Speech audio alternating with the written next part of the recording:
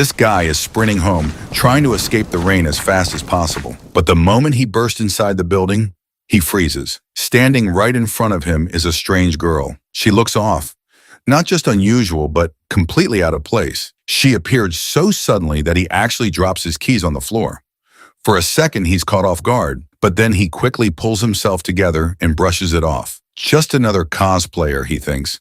So he picks up his keys and starts heading up the stairs like nothing happened. But then the girl suddenly jumps back as far away from him as she can, like she's terrified of him. Despite this, he shakes off his thoughts and continues up the stairs, convinced she's just a dedicated cosplayer.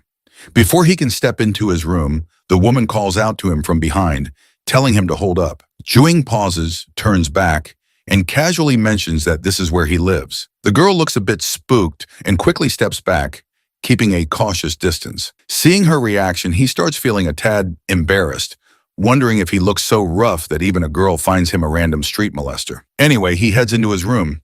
He takes a quick peek outside before closing the door, only to find her still lingering outside. After shutting the door, he takes off his soaked slippers and shirt, and after taking a steamy bath, he grabs a can of cola and also picks up the bag of cat food, calling out to his kitty, Melon. Right on cue, the little furball shows up with a sparkle in her eyes and eagerly digs into her meal. Meanwhile, our hero starts chugging down that refreshing cola as well, relishing that fizzy madness with every gulp. He takes another glance outside and sees that the rain shows no signs of simmering down.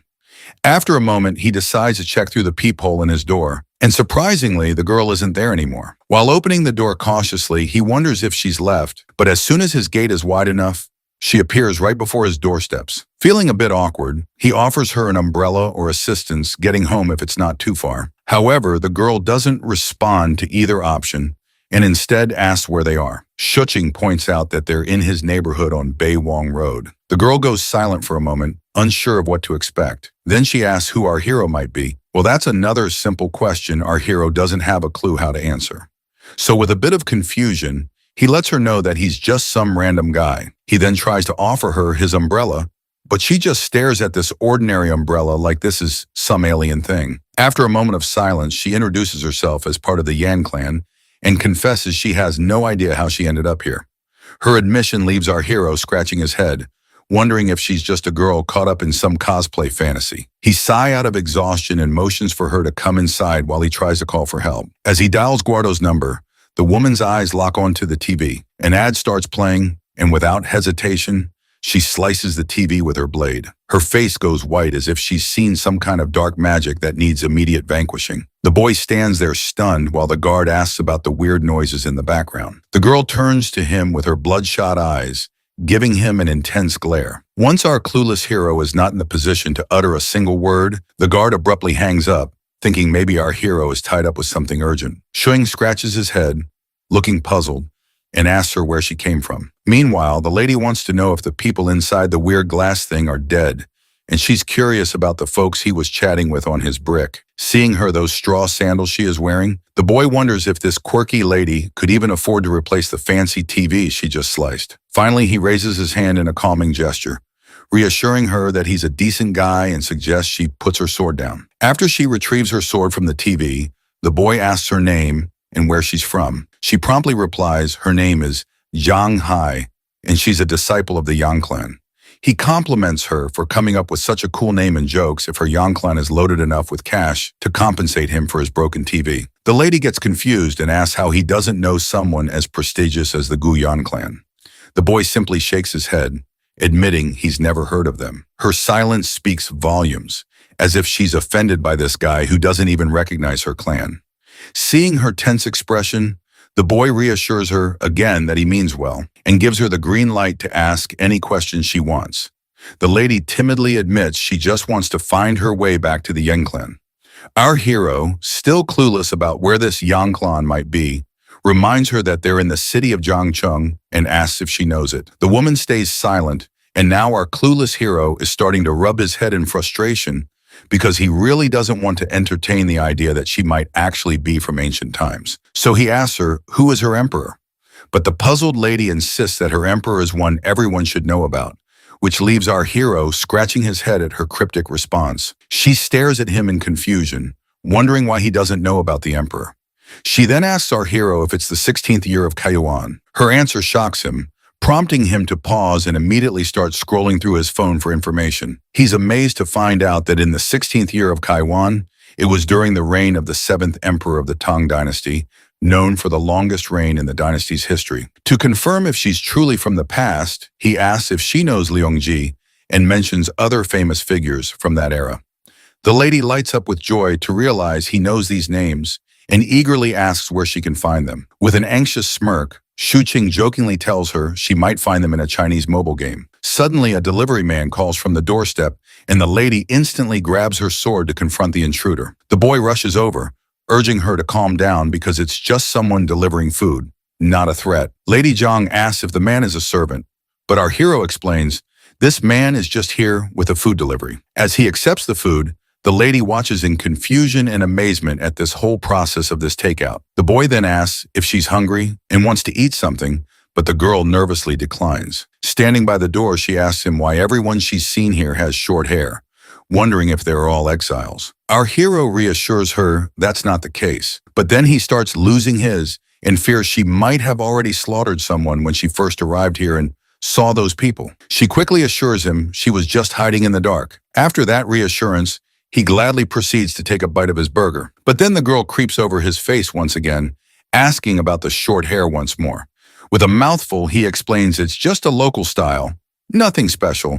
Her eyes fixate on the juicy wrap filled with meat and veggies. She can hardly resist the temptation, but she snaps herself out of it and declines eating again. He suggests she quench her thirst with the soda if she does not want to eat anything, telling her it's super sweet and probably unlike anything she's ever had before. Lady John gets angry, feeling insulted by his comment, and accuses him of looking down on her. Our hero quickly clarifies that he was just trying to offer her something to eat. As their argument heats up, they start bickering like an old married couple. In the midst of their squabble, our hero accidentally knocks over his can of Coke, spilling it all over the place. The fizzy drink starts bubbling on the floor. Seeing the strange liquid spread, the girl stares at him in disbelief, thinking he was trying to force her to consume this weird, black, and disgusting substance. The poor guy sweats nervously, insisting that it's not poisonous and attempting to explain the concept of a carbonated drink. But these modern concepts make no sense to the girl from ancient times. In a fit of rage, she pins our hero down and glares at him with fiery eyes before she can slice his head off. Shortly after, she calms down a bit when he proves the drink isn't poisoned by chugging himself. The girl finally gets it, and our hero tells her to stop drawing her sword every time, mentioning how she freaked out his cat, Melon. He then looks at her and realizes there are only 3 options to get rid of her. Option 1, trick her into going outside and let her freeze or starve, but he knows she'd end up on the news. Option 2, call the cops, but she might go berserk and make a mess for him by killing those officers, and just thinking about it gives him the creeps. The third option is to keep an eye on her. Since she's from ancient times, he might learn some neat stuff from her, but he's also worried she might chop him in half if she keeps brandishing her sword. Instead of regretting it later, he decides to take her in and see how things go. With that settled, he offers her the burger. Although she's clearly tempted by the tantalizing food before her, she stubbornly looks away and asks him what exactly this thing is that he's holding. Deciding to prove it's not poisonous, he takes the first bite and she agrees, eagerly telling him to go ahead. As he eats, the lady watches him closely, and the boy realizes this amount of food might not be enough for her. So he decides to make a rice bowl instead, thinking her ancient stomach might not handle the burger well. It seems he was just making excuses to eat the burger himself. Seeing him finish it off completely annoys the lady to no end. He gestures for her to sit down, but she cautiously checks the seat by pressing her hand against it before sitting down cautiously. Let's face it, she can't trust this strange guy completely, even though he did offer her his umbrella. His room is filled with oddities, and he eats weird stuff too. So she decides to remain vigilant and careful. She asks about this place again, and our hero reminds her it's Yongcheng City. The lady then asks if he knows how she can return home. This time, our hero panics when he sees her reaching for her sword again and insists she puts it down before he answers. Once the sword is out of sight, he somberly reveals to her that she might not be able to return because they are really far from her home. The girl perks up at this and immediately asks how far away they are. Our hero reluctantly tells her it's almost 1,200 years away. The girl asks what he means by 1200 years. So he explains that it's been that long since she came from her time. Famous folks like Li, Yang Yu Huan, and Lu Shan, all ancient history now, dead and gone for over 1,000 years. She's totally shocked by this news and straight up calls him a liar. But the boy tells her to just look around. Nothing's the same. This world runs on its own rules now. It could be cool if you get the hang of it, but also risky. She's still not buying it and raises her sword to his face. He calmly reminds her that waving swords around is against the law, and she better learn the rules fast. The woman asks why he's bothering to help her out. The boy explains it's kind of like how he rescued his fat cat, Melon, from the tough outside world. He just felt like he had to help. But our hero needs to pick his words better because she gets ticked off again, thinking he's comparing her to a cat. After a bit of thinking, she figures he's not such a bad guy since he let her in and offered food. So she asks him again why he bothered helping her. Our hero says meeting a quirky ancient girl like her isn't something he encounters every day, and he's genuinely curious about her. He adds that she'd probably be curious too if their roles were reversed. The lady quickly shuts that down, saying if someone as weird as our hero showed up in her era, the chief would have chopped him down right away. The guy reminds her that this era is all about peace and love. He tells her that as long as she's living here, she better learn to follow the law, never hurt people, and not destroy anyone's belongings. With that clear, he lets her choose whether she wants his help or prefers to wander outside. Before turning away, he reminds her one last time not to hurt civilians or she'll get arrested. The lady finds herself in a tight spot, not knowing what to do since she can't even leave this place. The boy then says if she wants to stay, he can order her some food, but she has to give up her sword because he doesn't want to get arrested either. With no other options, she reluctantly throws her sword down. With that settled, he starts brainstorming what to order for her that won't be too foreign for her. He briefly considers ordering some mooncakes, but then decides to get her some rice and buns instead. He tells her to take a shower while they wait for her food to arrive. The woman, clueless, asks where she's supposed to bathe. Our hero leads her into the bathroom, which leaves her amazed at the sight. He tells her not to be too surprised because there are many more surprises to come and reassures her not to be afraid as everything here is harmless. For instance, he shows her the shower and she looks at it curiously like a puppy. She tries it out herself and our hero can't resist capturing her curiosity on his phone. He then introduces her to bath shampoo and the concept of toilet. Afterwards, he waits outside while she showers. He rummages through his stuff, trying to find something suitable for her to wear. Inadvertently, he opens the bath door while attempting to knock, realizing she doesn't even know how to lock it. Nevertheless, he informs her he doesn't have any women's clothes, so she'll have to wait for proper clothing. He decides to teach her how to lock the door in the meantime. Shortly after, he is kicked outside, but the lady is now enjoying her first shower in this new world. She even tries tasting the shampoo bubbles, but ends up spitting it away. Meanwhile, our hero is questioning if all of this is actually real. He picks up her sword and closely examines the gleaming blade, deciding to have an expert check if it's authentic or not. The girl emerges from her bath in her new outfit, and while our hero is busy with something else, she asks what he's writing. He doesn't respond immediately, but eventually hands her the paper. It lists out current issues that need addressing, and she starts staring at it intently. There are everyday products written down which she is supposed to utilize in her daily life. She then complains about her current clothes, to which the boy says she looks pretty, and clarifies that he's not hitting on her. He's just giving a compliment like people usually do when someone looks good. But still, she sternly tells him to lay off any flirtatious remarks. Suddenly, he notices her straw slippers and tells her to put them away, promising to get her new ones tomorrow. While he's admiring her cuteness, a sudden knock on the door scares the lady, but Shuching reassures her it's just a delivery boy with food. Reflecting on it, he can't help but compare her to a wild cat, always attentive and ready to attack. After taking the food out of the plastic bag, he hands it to her. That is when Lady Zhang remembers something her vice captain used to say, that if someone is helping you for free, they must have ulterior motives. Hearing this, Shuching starts crying, but then she smiles and tells him that she believes he's actually a good person. In a few moments, once she finishes her food, Shuching decides to have a chat with the girl. He starts by letting her know that she's not in the primitive era anymore and needs to adjust her beliefs accordingly. He tells her that if she were to rely on her sword for survival and ends up killing him, she wouldn't last more than a week before running out of food. So he advises her to stop playing around with the sword and focus on other things like using the TV for entertainment. He also points out that the smartphone can be quite useful too. Basically, he's trying to reassure her that she's perfectly safe here and no one is going to harm her. Hearing this, the girl nods in acknowledgement, and our hero lets out a sigh of relief.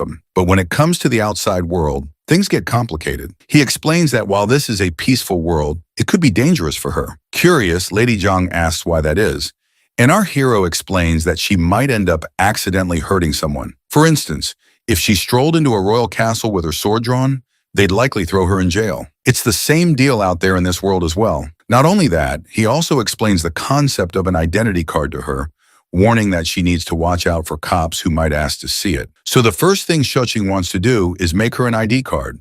Otherwise, she's going to stick out like a sore thumb wherever she goes, because she doesn't belong here. After hearing about the ID card, the lady asks if she's like some kind of refugee here. Shuing tells her it's actually worse because the consequences are pretty serious if she gets caught. The lady gets freaked out, but Zhu Qing tries to calm her down, promising to help her out because meeting someone from 1200 years ago isn't exactly an everyday thing. Still, the lady remains hesitant, not sure if she can trust him and just wanting to go back home, to which the boy points out that it won't be easy for him to help her in her current situation, and their best shot is for her to cooperate as much as possible. After a while, the lady reluctantly agrees to cooperate and asks what she should do first. Shuing wastes no time and tells her straight up, first off, never pull out that sword again.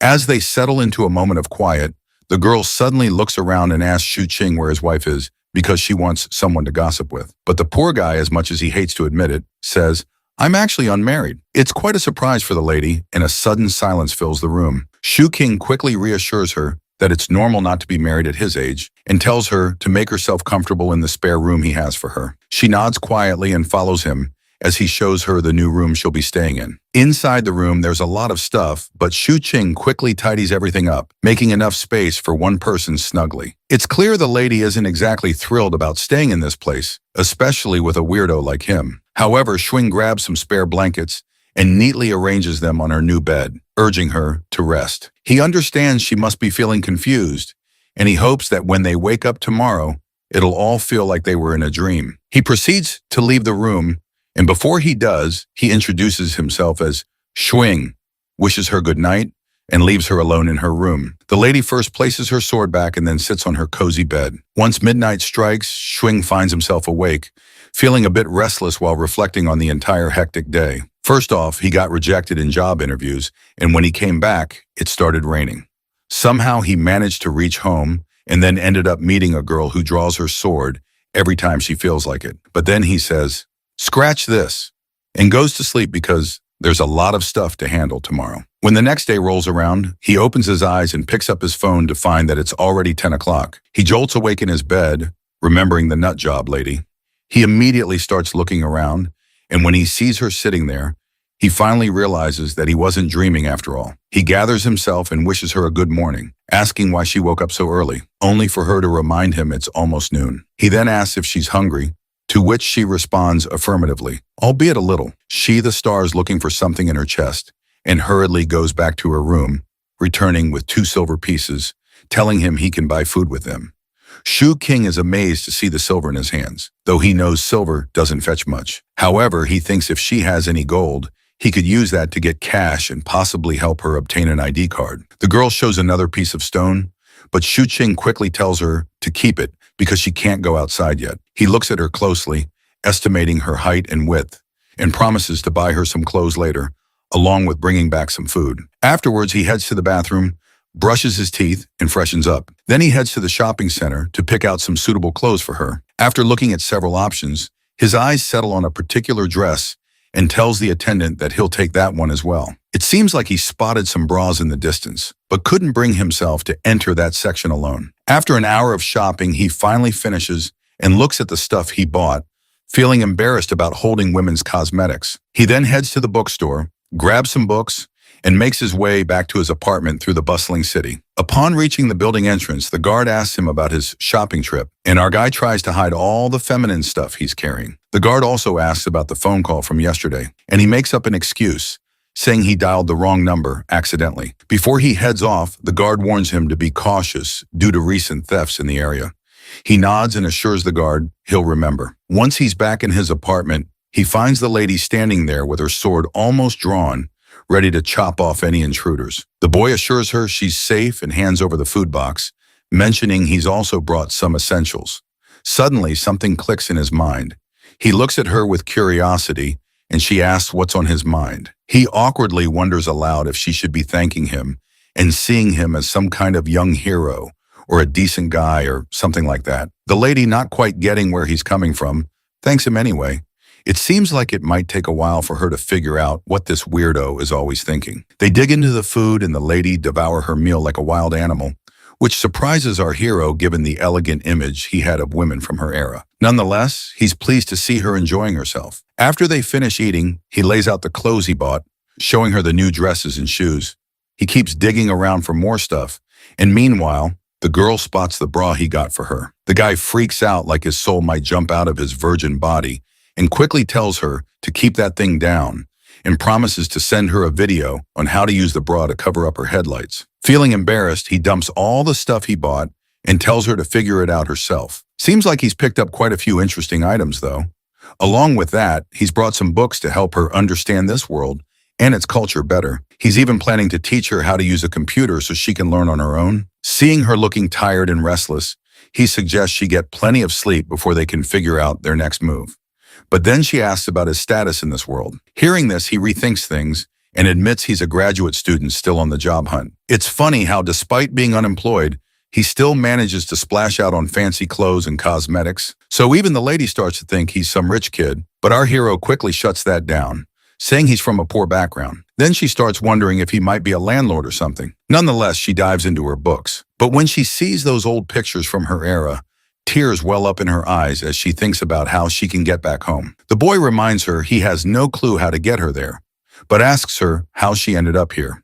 The lady reveals she was chasing a small thief in heavy rain, got lost in the middle of the forest, and wandered around until she spotted these tall houses. Seems like this guy is clueless about how to get her home, but he cleverly changes the subject, telling her she's got to survive in this world before going back. Then, without skipping a beat, he asks about her military ranking and martial arts skills. You see, the reason this guy was asking in the first place was because he was interested in her martial arts skills to begin with, and the lady gives him an exact answer he likes, saying her Yan clan is considered the most powerful clan around. Excitedly, he asks how high she can jump without getting hurt. The lady confidently steps forward, pointing to the 4th floor of the building, saying she can jump from there without a scratch. This revelation leaves the guy's eyes practically popping out of their sockets.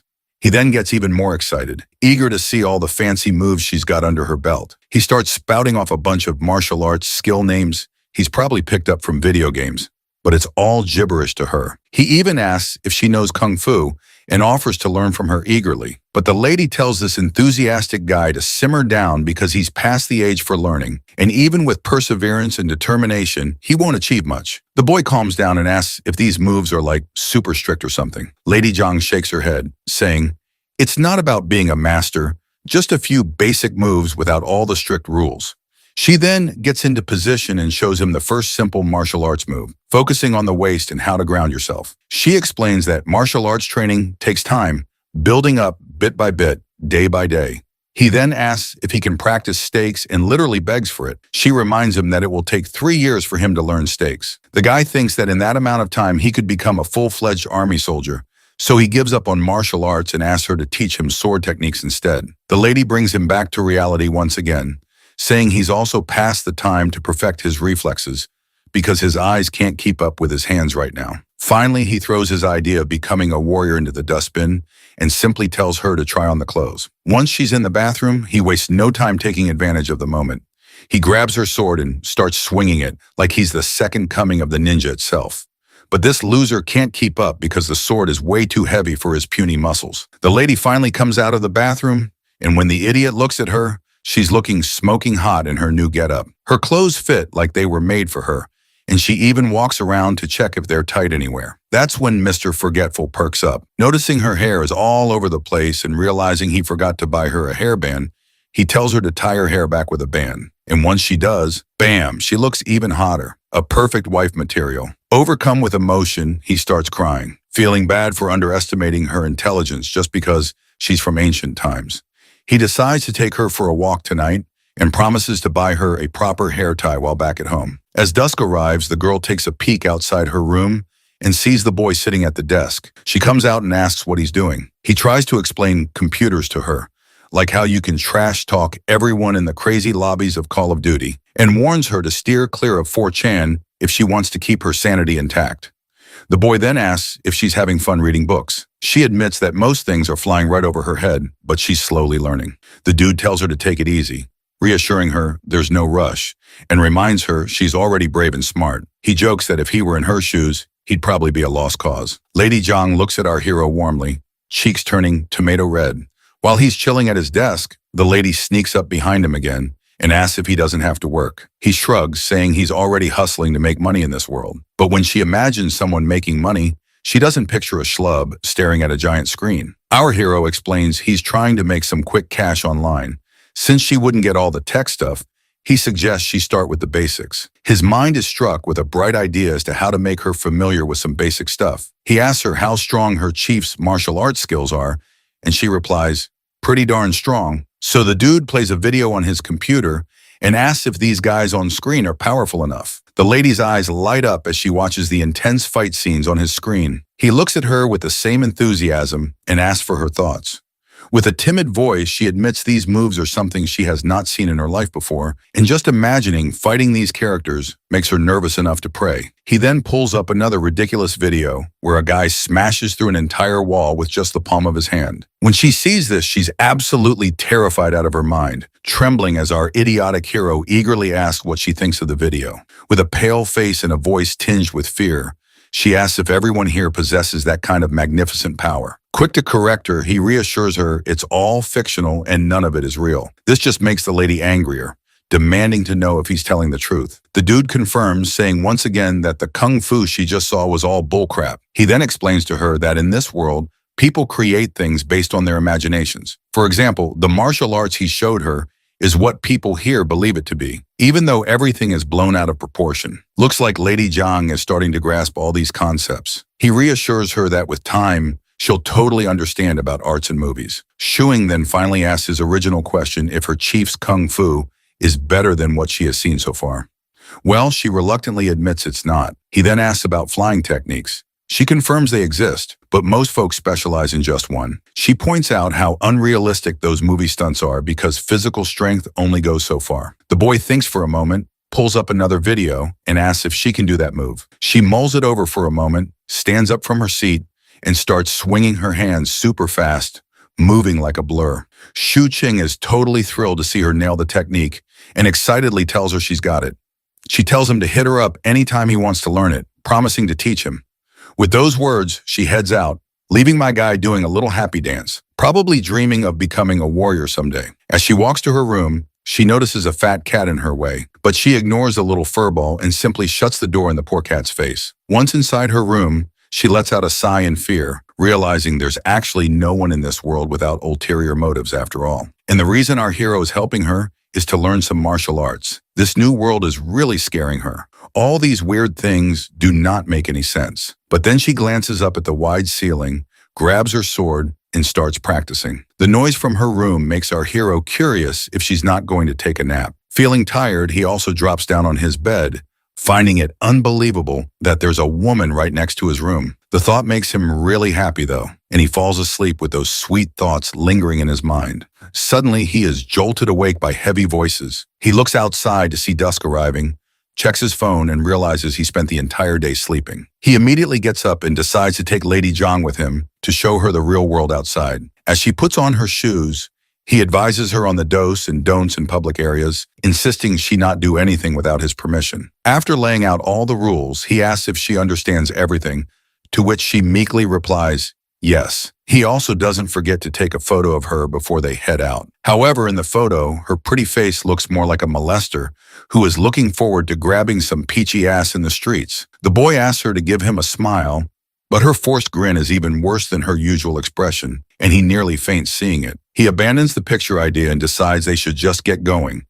But before they head out, he tells her to leave her sword behind because he doesn't want any trouble. Lady Zhang immediately refuses, but the boy reassures her that the people on the streets are as weak as he is, so she doesn't need to worry about anyone. The lady reluctantly gives up her sword. While she's standing there, he tries to snap another picture of her. This time, he manages to get a really good shot and cheerfully says, "Let's get going." Once they step out of the apartment building, the girl starts looking around anxiously. Our hero explains that this is a neighborhood where families live. He points out the main entrance and the road outside and mentions the stores on both sides where people can buy food, clothes, or whatever they need. Lady Zhang gets intimidated seeing a guy on a scooter, probably thinking it's some kind of magical ride. As they walk on, they notice some people. A fat woman immediately recognizes Lady Zhang for some reason.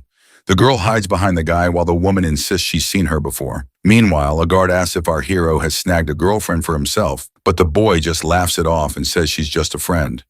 But it seems this fat lady isn't letting up. She immediately recognizes Lady Zhang as the sword-wielding woman from yesterday. The guard and the woman start discussing the sword she had, and the fat lady explains everything in detail. Our hero quickly jumps in, yelling that it was just cosplay where people pretend to be fictional or historical characters. Luckily, the fat lady buys the cosplay story, and our hero seizes the chance, grabbing Zhang's hand and walking away swiftly. Seeing them walking side by side reminds the old man of his own past. Once they're out of sight, Lady Zhang pulls her hand away and starts feeling grumpy. He asks if that woman saw her yesterday.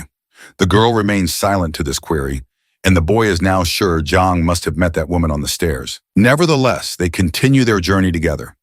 The lady is quite shocked to see cars moving so fast. The boy then gives a brief description of cars and how they evolved from horse carriages to these robust, speedy machines. Since she can't understand how these things work, she assumes there must be a horse stuck inside, providing the much-needed horsepower to run the car. The boy then introduces her to the concept of cameras and explains how the movies they watched were filmed with these devices. He points out that if he were to misbehave with her here, people from far away would still be watching from that CCTV and could get them arrested. So he reassures her that as long as she behaves herself, she isn't their target. Lady Zhang picks up a few pebbles from the ground, and our hero quickly tells her not to even think about knocking out any cameras. She stops immediately, and he tells her to just put the stones away. He then explains traffic lights and how they work, pointing out that red means stop and green means you can cross the road. I'm narrating this because I want my friends and fellow viewers to learn too. Once they cross the road, Zhang's attention is caught by the bright street lights in the grocery stores. The high-speed cars are fascinating to her as well. As they walk, the boy picks out a hair ribbon for the lady, but when he imagines her with those cute fur balls on her head, he realizes it might not be suitable for her after all. He starts thinking while looking at all the cute, sparkly things laid out before them.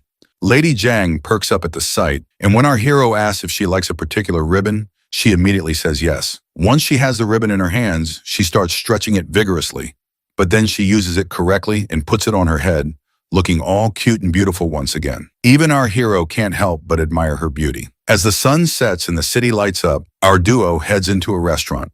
Our hero orders 2 fried rice cakes with extra spices and a plate of sliced cucumber as a side dish. As they look for a place to sit, the boy reveals to Zhang that this is the same place where all their food comes from. He relies on this restaurant because they serve the best food, and he's been enjoying it since he was a kid. Suddenly, Zhang's mind is totally captivated by the vibrant lights dancing before her eyes. She's so lost in the moment that she finds herself startled when the waiter arrives with their food. The boy decides to start eating and offers her a pair of chopsticks. She looks really nervous, and while he chugs down his lemon juice, he realizes he probably made the right choice by not letting her wander off by herself. She clearly needs more guidance than he thought, but he's confident he can teach her everything step by step. After they finish eating and pay the bill, they leave the restaurant feeling satisfied, especially our hero. They head back home, and once they're there, he asks if she's starting to feel more comfortable. She doesn't respond and just sits quietly on the couch. He tries to reassure her, saying that living in this world isn't so bad, especially with all the delicious food and junk food to match on. He tells her that once she has her own ID card, she'll be able to enjoy it even more. Despite his reassurances, she still doesn't seem too thrilled about staying,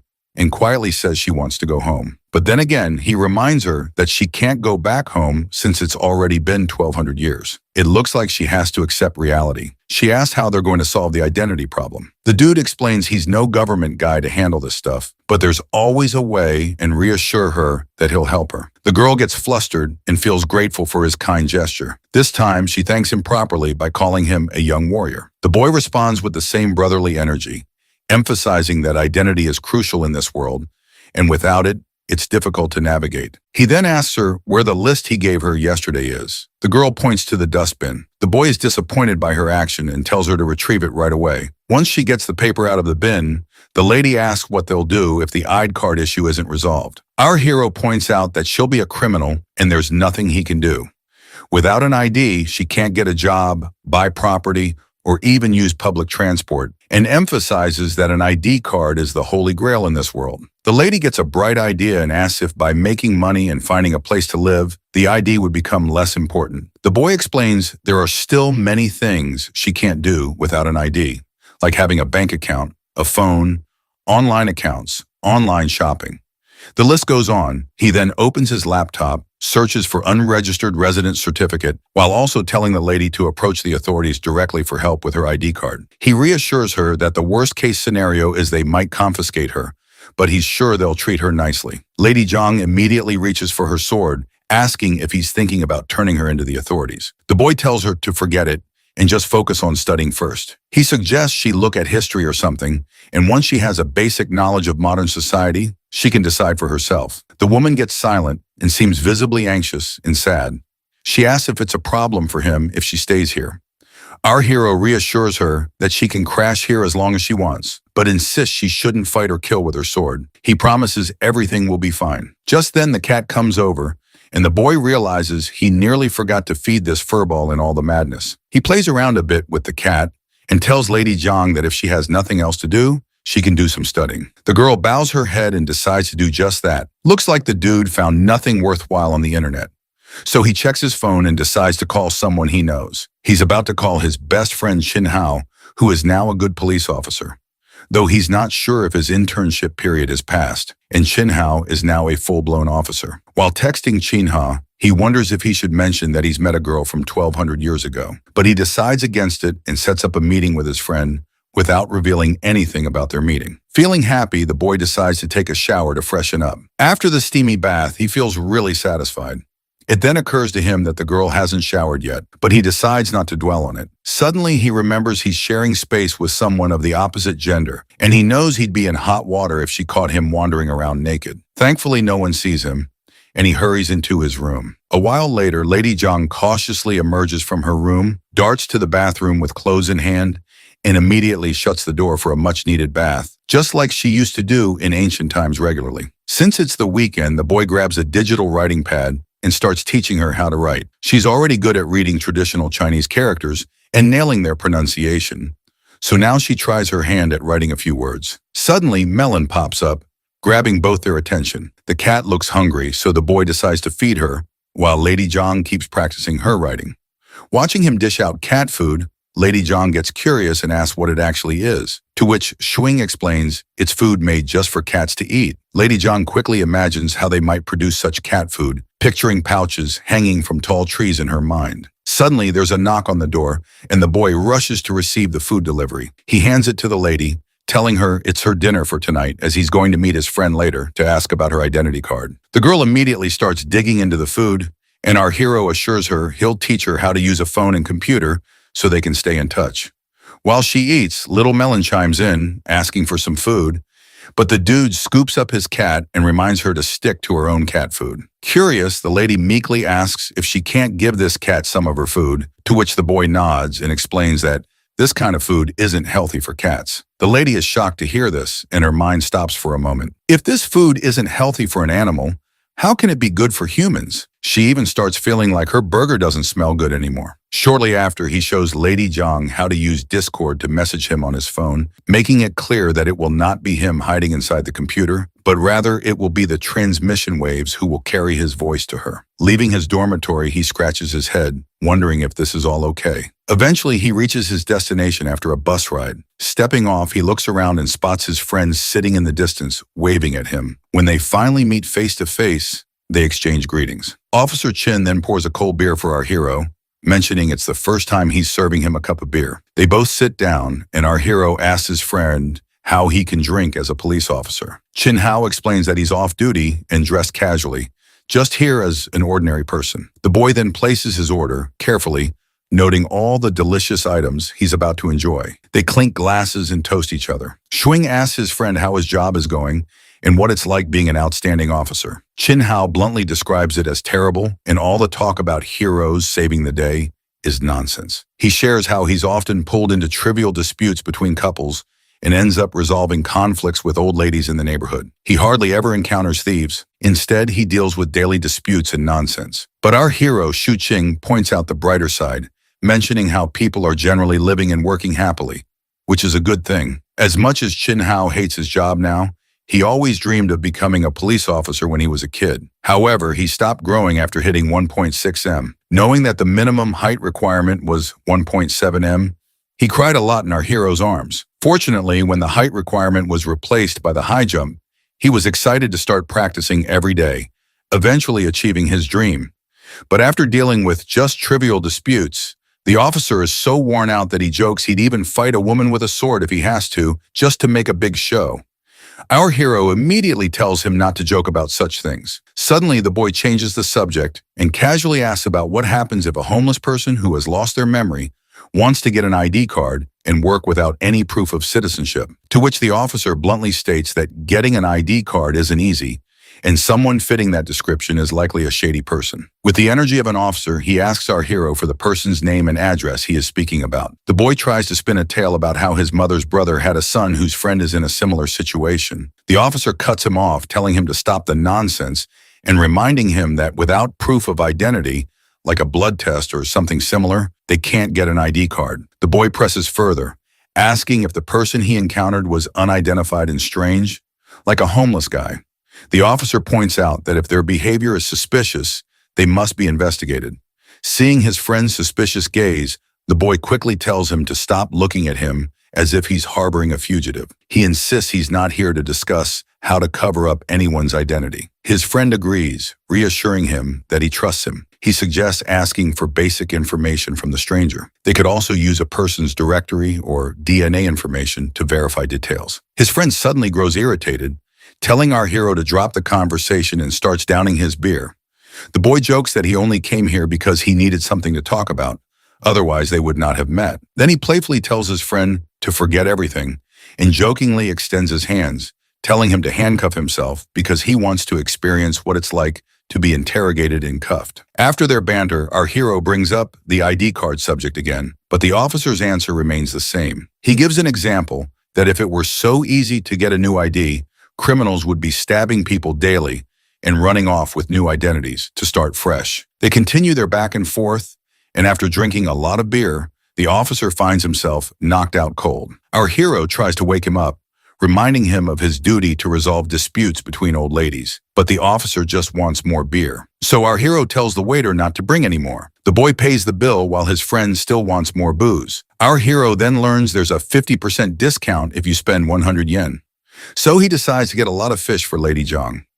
After saying goodbye to his hiccuping friend, he grabs his takeout and heads back home. Though he is a bit let down that he got no lead, but he is not sweating it. Once he's back home, he finds the girl fast asleep, and he can't help but admire her beauty. His heart and brain seem to short-circuit as he gazes at her, unsure of the feelings stirring inside him. The girl wakes up abruptly, feeling a bit startled to see him back. He shows her the food he brought, and she quietly says thanks. Not satisfied with just a simple thank you, the boy playfully insists she say it loud and clear. Blushing, the girl says, "Thank you, young warrior," which prompts an exaggerated reaction from the boy, claiming it was an easy task and a small contribution. As he unpacks the food, the girl asks if he drank a lot. He says no and shows her a yogurt pack, telling her to lick it before drinking. He starts rubbing his tongue against the sweet and sour yogurt, and she follows suit, surprisingly enjoying it and diving right in. The boy tells her to eat up and not let the food get cold. As he heads into the bathroom to take a bath, he can't help but smile, feeling the warmth of coming back home and seeing someone waiting for him. After his bath, when he's back outside, the girl immediately notices him. He asks if she checked her clothes, which confuses her at first. Then she remembers the bra he brought for her and feels super embarrassed just thinking about it. Apparently trying to figure it out with YouTube tutorials didn't go so well. Later, she heads to the bathroom to change. She's nervous about trying on the fancy dress since she's used to plain outfits that match her mood. She wonders what kind of prickly princess she'll look like in this new dress. She lays out the bra and dress on the bed, takes a bath, and dries her hair with a blow dryer. She's really grateful for the kind young man helping her adjust to everything, but she knows relying on him isn't a long-term solution, and she can only get so far with her limited knowledge. The sunshine of the next day leaks through the window, and the girl comes out of her room while rubbing her tired, sleep-deprived eyes. It looks like our hero woke up early this time. Lady Jong asks him if he's working early in the morning, to which he replies that he's just watching some news. The girl immediately exudes a gloomy aura, asking if he is a government official. The boy reassures her that he's not, reminding her that if he were, she would already have her much-desired ID card. He then asks if she's hungry and offers to buy breakfast, asking if she'd like to come along. The girl declines and heads to the bathroom, so the boy decides to go by himself, telling her she can Netflix and chill in the meantime. Humming a tune, the boy strolls outside. The old guard calls him over, and the boy reluctantly approaches, noticing two more people present. One of the ladies asks if he's heard any creepy, weird noises lately. And the way she is looking at our hero, it's clear she suspects him of being the source of these sounds. It seems like the boy is completely clueless about what the lady is talking about, and he tells them that he didn't hear anything and slept soundly last night. He wonders if there was a theft, but the old man suggests that they might be haunted because his dog was terrified by something the other night, so much so that it didn't even bark. When the boy asks the old guard if he noticed anything else, the old man takes a puff of his cigarette, exhales the smoke, and confesses that he didn't see anything, but he caught something on video footage. They all gather in the surveillance room where the old man plays the video. In the footage, they see something moving so fast that it appears as just a blur, and everyone is visibly terrified by this mysterious creature. And the reason our hero is also feeling terrified is that he's pretty sure it's Lady Jong. He face palms himself, unsure why she's doing that, and decides to go back to the apartments to ask her himself. Well, it looks like now we know why Lady Jang was feeling tired a while ago.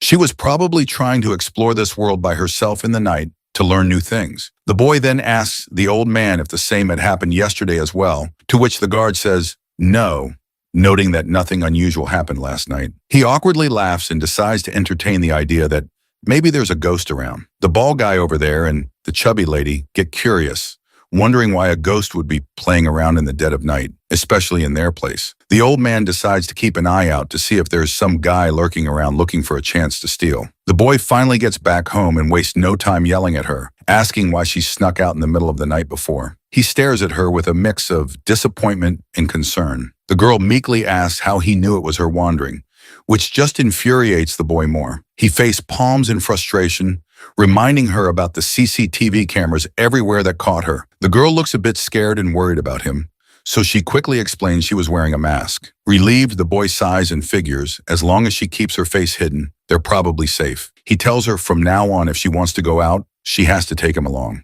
No solo trips allowed while she's staying here. He stresses how dangerous her situation is, so she can't just wander around freely. The lady timidly asks if she caused trouble for him, and he reassures her that luckily no one recognized her because everyone thought there was just a ghost haunting the place. Looks like the lady had no clue what haunting meant. Seeing her clueless face, my guy gets agitated once again and quickly tries to Google a movie about someone from ancient times who ends up in the future and gets into trouble because of their wild behavior. He wants to emphasize how dangerous her actions could be if she's not careful, and he is pretty sure what he just imagined perfectly fit the description of her character. The girl looks timid and promises to quit causing trouble if it's a bother to him. The boy then tells her to calm down and suggests ordering takeout later, asking what she'd like, whether hamburgers, chicken rolls, or anything else. The lady responds with a charming smile and thanks him for the healthy food he is ordering for her. But the boy teases her by reminding her that if she wants to eat even healthier, she could try the cat food. After their playful banter, the boy takes the laundry and puts the clothes into the washing machine. He also takes the opportunity to educate her about how the washing machine works. Upon seeing this, the girl quickly rushes to her room, retrieves her clothes, and returns to the laundry room to add them to the washing machine.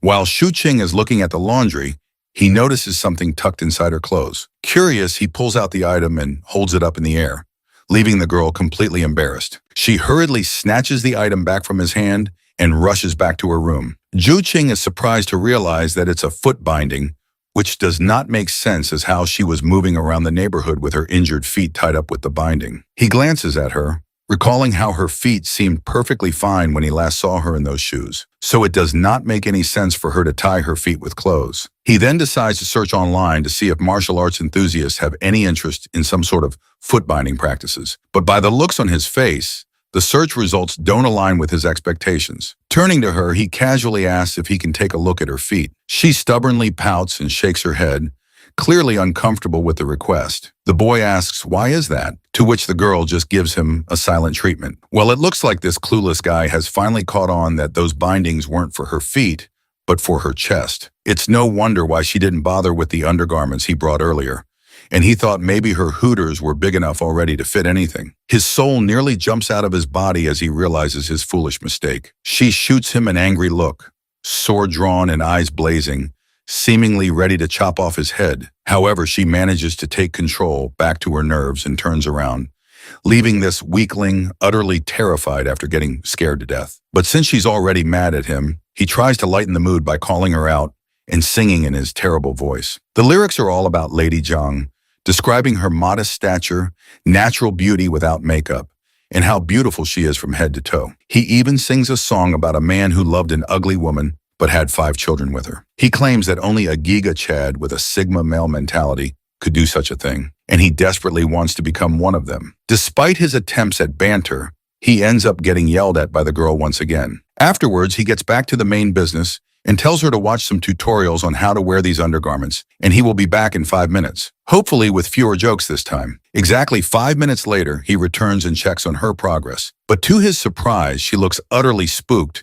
and asks if this is how everyone lives here. With a trembling voice, she mentions that while these undergarments might seem comfortable, they make her feel like a harlot. The boy tries to reassure her that there's nothing wrong with feeling comfortable, but she persists, calling it shameless. He challenges her perspective, asking what there is to be ashamed about. After a moment of contemplation, she falls silent. He launches into a humorous tirade about how she's stuck in the past, while modern women flaunt their assets in anything they like. He even throws in a jab, saying, if a man can wear half underwear, so can a woman as well. But she sticks to her guns, immediately rejecting what she calls immoral thinking. Seeing he couldn't reason with her, the dude decided to switch gears and calm her down. He revealed that besides studying and working, computers are also great for gaming. He warned her about the toxic fan base in games like Apex Legends, and instead introduced her to a game suspiciously similar to Super Mario. After seeing it for the first time, she became engrossed in the cartoonish world of jumping plumbers. While the lady was busy beating Nipsky's speedrun record,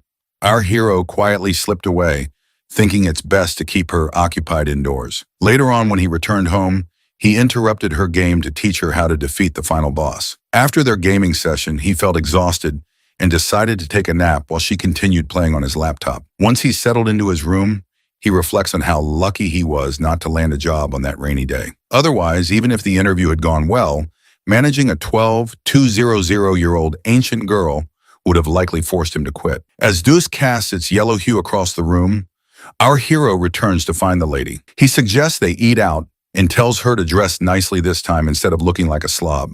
He even advises her to try a different hairstyle. She looks at her options and emerges in a new dress, blushing as she adjusts to the modern style, albeit a bit too modern for her standards. The boy blushes too, struck by her beauty, but quickly urges her to change back to her original dress to avoid drawing attention in public. This sends the girl into a fit of agitation and frustration beyond measure. As they wander outside, the old security guard jokingly asks if he's taking his girlfriend shopping again. Our hero clarifies that they're just friends, not dating. The old man then reveals he's holding on to a talisman to ward off ghosts temporarily until his mahogany arrives. When asked if he resembles the god from the New Year's festivities, Shuing gives a thumbs up and hurries along, noting it's getting late. Meanwhile, Lady Yang is already occupied with her own thoughts about something. Once they're alone, she can't contain her curiosity any longer and asks Shu-Ching what girlfriend means. He explains it's just a female friend. Perplexed, she wonders why he denied she was his girlfriend earlier. He tells her to be patient and promises he'll explain later. Shuing is pretty sure that if Lady Yang figures out the true meaning of girlfriend,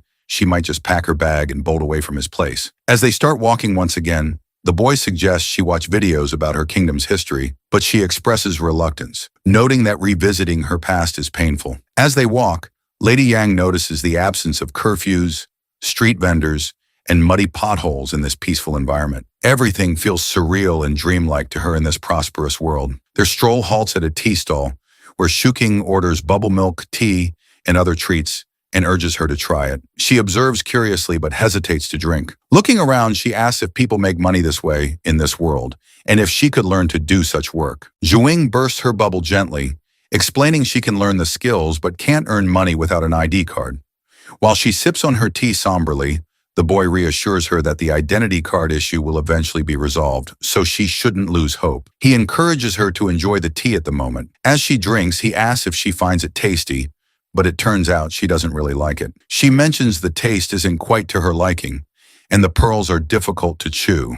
The boy readily agrees, stating he feels the same and doesn't understand how people enjoy drinking this piss-like stuff. The girl gives him a cold stare, likely not appreciating being the subject of his taste critique. He quickly reassures her that he thought girls liked sweet things, which is why he ordered it for her. While his own drink is a bit sour, he invites her to try his drink instead. She cautiously sips his drink through the straw, and as the delicious flavor hits her palate, her face lights up with joy. So the boy exchanges his drink with Lady Zhang's pearl tea and gives her a gentle smile, genuinely pleased that she enjoys it. As they continue their outing, Lady Yang starts to feel that something isn't quite right, but decides not to dwell on it, focusing instead on sipping her drink once again. After finishing their meal, the boy shamelessly burps, indicating his full stomach. He suggests taking a quick tour before heading home, and they stroll through the vibrant city in the middle of the night. Suddenly, the boy decides to stop at a bus station and suggests taking her somewhere good. Since this is her first time hopping onto the bus,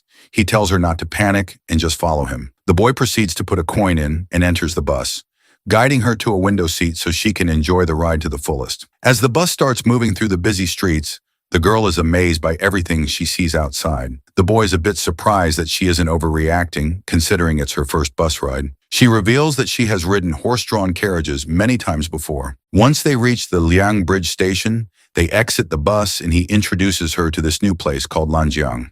He eagerly and proudly tells her that in her era, this place might have been desolate, but now it's the heart of the city's nightlife. As she takes in the sight before her eyes, she wonders if this is even possible. The boy encourages her to find her own answers by studying history if she finds it hard to believe.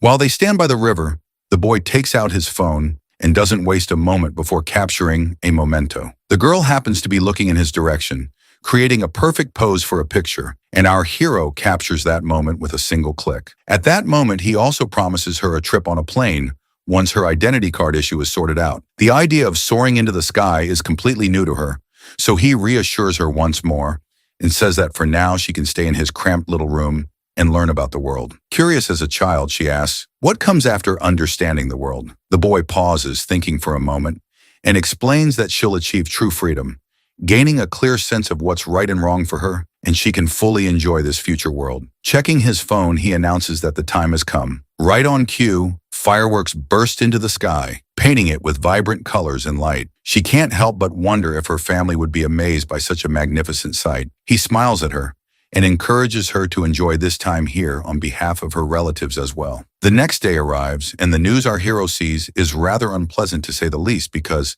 Lady Yang can be seen doing her ninja moves outside by the lightning poles. Of course, the dude's face sour at the sight, but it's also kind of reassuring.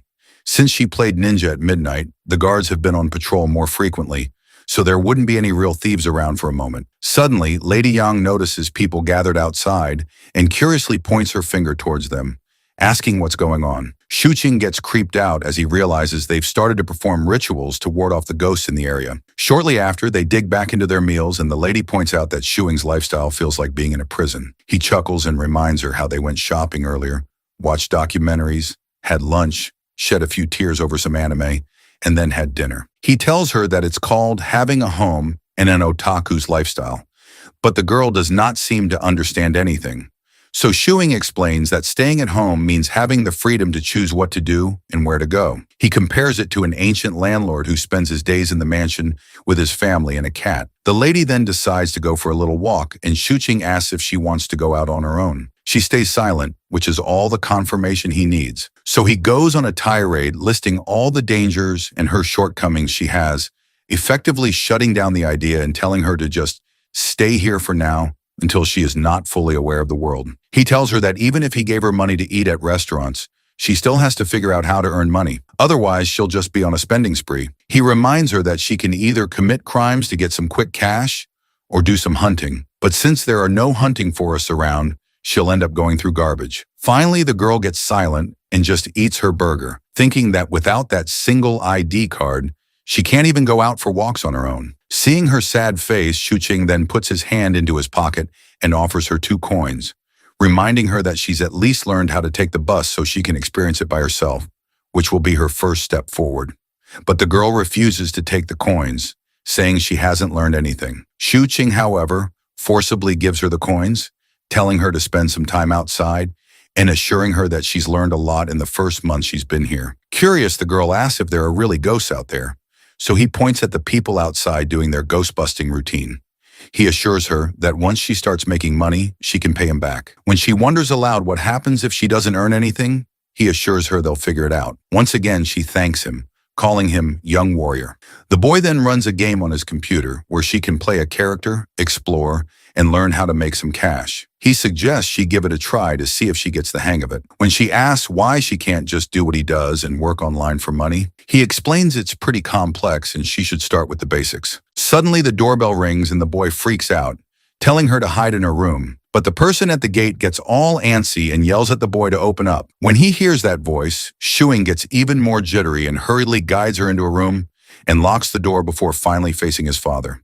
There's this grumpy old man staring him down. The boy nervously says hi, but the old man adjusts his glasses and insists the boy call him landlord for now. The old man then looks around, demanding to know if his son has found a job yet. The boy, addressing his father as landlord, assures him that he will pay the rent on time and defends himself, stating that since he can afford the rent and his current lifestyle, he does not feel the need to have a job. When the old man spots some RPG game running on the computer, he gets even more annoyed and makes it clear that if his son doesn't find a job by next month, he's hiking up the rent, no questions asked. His dad scolds him that he's not had a stable job ever, and he's always playing with weird things. God forbid if a man has a hobby or OnlyFans. Shuqing gets annoyed and tells him that he's sending his money to him right now, or if the landlord just came to see if he's going to work on the National Day holiday. These millennials and boomers hate seeing Jensen's knowing their rights.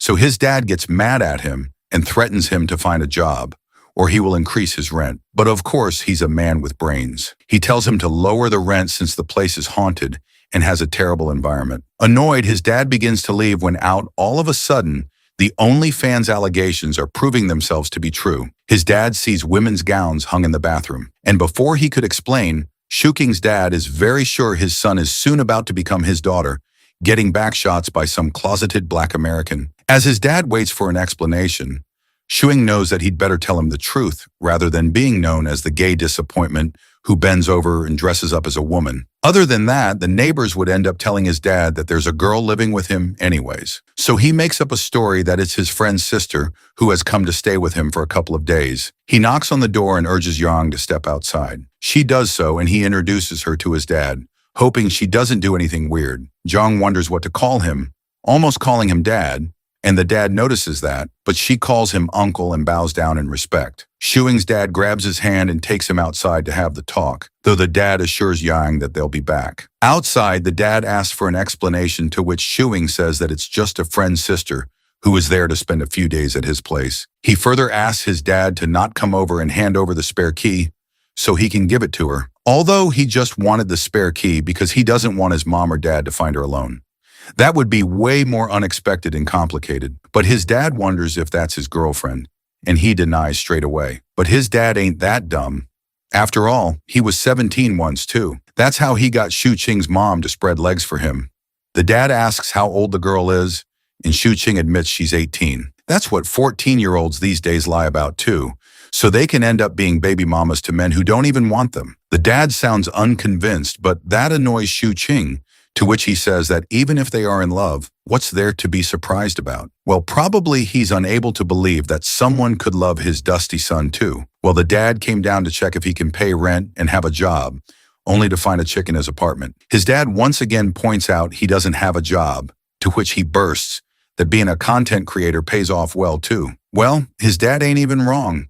It's high time he finds a real job being a McDonald's cashier. Being annoyed, he asks his dad what the rent and utility bill is, and then transfers it to his dad right away. He urges his dad to give the spare key because now he's properly renting out the apartment. Xing's dad tells him to pay on time every month or else he will have to pay more than others. And if he has a problem with it, he can find some other apartment. But the boy's smart. He knows whatever his dad owns will be his someday. So he continues to stay here. The economy got him excited about his dad's demise. It's really that bad. Anyhow, before he leaves, he tells him that he has to be back for dinner and looks at Zhang. Annoyed, he yells that she isn't his girlfriend, but the dad's really not a fool. Of course, being his dad, he guides him that starting a relationship that early could lead to problems, and he should also find a job. He begins to leave, but he turns back to Shuing and tells him to take all the safety measures, and Qing gets embarrassed. Suddenly, Qing stops his dad to have a look at Zhang's sandals. He asks him the value of it since it's from the Tang dynasty. Hero knows that his dad has been studying archaeology for almost half his life, and he is an expert in this field. He also elaborates that these sandals are from the time of Liangji. His dad thinks he's crazy and suggests a mental health institution to attend, which all the kids in this generation need though. His dad is about to test out his skills to have another kid. It's never too late and leaves pretty quick. The wife better be in an apron. As Shuing's dad leaves, he thinks to himself that he made a son who is nothing more than who is stuck to his computer all day long. He sigh with no hope of becoming Elon Musk overnight. He knows that these shoes are said to be from Kalyuan period, while also being from a week ago. Both statements are correct since there's a thin line between the past and present. Once it's punctured, anyone could fall through it. Anyways, the boy urges his dad to take a closer look and doesn't let him leave. His dad gets angry at the disappointment he created named Shuing and yells at him to get realistic with his life. He compares his son with his cousin who became a police officer. How? Shuing tells him that he's a freelancer while he hides Yang's shoes behind him before she thinks he's a creep. His dad doesn't get what a freelancer is, so he scolds him again, giving him daddy issues. Seems like he's about to give him a premium package of daddy issues as he takes Yang's sword to hit him. The sword hitting the hero doesn't scare him much, but knowing Yang would go crazy is what concerns him more. He begins to take it away from his dad, but Gramps definitely got a good grip. But our boy, being clever, tells him that this is definitely not an antique, but a toy, and his dad falls for it and gives him back the sword. He begins to leave while again telling him to get a job or take a civil service exam. As his dad finally leaves, Shuing looks at the sword and sees not a single mark of oxidation,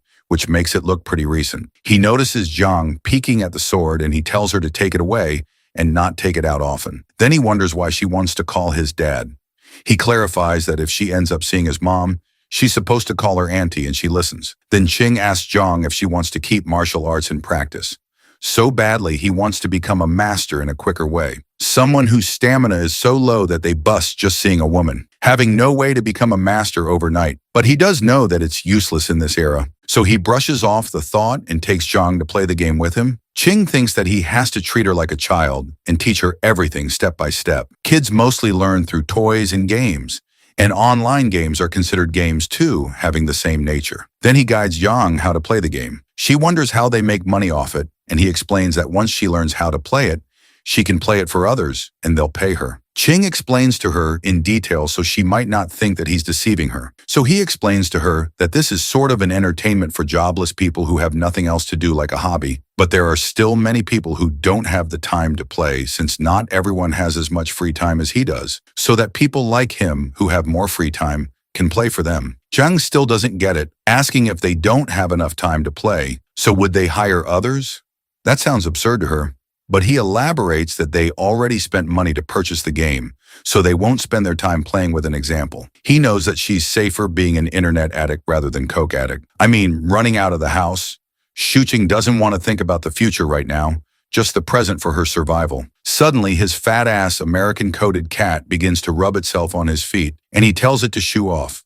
So the cat goes and jumps on the computer table and then sits on Yang's lap, making her blush. In the police station, one of the police officers wants to order a meal together, and they ask Hao as well, but the soft boy politely declines. He sighs and says they have nothing to do today, which is boring him, suffering from success. As soon as Hao says that, all of the police officers look at him, confusing him. One of them asks if his master didn't teach him not to say that. Suddenly, the phone begins to ring, and it's a work call, and now they got to work all night long. Later on, Hao is taught to never say by the old police officer in the car, "We have nothing to do today." As soon as anyone says that, they get tons of work for the whole night. It's something metaphysical, and they don't have any explanation. Hao thinks if this is the same thing mentioned, speak of the devil. Then they both reach their destination, and they headed towards the 6th floor of building number 14. It was late at night in the residential compound, and suddenly they spotted an old alcoholic man. They ask him what he's doing there. Definitely not rehab. The old man yells, "What took them so long to reach?" Because he wants to go inside to his wife. He's smelling so strongly of alcohol, like the way a ran-through smells like a can of sardines, which makes Howell nauseous. The police officer knocks at the door, and the wife opens up. She wonders what the police are doing here since she didn't call the police on her husband. It was the husband himself who wanted to go inside since she locked him out. She apologizes to the police for inconvenience and promises to teach him a lesson. Lucky old man is about to get some spanking tonight, but it seems like the old man doesn't like the idea of getting a lesson, so he screams at her that she'll be the one getting the lesson. Would love to see what happens between them.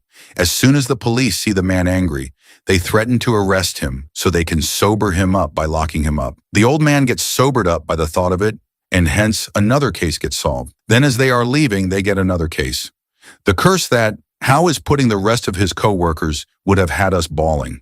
In the middle of the night, Ching wakes up and goes to fetch a glass of water. Suddenly, he sees Yang trying to sneak out to scare off people again, but his vision is sort of blurry. As soon as he realizes it's someone else, he screams, and Zhang was behind Ching this whole time. It was a thief who sneaked in, and he began to run away from the scene. Well, we got a little Bruce Lee from the Tang Dynasty here. Zhang slams the thief's head on the floor and begins to press it as hard as she could. Shuing quickly realizes that if she doesn't let go of his head, his skull will crack open like a coconut. He urges her to stop, and she does. Then Ching takes off the veil, and the thief has a North Korean haircut. He sits nervously and embarrassed that he got undertakered by a girl. Meanwhile, Shu Ching slaps his head, wondering what just happened. The protagonist realizes how powerful her grip must be because the thief almost got choked to death. Personally, I think that's an honorable way to die. Getting choked to death by a hot chick. There's literally a mark on his hand. Anyways, Ching goes to make a call to Hao.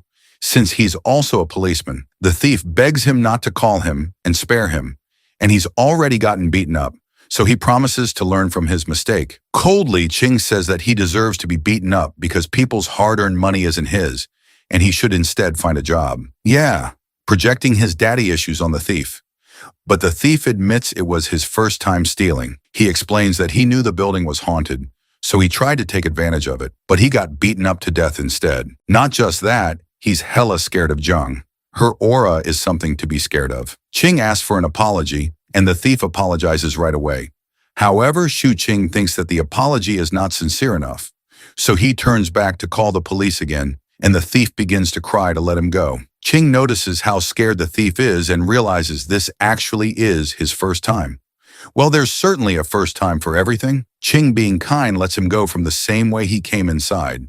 The thief runs as quickly as an American man runs out to get the milk. As the thief runs out, Shu Ching is hoping that the neighbors didn't hear the screams of the thief, or else the gay allegations would have come true. But Young wonders why he let the thief go like that, to which he explains that they can call the police because they will hold her accountable for hitting him. Further, he says that if the police follow the process and find her suspicious, they will have to investigate her, and if they find out that she is an unregistered person, she'll be in trouble. That leaves Zhang confused, wondering why she'd be in trouble when she's not the thief. Ching explains that's because she also hit him. Suddenly, he sees and wonders why she's wearing an outfit which she's supposed to wear outside, and she answers that she heard some noise, so she got out to see what he was trying to do. Ching mocks her by saying that not everyone likes to go out in the middle of the night like her. Then he goes off to sleep, knowing he'll get someone to fix the window tomorrow. The next morning when he wakes up, he sees Yang all sweaty as she practiced all night long. God knows what kind of practice. She opens her hair and he's mesmerized and begs her to keep the door open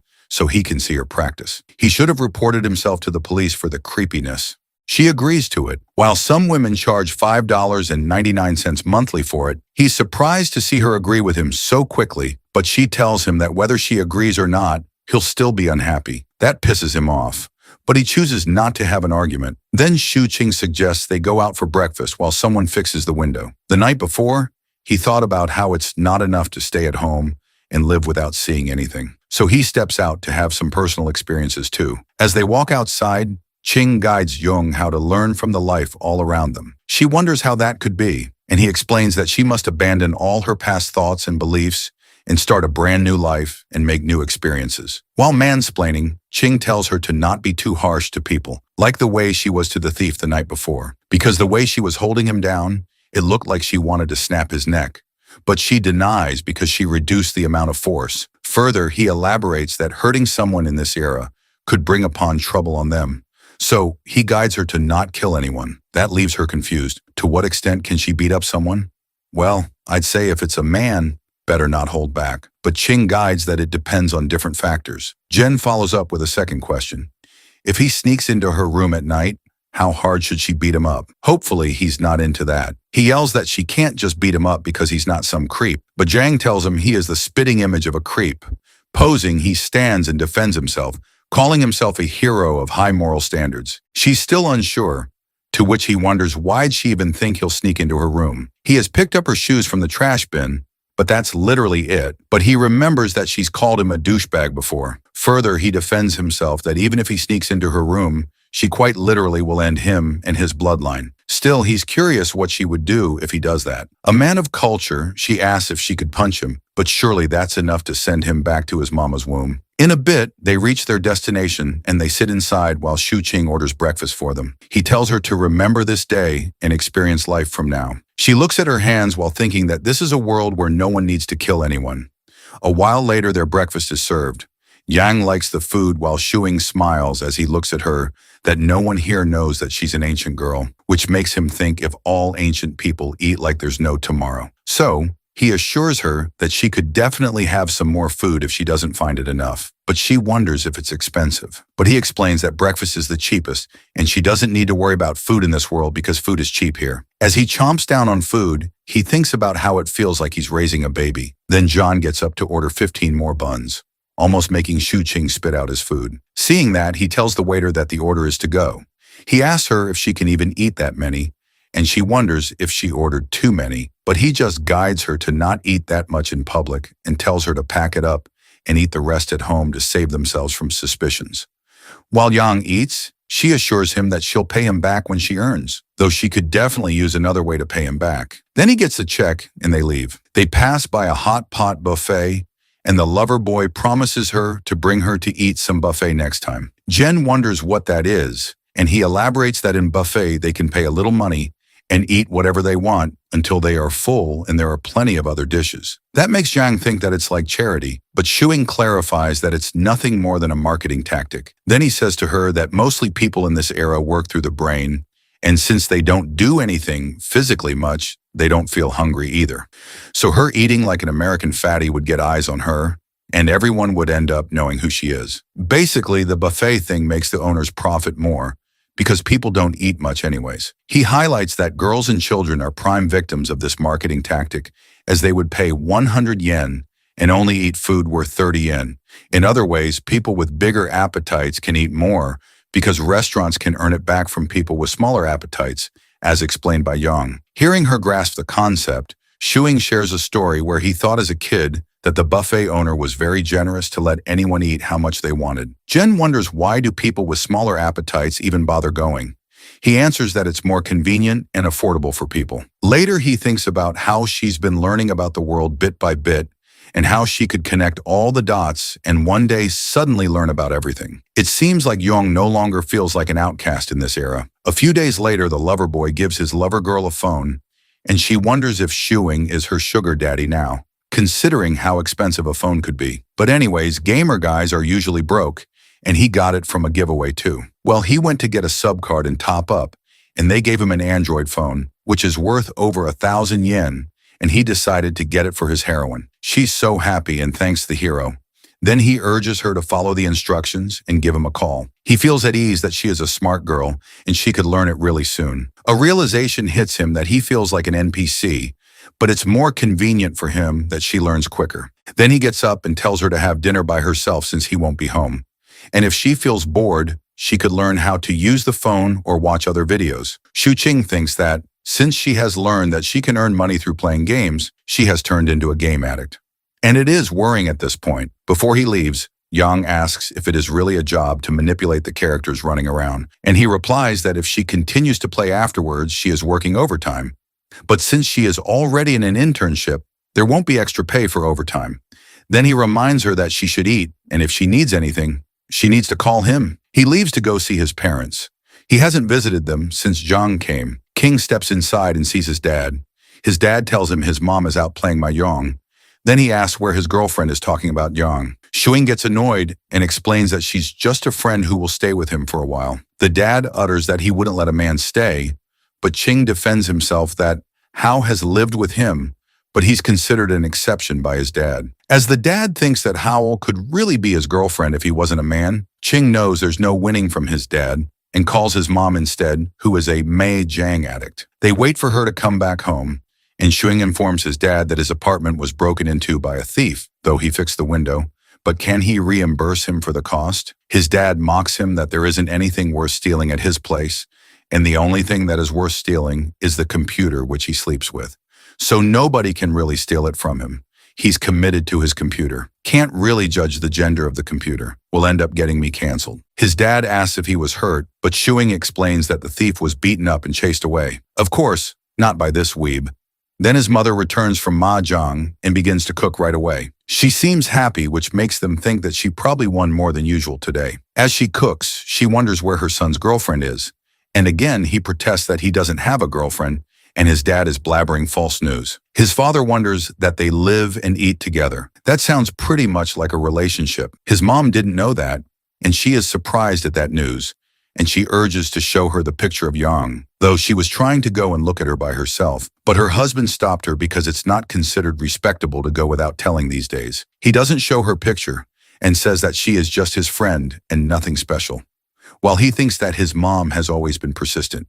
So she won't let them go until she sees it. So he ends up showing a picture of her, and she thinks how pretty Yang is. Of course, being a boomer, she starts swiping through the album and wonders why he has so many pictures of his just friend. He snatches back his phone while thinking that this is his record of observing antiques and wonders why has his mother started discussing her so much as if she is her daughter-in-law. The thing about Shuing is no matter what Jiang is doing, he always quickly takes random pictures of her. Even though they aren't officially dating yet, he definitely feels something for her, and she quite literally stays with him. Anyway, back at dinner, his mom asked him which school she goes to, but he replies that she doesn't attend school. His mom wonders why a pretty girl like Yang wouldn't go to school. He doesn't understand what being pretty has to do with going to school, because to him it's normal for someone from a poor family not to attend. His father mocks him, questioning why a girl who's good at her studies would even consider dating a loser like him, because all he does is sit at his computer all day.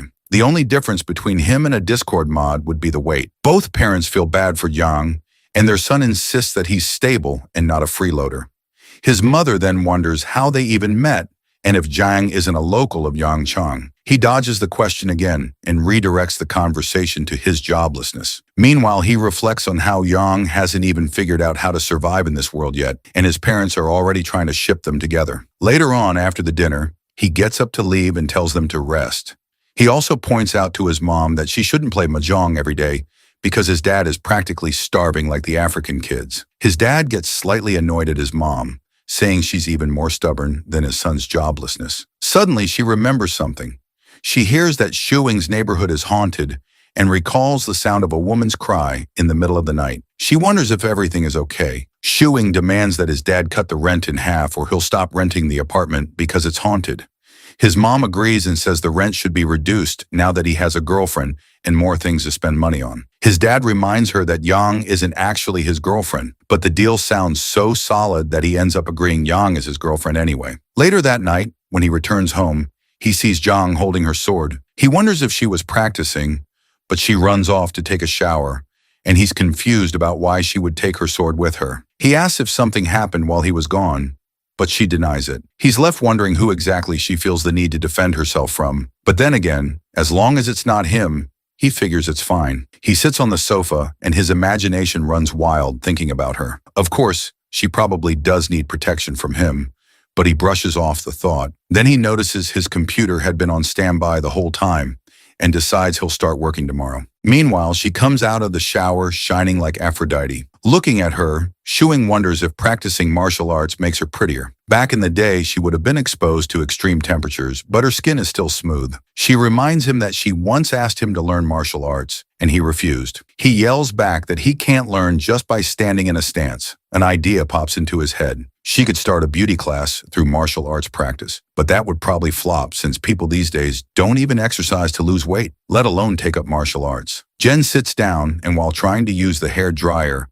asks if the Taoist caught the ghost. In truth, there never was a ghost. It was just her sneaking out by mistake, and people assumed it was supernatural. She gets mad because she's a human, not a ghost. The lover boy realizes she isn't used to using a hair dryer, so he takes it from her and helps dry her hair. She hands it over and he continues the conversation, affirming that yes, she is human. But the problem is that no one in this era has ever seen a real martial artist. Someone flying across rooftops at night would easily be mistaken for a ghost. She wonders aloud why people don't practice martial arts anymore. He explains that living conditions have improved. People no longer worry about food or clothing and want to live more comfortably. Martial arts just aren't necessary anymore. People today have better options for enjoyment. He starts telling her a historical story, but she interrupts saying she doesn't know those people. He explains the story was written by Mr. Jinny Young. He concludes that martial arts is basically dead now, and people can only rely on technology to live comfortably. He tells her to put her sword down.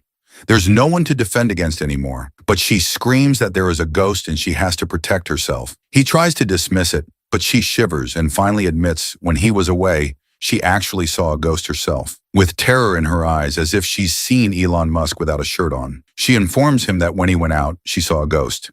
He starts to sweat as he hears her words. He thinks to himself that she probably just saw an old lady taking out the trash while wearing a mask. But then she begins to describe what the ghost looks like. She says its hair is longer than hers, and she elaborates on how it looked at her. It is pale white and wears an odd blue robe with long sleeves, which unnerves him. He begins to wonder what kind of thing she actually saw. He can't help but consider if there really is a ghost, but he brushes off the thoughts by telling himself that ghosts don't exist. Science can't prove their existence. According to him, she might be having hallucinations due to stress. Janong frowns and says that in her era, ghosts are something to be feared, but the hero assures her that they don't exist, all while blow-drying her hair. She emphasizes that she saw it and admits that she's scared, that even her sword can't protect her. Though he starts to wonder if time travel is possible, then the probability of spirits existing might be real too. He tells her that he'll borrow Mr. Xiao's mahogany sword tomorrow. She thanks him and he tells her to go to bed while he wraps up the hair dryer. He decides to take a shower as well, but his shower time is shorter than usual, which makes him realize there's a big difference between living alone and living with another person. He can't help but feel creeped out too, and he can't fall asleep with that feeling lingering, so he sits down to work. Suddenly, he looks at his laptop and is shocked. On the other hand, Yang looks at the clothes the young hero bought for her. She compares them to the clothes worn by other people and finds the ones he got her to be more acceptable, which makes her feel warm. Then she takes out the clothes she was wearing when she came to this era. They have narrow shoulders, short sleeves, and rougher fabric. If she were back in her old world, Yang would probably make some changes to them. That takes her back to old memories where the chief teaches her martial arts to make her stronger. But Yang urges her to act a little more girly so someone can marry her in the future. She thinks about that, begins to cry, and resolves to practice martial arts enough to fight the ghost she saw. Suddenly, there's a knock on the door. When she opens it, it's Shu Qing with his laptop open, asking if that is the ghost she saw. She pulls out her sword, yelling that that's what scared her. It turns out it's just a horror movie playing halfway through, and that was the ghost she saw. He tells her to go back to sleep and that they'll talk about it tomorrow, but she's still really scared. So he shuts the laptop and shows her the baby girl sealed inside the laptop, assuring her that she can go to sleep peacefully. The next morning when Yang wakes up, she realizes that the ghost really doesn't appear anymore. Then she gets up to practice her martial arts and leaves the door open so he can watch her. Even though he hasn't woken up, she still continues to practice. She knows that in this era, she can only protect herself by practicing martial arts. Crawling out of his pit hole, Shuing wakes up and goes to see Zhang. She is feeding the cat while he thinks that everything is going well, and that if there's a street check, she will be able to hide her ancient personality as long as she doesn't go crazy. Not just that, she is a woman with women's privileges. If someone who time-raveled were a chief with a bearded face, or tall or muscular, the neighbors would probably report him to the police right away. While he brushes his teeth, he wonders what the chief looks like, and she explains that the chief is a little taller than him and has a beard, which makes her wonder why Zhuing doesn't have a beard, to which he replies that he's one of the literati and not a roughneck. She holds her face in shock, saying that even the literati in her world also have beards. His male ego is hurt, and he says that they use razors now, which is why he doesn't keep a beard. Then he angrily tells her that they have to go out for breakfast. She keeps her voice down while she tells him that the cell phone he gave her yesterday hasn't been working since morning. He realizes that the phone is probably not charged, and after that, they go out. As they're outside, he tells her that she doesn't need to work today because it's the weekend, and she should focus on learning how to use a phone. He explains to her the concept of Wei Chun, which she can use to make and spend money. He opens the bank app and shows her that her balance is 0, and he transfers 100 to her so she can spend it however she wants to, and she can pay him back later. It makes him think that he has never lent anyone money, and the ones who usually need to borrow money have never borrowed from him. So this is the first time in his life that he is ever lending money to someone. On the other hand, Hao reaches back home and asks his dad if there's anything to eat since he's as hungry as an African child. Later on, while he's eating, his dad wonders how many thieves he caught last night, to which he responds that they live in a peaceful time and there aren't many thieves around.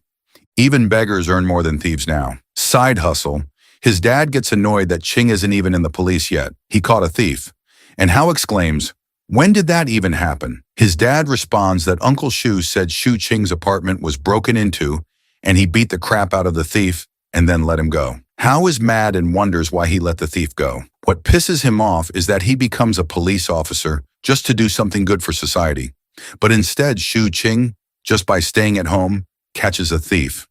His dad taunts him that the thief is already on the loose so he doesn't have to waste time asking about him. He tells him that apparently the lover boy also has a girlfriend who is living with him. Hao doesn't find that surprising because Shu Qing is conventionally attractive, and his dad gives him a death stare because his own son doesn't have a girlfriend. But Hao makes an excuse that he's not in a hurry and doesn't even have time for that. He would rather get married directly so he won't have to break up like Qing and his ex-girlfriend did. That's one more point for his dad to taunt him that his cousin already had 2 girlfriends, but he doesn't even have one yet. Hao tries to defend himself, saying that he's just trying to catch thieves right now, but still he's unsuccessful in both things, finding a girlfriend and finding a thief. At least what he says is that he wants to find a girlfriend when he becomes a detective, but his dad knows he really can't find a girlfriend. Hao takes that as an insult, as if his dad is looking down on him, and he assures him that one day he'll bring the most beautiful girlfriend to him. When his dad hears him boasting in front of him, he picks up his sandal and gets ready to give him the Asian treatment, telling him that he has to get a girlfriend no matter what. With the rice cake in his mouth, Hao says that he can't start a family without first making a career, but his dad is not willing to understand and runs after him with his sandal. Hao wonders after getting spanked by his daddy, what did he even say wrong? Surely his dad wants more from him rather than rotting away his life alone, living with an anime pillow as his wife. As Hai gobbles down his food, he gets a call to hang out later on, but he denies as he has to be at his job. He feels sleepy after the night shift and goes to sleep while he asks his dad to wake him up at 400 p.m. Coming back to Qing, he gets a call for a party too, and he knows Hao must be busy later at night. Definitely not banging chicks. Qing and Zhang enter the apartment while he's still on the call, confirming the dinner and wondering if he could bring Zhang with him too. After the call ends, he informs her that he'll be taking her to a party tonight.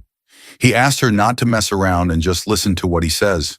She agrees and then questions him if he meant that all the ghosts and martial arts are fake because that's strange for her. Patiently, he explains to her that it's not strange since all the basic survival needs are met. Humans develop a spiritual need. It could be anything from pets to games or movies. He wonders if she doesn't have novels in her world, but she isn't aware. Ching gives her an example of tea houses having storytellers who tell interesting stories. What he's trying to explain is where there's demand, there'll be supply. People solve each other's problems in return for some money, and hence a workflow is created. Giving another example, he explains that when everyone is seeking solutions from others, they are also helping others solve their problems, and that's how they earn. Realization hits Zhang, and now she understands how Ching can live like a landlord without having to go outside to work. She gets the concept of it, the concept of watching movies in leisure time, and he approves of her smartness. He tossed her a can of soft drink as a reward, but she wonders why he took her in. Was it for his spiritual need? He thinks and smiles at her and says he did what he wanted to. As he continues to play with the truck of a cat, she thinks that the young hero is really just a person with a big heart. She opens the can, and the entire soft drink fizzes up and spills on her. He hands her over a tissue to clean up herself. The world would become a boring place if everything was to be done with a purpose. Later at night, as they're making their way to the party, he guides her that she can eat and drink whatever she wants except for the alcohol, and there might be a lot of people coming to the party later on. They reach the place. He tells her that it's a place for her to experience newer things. As they step inside, he makes sure to let her know she can stuff her mouth with as much food as she wants. Zhang finds the music too loud, and by her looks, she looks uncomfortable, as if her uncle touched her. As Ching enters, they all seem happy for Ching to join. His friend informs that they all were waiting for him to arrive, and he should start singing now too. But Ching takes Zhang and decides to sit for a while. Zhang observes the place with uneasiness apparent on her face. Zhang is visibly uncomfortable. Her body language is awkward. Ching urges her to have some snacks before everyone arrives and they can eat properly. Handing her over some hazelnuts, he guides her how to crush them, but she can barely hear him because of the music. He realizes he has to speak louder, so he gets nearer and teaches her how to crack open a hazelnut. Then he wonders if she has had these before, but she hasn't. When she eats it, she finds them incredibly delicious, to which he apprises her to eat more. He isn't worried about how she cracks up the shell, because in a place crowded like that, no one would probably notice. And even if they do, they would probably only think how strong she is. Then he laughs and cheers while passing on a drink to his friend Zijun. He begins to party with them and drinks beer. Seeing him drink beer, Zhang wants to try it too, and he denies that a girl should know how to protect herself, and she's out.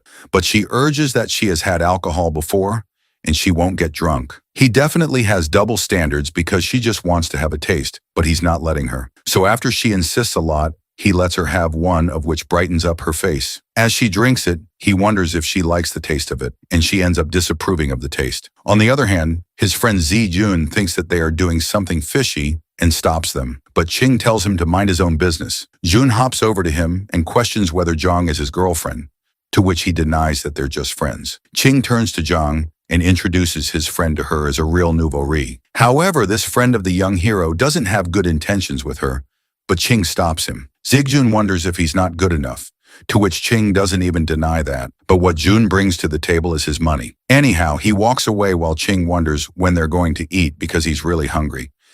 Zijun tells him to hold his horses because some people have yet to arrive. As he goes over to party again, he talks about how being on duty and how it's so life-sucking. Ching gets angry knowing that Hao is doing a great job. On the other hand, the party's going on, which is making Yang uncomfortable, and she wonders why are there so many people around here. He knows that there is a need to help her integrate into modern society, and this is a way for her to experience new things. Ching urges her to take this as a form of celebration because it's his friend's girlfriend's birthday. After that, he asks her to break some hazelnuts for him, and she does so, and he thanks the heroine. He wonders if she can sing, but she has never tried singing before, though he's a little controlling and says he wouldn't even let her sing, and he'll show his singing skills sometime later. Suddenly, he sees a guy with a white outfit come too, and he catches his attention, leaving him wondering what he's doing here. The guy and Ching look at each other, and the guy coldly passes by him. King gets busy on his phone again when suddenly he hears the constant sound of nuts cracking, only to find out that Zhang has eaten all the nuts out of hunger. He wonders if she's hungry, and she admits to it. So he assures her that in a little while there will be a super-sized cake. Her mouth waters, just thinking about it. She comes to think of it, she hasn't had any bad experiences with food over here. The worst food she had was the half-eaten bun and the hamburger when she first arrived. They were a little hard and tasteless, but even those were better than the pancakes in the Guarel. Zijun gets Ching's attention and urges him to sing since Hao isn't here, and he agrees to sing just one song. He takes the mic from Zijun, and Zhang, out of curiosity, leans over to see what that is. Suddenly, hearing her own voice being extremely loud, she gets scared. Ching tells her to relax and explains that it's a microphone. Well, now at least she'll be prepared for the speakers she'll be hearing the broadcast from. He looks over at her face. She looks extremely adorable, and he wants to pinch her cheek, but brushes off the thought, knowing that someday he will try it. Then he begins to sing with his friend. Zigjun looks around and sees that everyone is here, so they're about to get things started. And then the cake arrives. He holds the microphone and says that it's his girlfriend's birthday, only to suddenly realize that his girlfriend is missing. Someone informs him that she went out earlier. Ching smirks, joking that his girlfriend isn't even around, and he was about to cut the cake because he thought the girlfriend was the girl who was singing with him earlier. Jun looks around and finds her nowhere, so they just decide to keep on partying. Ching wonders if that's his new girlfriend, but Jun says they've been together for over a month and she is his true love. Zhang listens to them and questions the hero, asking if girlfriend means wife. He explains that girlfriend is just a term of endearment. While Jun looks at her, wondering how she doesn't know what a girlfriend is, Ching mocks Jun, giving an example that his girlfriend would one day be someone else's future wife, and to some extent, his friend agrees. Zhang then wonders who Ching's wife is, giving him a deadly look. He explains that he's an otaku, and for him a girlfriend can be everything, which makes his friend laugh. Although Jun wonders if the two of them are really just friends, Ching quickly changes the topic, saying they haven't talked like this in such a long time and that they should have a few more drinks, mainly because he has to hide the fact that he was just explaining the concept of a girlfriend to an ancient person. Suddenly, Zun looks at his watch and realizes how late it is, so he goes off to find his girlfriend. Ching and Zhang sit down, and suddenly Ching hears a voice he was expecting, asking him if Zhang is his girlfriend. He tells him to mind his own business. It's the same guy who's curious to know how Ching finds so many beautiful girlfriends all the time, hoping to learn something from him, but Ching shuts him down, saying he's too ugly for that. It seems like Ching and his rival are standing face to face while he actively harasses him to have a drink with him. Ching stops Lang from being weird because he doesn't want to talk to him. Suddenly, Jun enters the room again and is scared to see that the two of them are standing face to face. He begins to panic because they had been roommates for a few years and now they are enemies. This is the reason why Jun called Liang over, but it seems like the situation is completely messed up. So Zun stands between them and tells them to talk nicely and not to fight. Turning to Ling, Zun wonders why he had to provoke Ching, to which he says that he was just trying to have a drink because it's been a long time and they haven't caught up at all. Ching looks at Jun and questions if he invited him over, to which Zun panics and says he thought they could talk about it. Smirking, Ching says that he never considered this to be that big of a deal, to which Ling agrees, adding that he never thought of it as a big deal because the past is the past. Ling admits that he was just asking for advice and trying to have a toast with him, to which Ching says that he just despises him for his weird tone. Ling had been waiting for the right moment and then gets reminded that he wasn't beaten up hard enough the last time, and everyone starts to gossip that they are about to fight. Zijun has no idea that it even happened and wonders why they both have to act like children. So he tries to make Ling calm down so they can celebrate his girlfriend's birthday. But it seems like Ling really wants to have a toast with Ching, yet he denies him again. Ling now wants to have a toast with his girlfriend, talking about Zhang. Angry, Ching says she doesn't drink and advises Zhang not to talk to Liang since he's a bad guy. Finally, Jun takes Liang away to put an end to the fight. He returns and sits with Ching, questioning when they even fought. Ching admits that if he had known Lang would be here today, he would not have come. Xian clarifies that if he had known these two were on bad terms, he wouldn't have invited him over in the first place. Zhang wonders why Liang called her Ching's girlfriend, to which he explains that Liang is ugly, and that's why he thinks they are dating. Both of them, Zhang and Q and Ching, are pretty, so brainless people automatically assume they're dating. Hearing the term brainless, Zun yells because at first they also thought Zhang and Ching were dating. She wonders why anyone would think a handsome guy and a pretty girl are dating.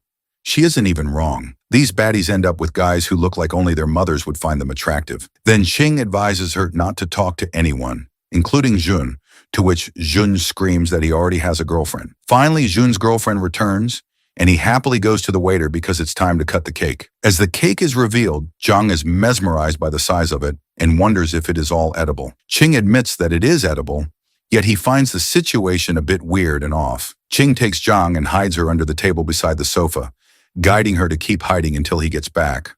promising her a huge slice of cake. She waits for him as he leaves and wonders what the cake will taste like. She's curious whether eating cake while hiding is some sort of rule. She waits excitedly. Meanwhile, at the party, everyone is smashing cake on each other and enjoying it, and she feels a little terrified. Surely I'd be terrified too. It looks like a Diddy party. Suddenly he returns with the cake. He sits down beside her and tells her he knew June only got that humongous cake for smashing. So he took a slice before they started, just for her to try. A man giving princess treatment in this era was rather unexpected. Still, her eyes look really sad. She takes a bite of the cake, and when he asks if she likes it, all she can think about is how much Yang would love the taste, but she could barely eat something sweet for long. Feeling sad, she wonders why they have to toss around something so delicious. Ching hears her and promises he will get her a better cake, and they'll eat it together without wasting any. She thinks about it deeply. Is this the era people dream of, where they get their clothes dirty and waste food and be happy about it? When everyone is done playing, Ching gets up and assures her that no one will be playing anymore, so she can come out now. He goes to the bathroom, and afterward he tells her they'll be leaving soon. She stays there waiting for her hero to come back when Liang approaches her, covered in cake, asking her to be friends with a nasty look on his face. She angrily replies that she doesn't want to engage in any conversation with him, but he's stubborn. Seeing her clean clothes, he realizes she didn't participate in the fun. So he tries to smear cream on her from the cake, and she exclaims, backing away. As she defends herself, about to knock him out, Ching returns and punches Liang in the gut for even daring to get close to Zhang. That makes Liang furious, and he punches Ching, who falls onto the table. Hearing the commotion, Zun enters the room, panicking as he sees Ching and Liang fighting. Ching and Liang are beating each other up as if they'd get a reward for it. The crowd begins to pull them apart, but they are unsuccessful. Suddenly, a hand grabs Ching out of the feud with Hercules kind of power. It was no one other than Zhang. Everyone who witnessed that just thinks how incredibly strong she is. On the other hand, Jun regrets putting them together, and Ching laughs that Lang ruined a good party and he should beat him up a little as well. Jun yells that he'd rather punch him. Then Jun calls off the party and begins sending everyone back home. After everyone is gone, Ching once again begins to trigger Liang to fight him, though Jun seems concerned for Ching as his face is totally swollen. He brushes it off, saying that he's okay, and turns back to his rival to fight him again. He talks about having the guts to touch his girlfriend's face, so now they can solve it if he has any other issue, hinting that he is going to beat Liang up. Suddenly, there is a knock at the door, and Zun tries to send them away by saying that they're busy, but it turns out it was the police who got the report of a fight happening here, along with another officer. It was Hao. Hao feels a little nervous knowing them too well. As the police officer steps inside, they see Lang on the floor while Ching clearly shows the signs of being beaten up. Zijun tries to explain that there is a misunderstanding and there wasn't a fight. Lang and Ching only fell while singing. On the other hand, Zun makes sure to tell Hao that he looks super smashed in the uniform. Getting back to the police officer, he asks Ching about the situation, and he lies that they just fell while being drunk. The police officer asks him for his ID number, but Ching doesn't have his card. The police officer confirms once again if they didn't fight at all, and Ching tries to assure him that there wasn't a fight.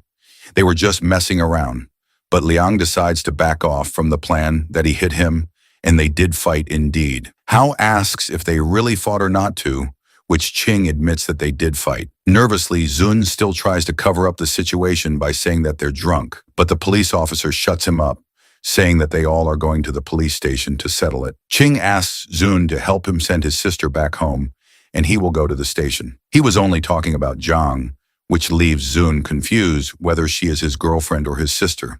The police officer wants all of them to go there, as they all are the witnesses of the situation. That really sounds like bad news for Ching and Zhang. Ching urges that it's not necessary to take her because she has to complete her schoolwork, but the police officer shuts him up, asking why a high school student would even come to a place like that. Jun thinks that Ching is usually smart, but suddenly he sounds like he's spitting nonsense. When he volunteers himself to go instead of her, the police officer angrily says that all of them will be going. They all look at Hao, and he slips off, saying that he can't do anything because he's just a rookie right now. He explains that his cousin just moved out of the village. She hasn't been to a place like that, and she'll be scared. Hao is sure that they're just going to be asked some questions, and that's it. Meanwhile, he wonders if the officer thinks this girl is Ching's girlfriend, as he heard from his father. On the way to the station, Hao asks Ching how he suddenly has a cousin, because that would make Hao her brother. Hao inquires about her name, but Ching says that she is in high school, doesn't have an ID card yet, and is just here to stay with him for a few days. Hao looks at her and introduces himself as her brother. Meanwhile, Jun complains that Hao didn't come to the party when he invited him, but now he's here after everything is already done. As they reach the station, Ching feels a little nervous and wonders if this is what people call a guilty conscience. However, Jang is preparing herself for the questions she's about to be asked. She cheers herself up, and seeing her motivation, Ching becomes a little less nervous because they would eventually have to face these problems.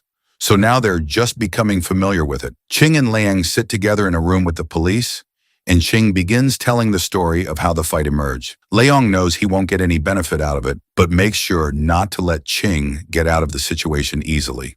So he starts to play the victim, saying he was just trying to make a harmless joke when he suddenly got punched in the guts. The police officer asks what kind of joke it was and says he needs to know every detail, urging Ching to go first, but Liang snatches that chance away from him and begins ranting. On the other hand, Ching is worried about Zhang being interrogated in the other room because it's still too early for her to deal with situations in a modern way. After Liang is done telling his story, Ching emphasizes that he left out one important detail. Liang started insulting Ching first. He adds that it was his rival who provoked him in the first place, to which Liang defends himself by saying it was just a joke, but the police officer doesn't fall for it, so he gets straight to the point. How are they going to solve this?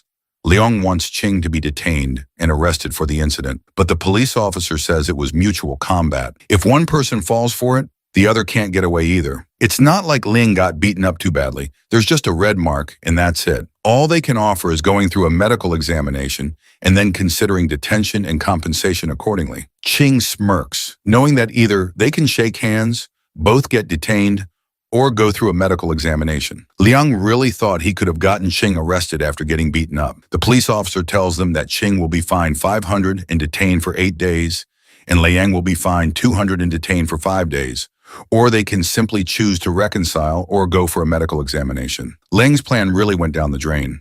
The officer notices the injuries and mentions they'll take time to heal. Since it's getting late, he offers to drop them home, but Ching hesitates, unsure if the officer should leave his post during duty hours. He points out that nothing usually happens this late. Still, the officer warns Ching to watch his words, hinting that there are strange forces moving quietly through the night, ones that shouldn't be taken lightly. Moreover, the officer still insists on giving them a ride, though Ching prefers to take a cab and asks where his cousin is, to which the officer replies that they're waiting outside. He also mentions that he had asked his cousin to wait inside, but she didn't want to. While heading out, the officer remarks that his cousin Yang seems a bit slow, but Ching quickly defends her, saying she's actually smart. As the night calms down, Ching decides to go home and reminds the officer that they can meet again later. It's getting close to 1 a.m. and Liang has already left, but Ching is still not done, and Zijun and Zhang are waiting outside in the cold. After some time, Ching comes out of the police station and wonders why they didn't wait inside. Shun explains that staying in made him too sleepy. Besides, the night has clearly been exhausting. Jun sigh, calling the whole day a mess. Despite the trouble, Ching jokes that if he gets another chance, he'd give Liang another beating. Suddenly, Ching remembers and asks about Jun's girlfriend, the one he's been dating for a month, to which Jun explains that she couldn't stay awake and went back to the car to sleep. Zijun offers them a ride home, but Ching declines, saying they'll just take a cab since it's already so late. As they get ready to part ways, Ching quietly reflects that with others always around, it's hard to talk to Zhang about the things that really matter. The night grows colder. Jun comments on how chilly it gets this time of year, and jokes that in a moment like this, Ching should be offering his jacket to Zhang. But Ching doesn't react, and Zhang, standing calmly, mentions that she isn't cold at all. Her response carries the weight of someone used to much worse. While Ching looks like a delicate modern guy, Zhang comes across as someone much stronger, almost like someone from another time. Moving forward, there's a moment of silence when Jun tries to figure out the connection between Ching and Zhang, but the answer isn't clear. It leaves more questions than it solves because she doesn't quite seem like a cousin or a girlfriend, and the lack of clarity makes their relationship even harder to place. Eventually, they reach home, and the tiredness from the night begins to settle in. King watches as Zhang walks ahead with quiet steps. So light it's hard to hear her at all. Despite the long, messy evening, Ching starts to realize he might have been the only one who actually enjoyed the chaos. Now walking home slightly drunk and in the dark, the feeling of excitement begins to fade into a strange kind of loneliness. As they walk, Ching asks Zhang to walk beside him instead of behind, joking that it feels like a sidekick is following him, to which Zhang agrees, reminding him that she never saw herself that way. Once they reach home, Ching collapses on the sofa, feeling drained after the long day. But he's curious about her police questioning. He thinks back and learns that Yang only gave simple answers, mentioning a cousin and a birthday, and stayed silent on the rest. After hearing all of this, Ching admires how well Zhang handled it, realizing her clueless act was just smart thinking. In the end, Zhang feels that the police aren't as scary as they seem. After that, Ching reflects on how the day turned out and feels that despite everything, they handled the situation well. Also, Ching didn't lose anything from the fight and even managed to bring Zhang out for a bit of fun. Indeed, Zhang also got a first-hand look at a police station. Other than getting home late, Ching considers it a good day, especially since Zhang reacted well under pressure. Later, Ching teases Zhang a bit about being too obedient, but she calmly reminds Ching that she only follows him because she believes he's a good person. Additionally, Zhang admits she's been relying on Ching because she doesn't fully understand the world yet. Also, Zhang trusts Ching because he's been kind, giving her food, shelter, and support. Moreover, Zhang believes that if she couldn't trust Ching after all that, she might as well be wandering the streets to Zhang. Ching is the only one who has truly helped since she arrived. After the serious conversations, they also joke about the fight earlier, agreeing that if Liang had actually touched Zhang's face, the outcome would have been much worse. Following that, Ching wonders if their fight seems childish from an outside view, to which Zhang, unimpressed, doesn't even consider it a real fight. Janung asked our boy why he had hit that guy. Xuan replied that the man had deserved it and that punches were meant for people like him. He explained to Zhang Ha that if someone ever annoyed her that she couldn't hold back, she can't use her full strength, just enough to make the person feel some pain without actually injuring them. Otherwise, she could end up in jail. He went on to explain that there were many kinds of people in the world. Some wished to wear bougie things but couldn't afford them. The hero told Zhang Hai that such people might give her a nasty look if they saw her wearing these things, but they would only act this way toward people they were familiar with, especially those who were out of their league. Shuing said that these people found it natural for others to be wealthier or more capable, but they couldn't stand seeing someone they actually knew doing better than them. Zhang Hu asked if that really happened. Our guy replied that he looked down on people who behaved that way and on bootlickers in general. Jen Hu asked what a bootlicker was. Our boy explained that it was a very common type of person and jokingly someone who deserved to die. He reassured her that she would understand in due time. John Hu didn't understand much of what he said. Seeing her confused expression, Shu King suggested she take a shower. Noting that it was late, Zhanga agreed and left. Our hero sighed, leaning against the sofa. Realizing that having someone to chat with at home felt surprisingly good, he wondered briefly and awkwardly if they could cuddle to sleep once she was done, but immediately realized how weird the thought was. When Yang Hu returned from the shower holding a blow dryer, Shuing stood and told her she could dry her hair herself today as he was going to shower. As he entered the washroom, he sighed, realizing he had been standing a little too close to her earlier. After a shower, Shu Qing returned to see Zhang Hu holding the blow dryer. She mentioned that many girls had short hair and asked if it was normal for people to cut their hair here. Our hero explained that hairstyle was a personal choice. Even going bald was fine if she wanted. He asked if she wanted to cut her hair. Jenga said she wanted to trim it a little. Our boy advised against cutting it, saying that long hair was beautiful. He took the blow dryer from her and declared that he would dry her hair from now on, asking her not to consider cutting it short just for convenience. Zhanga nodded, then asked if it was normal for guys to help girls blow dry their hair.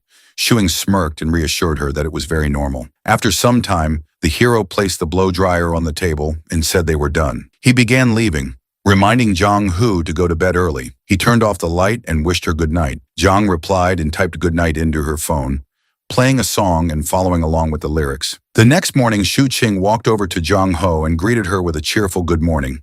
She replied in kind. Our boy admitted he had woken up a little late and asked if she wanted to go out for breakfast. She declined, saying she was at work.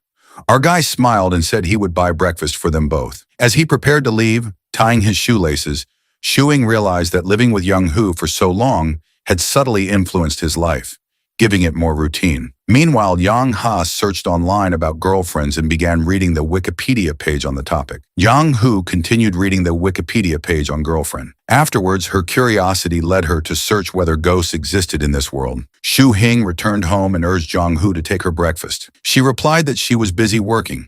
Shu Hing insisted, telling her that she could take short breaks even while working. Janga said she would eat later, but our boy showed her the food he had brought, light, easy-to-digest buns and soybean milk. Janga picked up a bun and mentioned that she had been playing the game for a while. She asked if she could help other players level up. According to our boy, a mining expedition earned her 18 yuan, enough for 6 buns. Zheng Ho realized that a day of mining expeditions would provide enough for 3 days' worth of food. Our boy checked his phone and promised to find a request for her later, reassuring her that she could try it if she was able. He knew gaming was primarily meant to keep Zhang Ha occupied, preventing her from wandering outside late at night and startling people. Zhang Hu exclaimed in excitement that she really wanted to help others level. Shuing smiled, thinking that once she was more familiar with the modern world, he could give her something more practical to do. Zhang Ho remarked that the food was really tasty. Shu Hing reminded her that it wasn't her first time eating it, but Zhang He insisted it was delicious, adding that the cake from yesterday had been amazing as well. The hero chuckled and asked when her birthday was, offering to get her a huge cake to enjoy by herself. Zhang admitted she didn't know. Our hero smiled and suggested that they could celebrate the day she came to live with him as her birthday. Yuhu, excited, asked if she could eat cake on that day next year. Shu Qing, looking at her happy face, said she could even eat some cake today as a belated celebration and promised to buy one for her later. Zhang thanked him joyfully but then hesitated, worried that cake might be expensive. Shu King chuckled, assuring her it wasn't, and told her to relax and wait to enjoy it. Later, our boy asked if Zhangyi had brought any copper coins from her time since her era primarily used copper over silver. He explained that if she had some, they could potentially sell them for money. Youngha said she didn't have any copper coins. They were usually managed by the second miss. She did, however, have some broken silver pieces sewn into her shirt hems for emergencies. Youngha realized there was no one now to discreetly place money into her clothes. Our boy sighed, thinking that hiding a few copper coins wouldn't be of much use, and if there were too many, she would have used a proper money bag. Looking out the window, he reflected that no one would have guessed that a simple trip outside could lead them here. Meanwhile, Hyozi was riding his motorbike and greeted an elderly lady along the way. He reached home and parked outside, feeling a strong sense of fulfillment from protecting ordinary citizens. Inside, he noticed a puppy and asked his father whose dog it was. Chin replied that it was Wang's dog's son and instructed Hyozi to train it as a police dog. Hyozi groaned, protesting that he didn't even know how to train dogs. The two argued for some time. Eventually, Howie asked for the dog's name. Chin hadn't decided yet, but wanted a name that exuded strength and power. Hyozi sighed in annoyance and then asked if Shuing had a female cousin. Haz's father doubts that he might be interested in the female cousin of Shu King. Hyozi's mind drifts to how close his and Qing family is. Even when they were born, their marriage was fixed. But when it turned out they both were males, the marriage was called off. He explains to his dad that the girl Qing's cousin he met yesterday was pretty but kind of odd. Hearing him call a girl pretty, Hyozi's father assures him to talk to Qing's father about the girl and his son. Though Hai isn't interested in her yet, he found something suspicious about her. It seemed to him that she wasn't able to understand anything.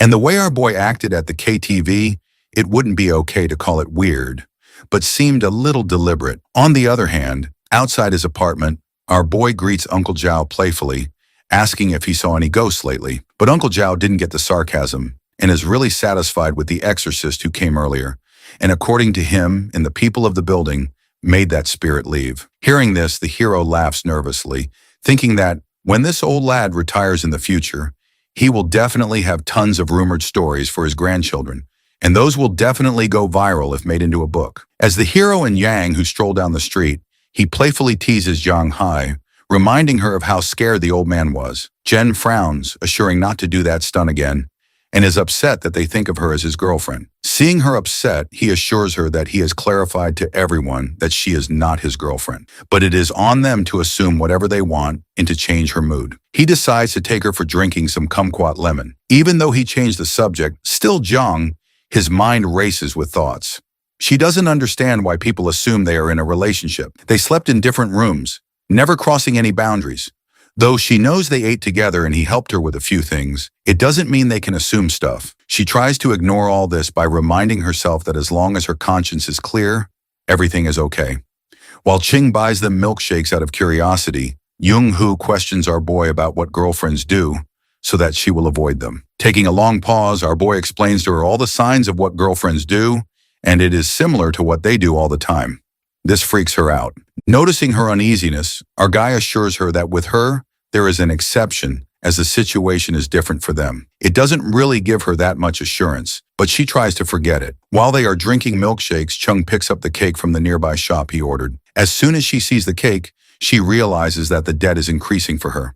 So, she offers to let her help him in whatever way he wants. This makes the hero grin, and he decides to tease her, claiming that the problem he is facing is a lack of a girlfriend. So if she helps him with that, it would be great. Hearing this, Jong-hoo starts to think about it, which makes Ching smile. He wonders if she will agree to be his girlfriend, but he knows one thing: he will never make a move on her. Instantly, Jong-ho freaks out, declaring that she will never help him to kidnap a lady. At that moment, he's stunned by the realization of just how naive she is and how far beyond her his thoughts are drifting. Shuing admires Jong for her willingness and open-mindedness to listen to everything he has to say. However, when they witness a couple kissing in public, Yang questions whether it is even appropriate to do such a thing so openly. Our boy's a lonely buddy, hence he finds it indecent as well, but then references Lee Shaman asking, weren't the people in her era open-minded? To this, Jang replies that she had heard a little about him. While talking to Jang, our boy thinks about his father, who had dedicated his entire life to historical research. He worries that if Yang's information doesn't match the historical records, it would mean that all his father's work was of no use. Our boy wants to inquire more if she has seen anything like that before, but she wasn't bothered much by what the emperor did in his life. Shushing agrees with her answer, thinking that historical records often show powerful people like emperors and officials engaged in questionable behaviors, and she may not have been aware of it. Our boy then imagines the tales of conquering the world with a sword, feasting on meat and wine, just a part of his vivid imagination. He exclaims that he wants to know about Zhang's life, which sounds fascinating to him. Jen pauses for a moment, recalling a gory scene, and responds that our boy wouldn't love to hear it all. Shu King insists, saying he would love to hear it as a story tale. Later, our boy opens up a cake box and shows Zhang the birthday candles. He explains that he didn't know her exact age, so he asks the shop assistant for candles for an 18-year-old. Zhang is surprised and is told she can place the candles wherever she wants on the cake. Shuing also tells her that he's going to turn off the lights, which Zhang questions. Our boy explains that it's part of the birthday celebration. After switching off the lights, our guy excitedly praises Zhang, calling her the birthday star of the Night Warrior, and tells her to close her eyes and wish for her heart's deepest desire, then blow out the candles in one breath. He tells her that since it's her first birthday in this era, whatever she wishes will surely come true. Zhang closes her eyes and takes a long time wishing, which makes Shu Qing impatient. He asks if she's done so, she can blow out the candles. Yang finds the entire ceremony weird. The hero explains that this is a Western tradition, and with time, it will get normal for her. Zhang then wants to use her phone to take a picture of the birthday cake as a memory. Su Qing helps her take the pictures and tells her that once she's done, she can cut the cake. Since Zhang is new to all this, he politely helps and guides her in cutting the cake. Jen wants Juking to have the first slice of cake, but he tells her she can have the entire cake. Yang gets excited, and upon being asked by the hero whether she didn't like the cake, she takes a bite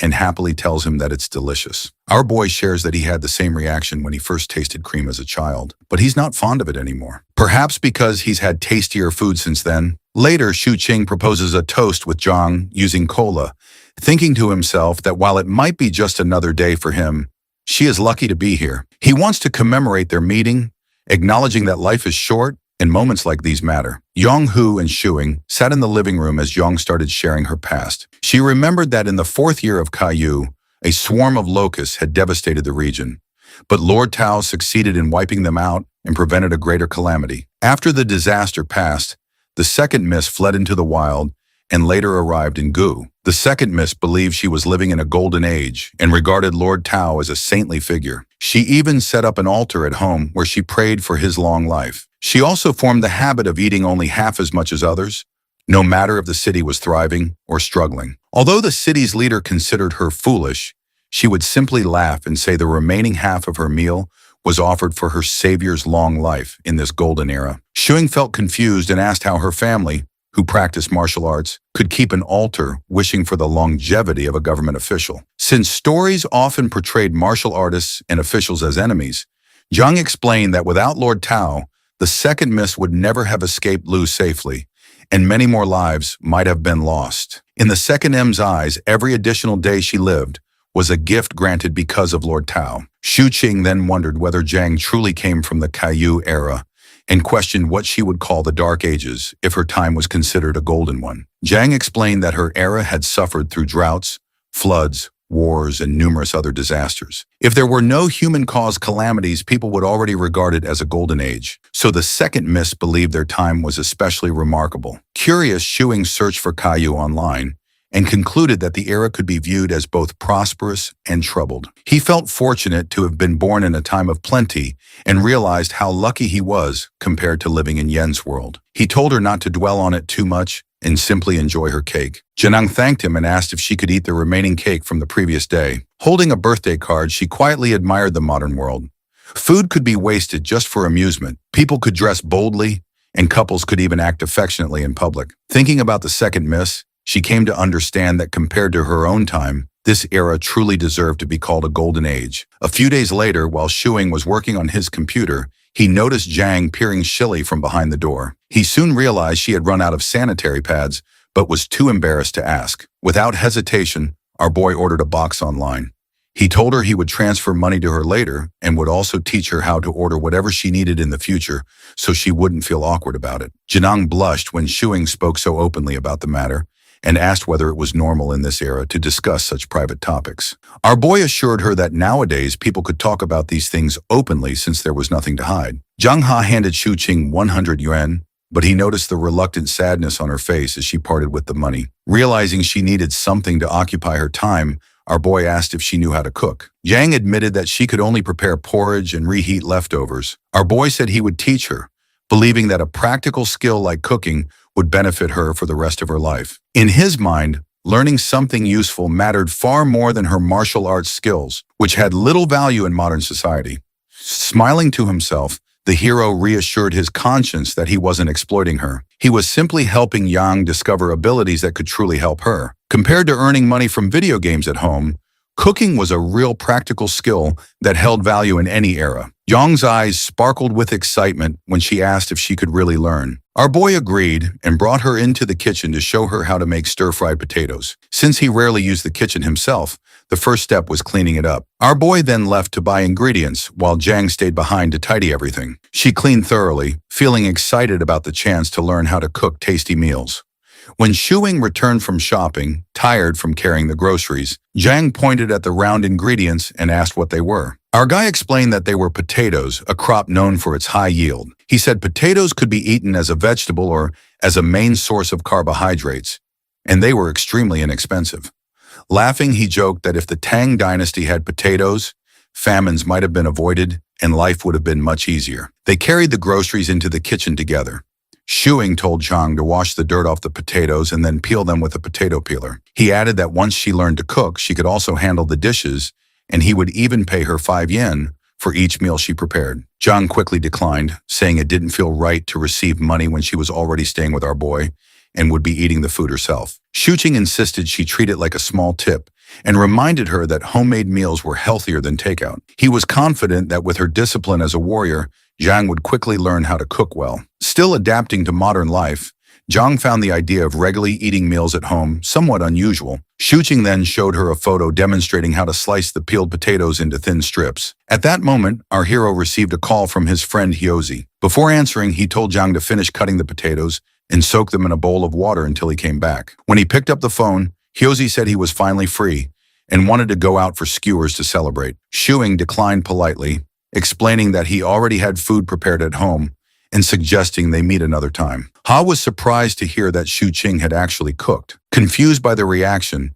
our boy asked why it was so shocking and added that he didn't have enough ingredients to share even if Hyozi came over. After ending the call, he made sure his friend wouldn't drop by since he preferred that Hui and Zhang didn't meet unless it was absolutely necessary. Meanwhile, Zhang sat with her phone searching online to find out whether it was normal for a man and woman living together as roommates to cook meals together at home. Shuing was showing Yang Ho the different seasonings in the kitchen. He told her to carefully observe the amount he used and memorize it well. Yang, however, wasn't fully paying attention. Instead, she kept looking at our boy while thinking about something she had read online earlier, that cooking together can bring two people closer and may even lead to starting a family. Seeing that she seemed distracted, our hero asked if she had remembered the measurements, warning her not to add too much, joking that too much MSG might turn her into a fool. Slightly irritated, Jung said she remembered everything. The hero asked why she was behaving oddly. Zhang first said her conscience was clear, then quickly changed her answer and simply commented that the food smelled wonderful. Once the dish was finished, Zhang was amazed by the rich aroma.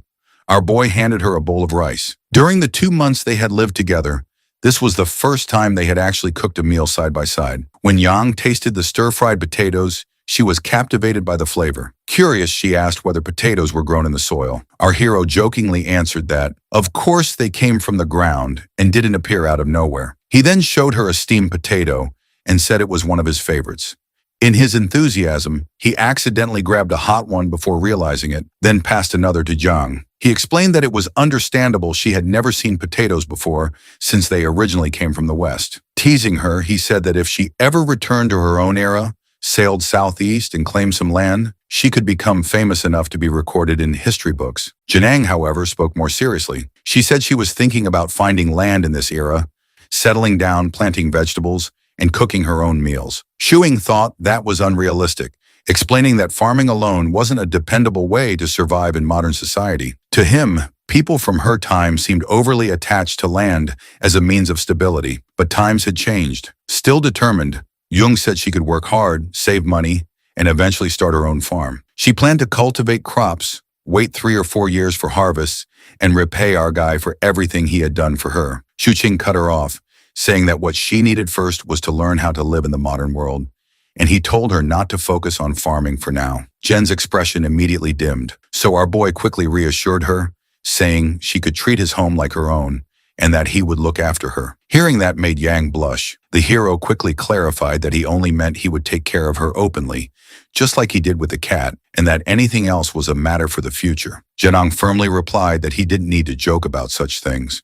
She felt grateful to him for letting her stay there, and said she would find another way to repay him, but certainly not by offering herself. Our boy was stunned, wondering how such outrageous thoughts had entered her mind. Jen added that she couldn't truly regard Shuing's home as her permanent residence and would only remain there temporarily. Since neither of them had anything to hide, Shuing agreed, feeling that the matter cleared their consciences. He reminded her that he had never made any personal promises and asked whether she thought he was a bad person. Jen answered that he was a good man. Smiling, our hero told her to call him Young Master, joking that he wasn't actually such a good person. Later that night, Zhang browsed through Shu Qing's social media using his account and stumbled upon some old photos of him. She asked if the person in the pictures was really Shu Qing.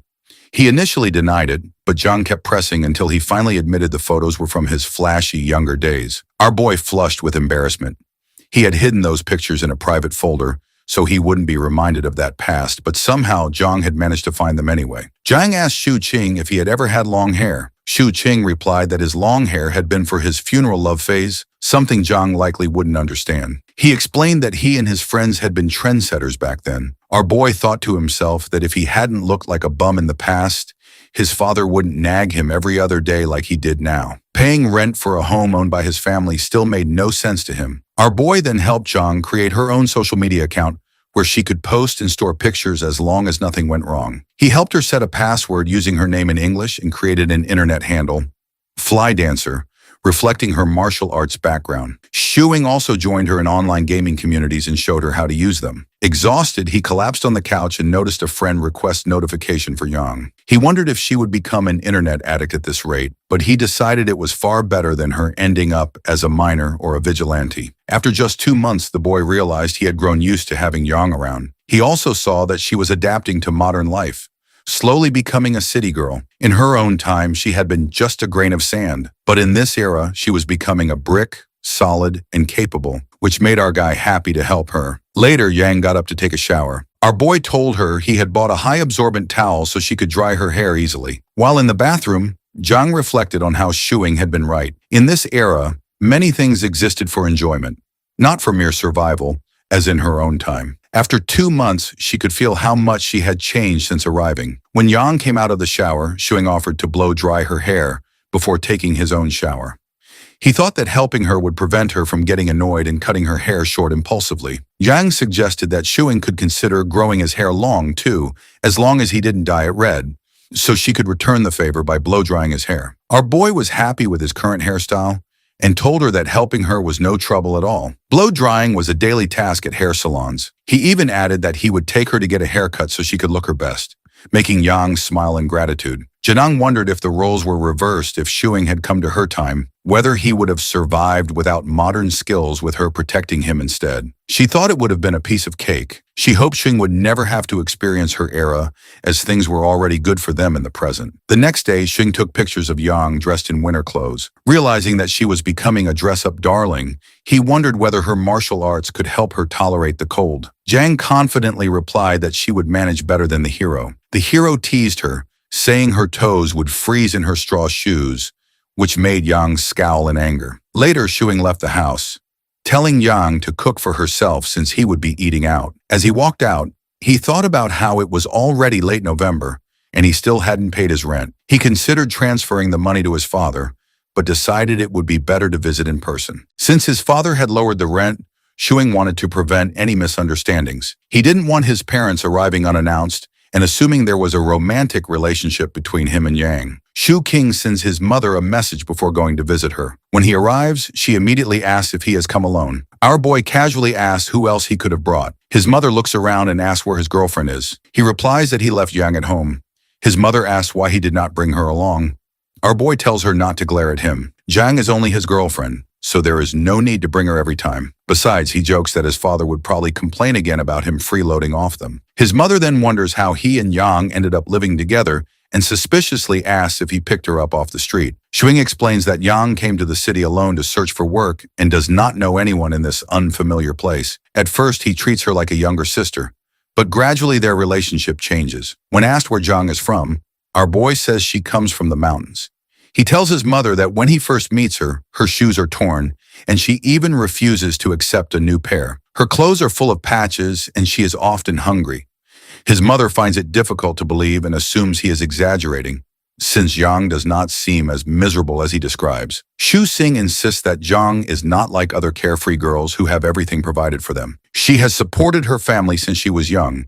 In truth, he prepares these stories beforehand to mislead his mother. The topic then turns to their future since they are living together. The hero becomes nervous and quickly explains that nothing inappropriate is happening. Yang sleeps in the storage room instead of sharing his bed. His mother still warns them to be cautious. Shuku King replies that Zhang is only staying there temporarily. His mother tells him to bring Zhang along next time and advises that if they are not compatible, they should separate early. Our hero jokes that if they do get along, maybe his father will stop charging him rent. She then asks whether he has found a job yet, and Xing admits that he is still looking. When his father returns home at 7 o'clock, the first thing he asks is whether his son has brought the rent. Our hero smirks and says he only came for dinner.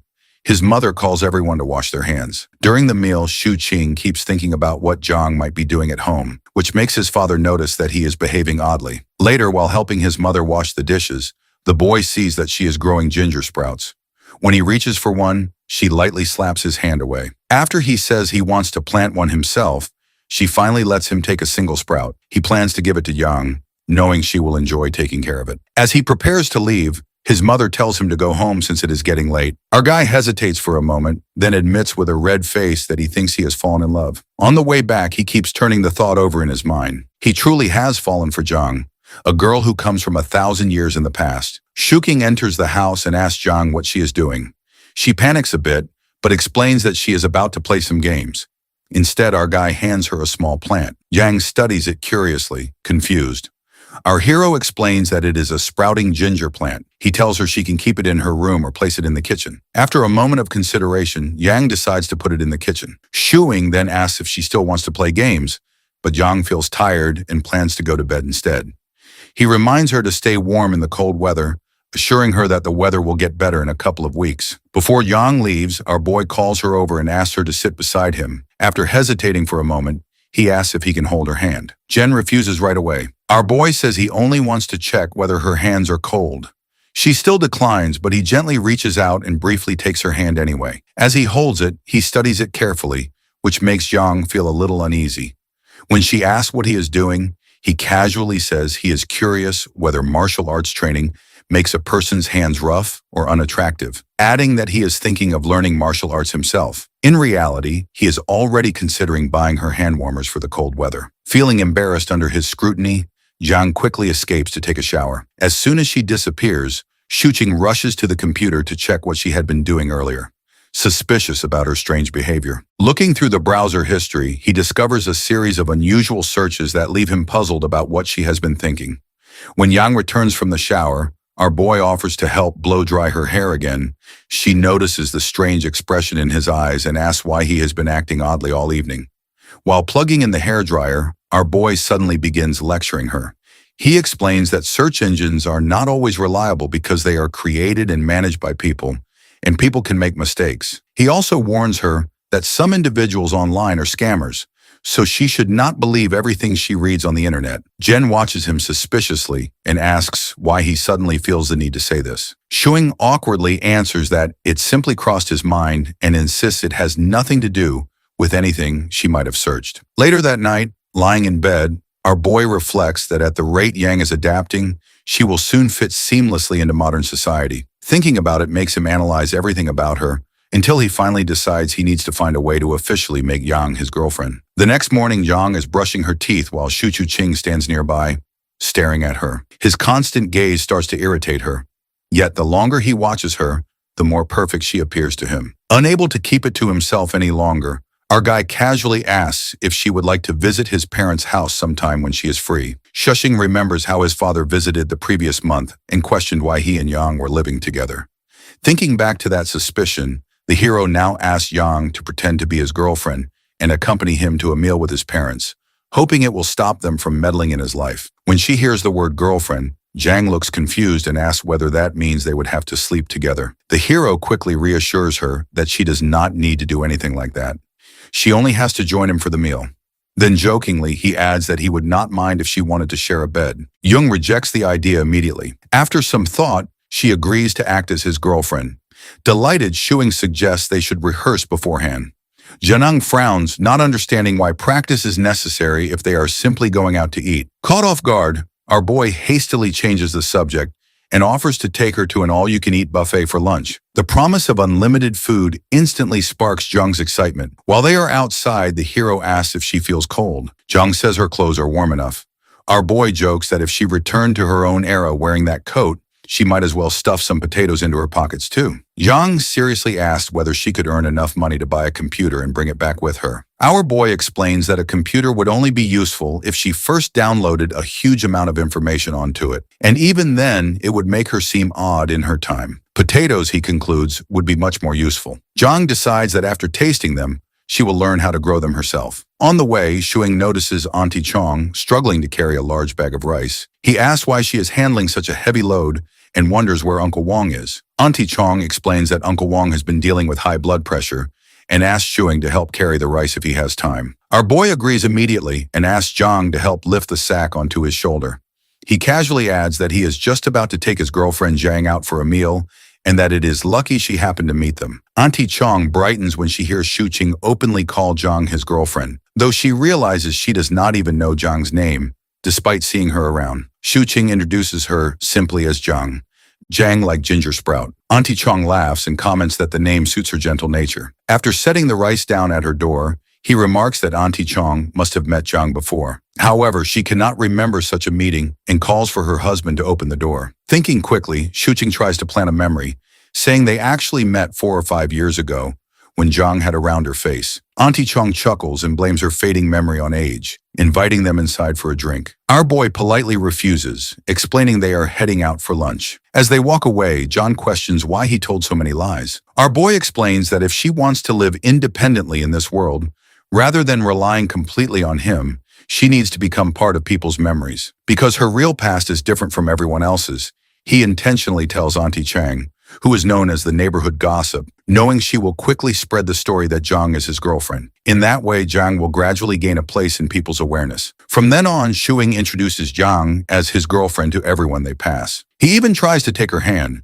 but fails because she keeps her hands tucked inside her sleeves. He explains that he is only doing it so others will notice her more easily. Understanding his reasoning, Yang offers him the sleeve of her coat to hold instead. Shuing smiles and says it is unnecessary when no one is around. As they continue walking, the hero realizes that if he truly wants Zhang to become his girlfriend for real, the journey ahead will be long and it will take a great deal of effort. Shuking takes Zhang out for hot pot, hoping for a quiet evening. As they chat on the way, he suddenly freezes. Hyozi is standing ahead laughing with a group of friends. Our boy instinctively wants to turn around and avoid him, but it's too late. Yozi has already spotted them. With narrowed eyes, Hozi asks what Shu Qing is doing there, clearly suspecting he's up to something. Our boy casually replies that they're just going to eat hot pot and even invites Hyozi to join them. Hyozi declines, saying he's working, but his attention shifts to Zhang, recognizing her as the high school cousin Shuing once mentioned. Howie begins firing math questions at her, leaving Yang visibly confused. Before things spiral further, our hero cuts in and boldly announces that Yang isn't his cousin. She's his girlfriend. That only deepens Hyo's suspicion. If Zhang is his girlfriend, why did Shuing introduce her as his cousin before? Something is definitely off. Smirking, Shuing mockingly calls Hyozi Sherlock Holmes and admits there is a story behind it, but he'll explain another day because he's starving. If Hyozi insists on interrogating him now, our hero jokes that he's ready to be arrested on the spot. Hyozi finally lets them go, but not without a warning. The hero had better come clean later, or Hyozi will tell his father about his drinking and gambling habits. Shuing brushes it off and tells Zhang to ignore him. The two head into the restaurant, leaving Hyozi fuming. Inside, Zhang grows uneasy.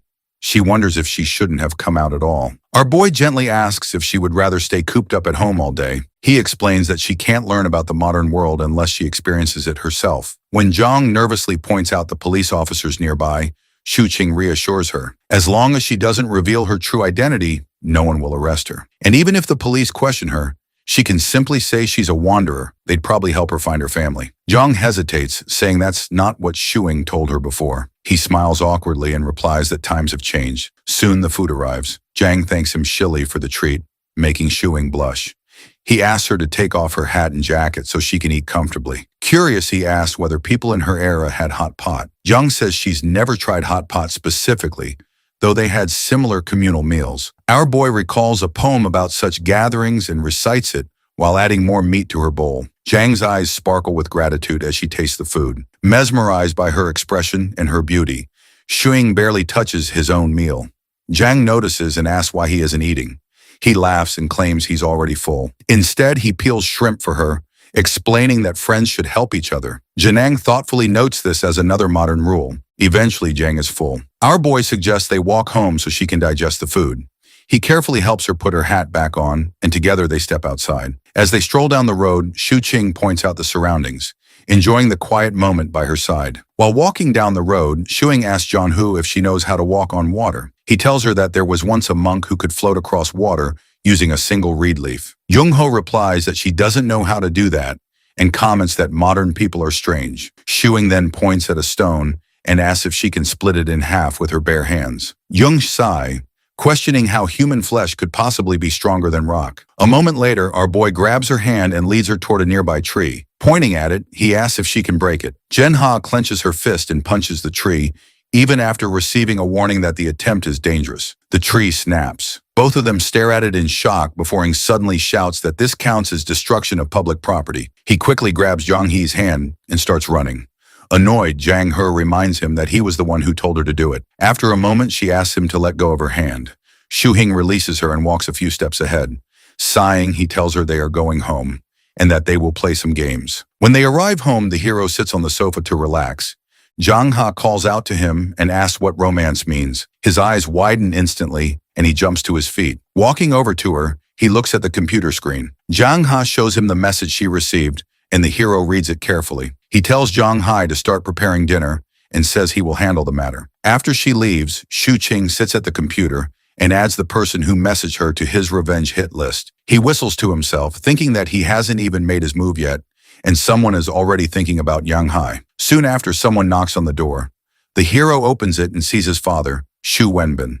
He immediately asks if it is rent day already. Shunbin walks inside and explains that he was on his way home from work and decided to check whether the heater was functioning properly. As the landlord, he says it is his responsibility to fix any issues. However, Shu and Bin freezes when he notices Zhang He standing there. She politely greets him. Adjusting his glasses, he silently wonders what is going on, as this was not how he imagined things. On his way over, he had planned to lecture our boy and whip him into shape. Looking around, Shunbin notices that the house is spotless. Everything is neatly arranged. He remembers that the last time he visited, the place looked like a pigsty. He can't understand how it changed so drastically. He greets Jang Ho properly and repeats that he only came to check the heater. Shuing sighs and assures him that it is working perfectly fine. After a brief pause, Zhu Wenbin says he should leave before his wife starts nagging him. Before exiting, he invites Young Hu to visit sometime.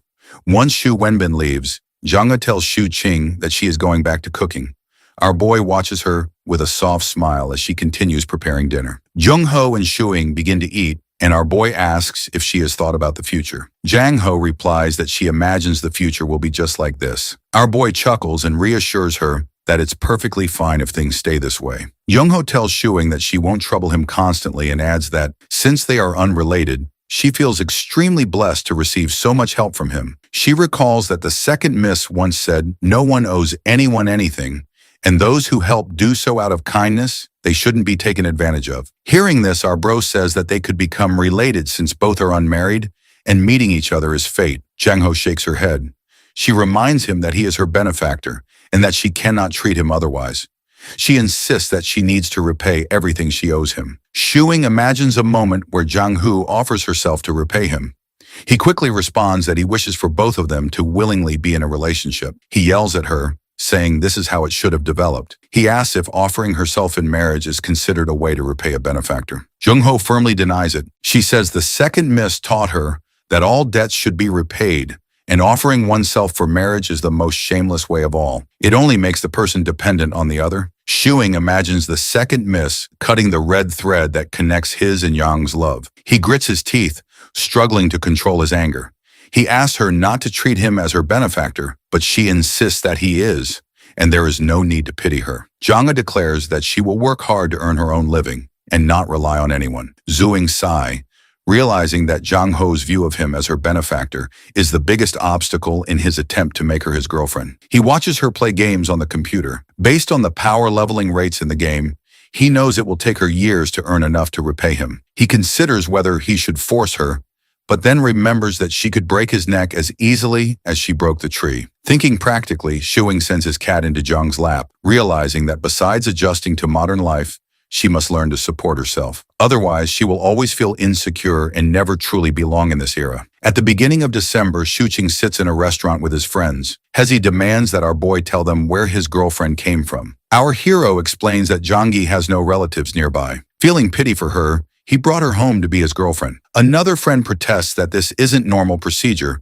but the hero argues that a couple can be together as long as both are willing. Hyozi presses him, asking why Shuqing had previously said Zhang Hu was his cousin. The hero, wearing a helpless expression, explains that he was helping her hide her identity. He recounts that Zhang Hu was homeless, doing odd jobs, and had nowhere to live. If he didn't help her, she might have been sent to a shelter, and he would still have to look after her afterward. Hai, feeling pity, agrees to believe him for now. Shuqing smiles and shoulder bumps Hosey, asking him to help John Ho with the ID issue they discussed earlier.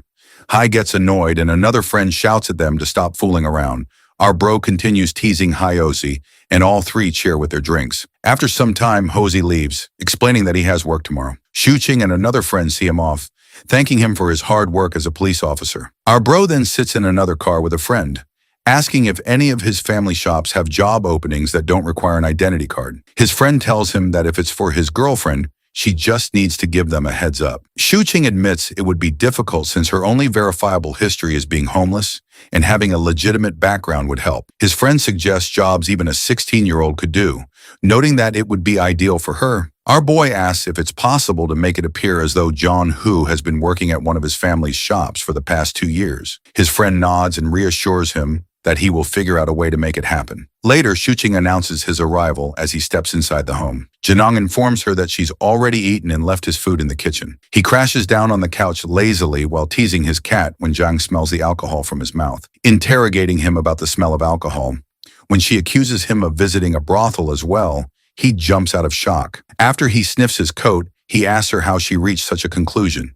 So she explains that it is due to the scent coming off of him. Out of confusion, he once again smells his coat, and this time, he can also smell the floral scents coming off his coat, which makes him think that they must have gotten onto him due to sitting in the car of the playboy of all time, Zun. Shuqing quickly defends himself, claiming he's a model citizen, and tells her that brothel and prostitution are against the law, so they are almost out of existence. Therefore, she doesn't need to worry about him wandering off or selling her off to someone else. When Zhang gets surprised at the number of laws and ordinances in this world, Shuqing enlightens her about their importance by giving the example of selling off body parts in the name of legal transactions if it weren't for these laws. Shuqing cautions Zhang about not being too defenseless, since even in the peaceful times, darkness still lurks around.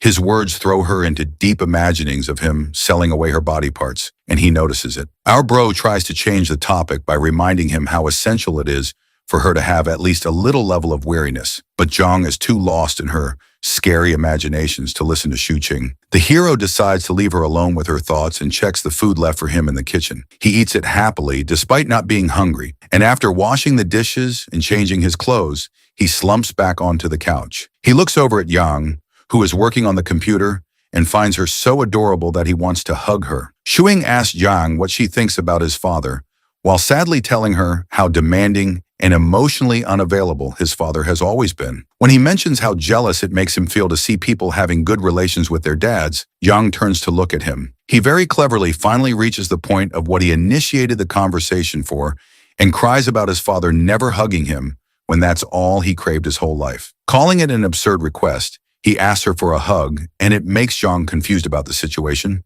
Noticing Yang's expression, he brushes it off, but it makes her feel bad, so she hugs him. He squeezes her body quickly into a tight hug, catching her off guard. At first, she tries to resist him and pull herself out of the suffocating hug, but slowly calms down and holds onto his shirt. She tries to relax by reminding herself that it is just for the sake of the young master's experience, and her conscience is clear. On the other hand, our bro is enjoying the scent of her hair while holding himself back from hugging her tighter. After she asks him if he is done with the hug, he pulls back while thanking her and gets up to take a shower, leaving her worried about him not being as relaxed as he looks. Yang's practicing martial arts with a sword in the morning, while our bro is secretly recording a video of her. She stops immediately when she notices him, and he also stops the recording before asking her about the significance of martial arts. She answers that it works out quite well for her and flaunts her strength. After scrolling through some articles on his phone, Shuqing gets to know the importance of martial arts and gets down on his knees, asking her to teach him too, since it would be sad if such an important tradition disappeared over time. When he enthusiastically announces to practice it wholeheartedly to excel his skills, he gets into a random position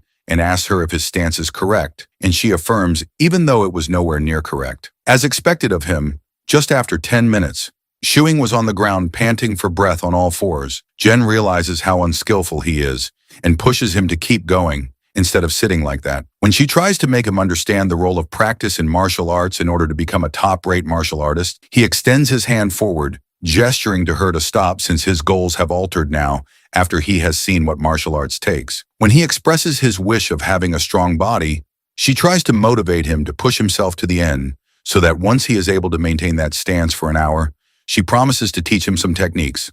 Then Shuqing excitedly asks if he would get to practice his skills in the snow once he has mastered them, which makes Yang confused about such an absurd wish of his. As soon as the first snowfall of Yongcheng's winter hits the ground, our bro starts his journey of learning martial arts. One day when they're outside, Yang looks quite happy and excited to be out in the snow, which makes him notice how relaxed she has finally gotten as compared to the first time she arrived here.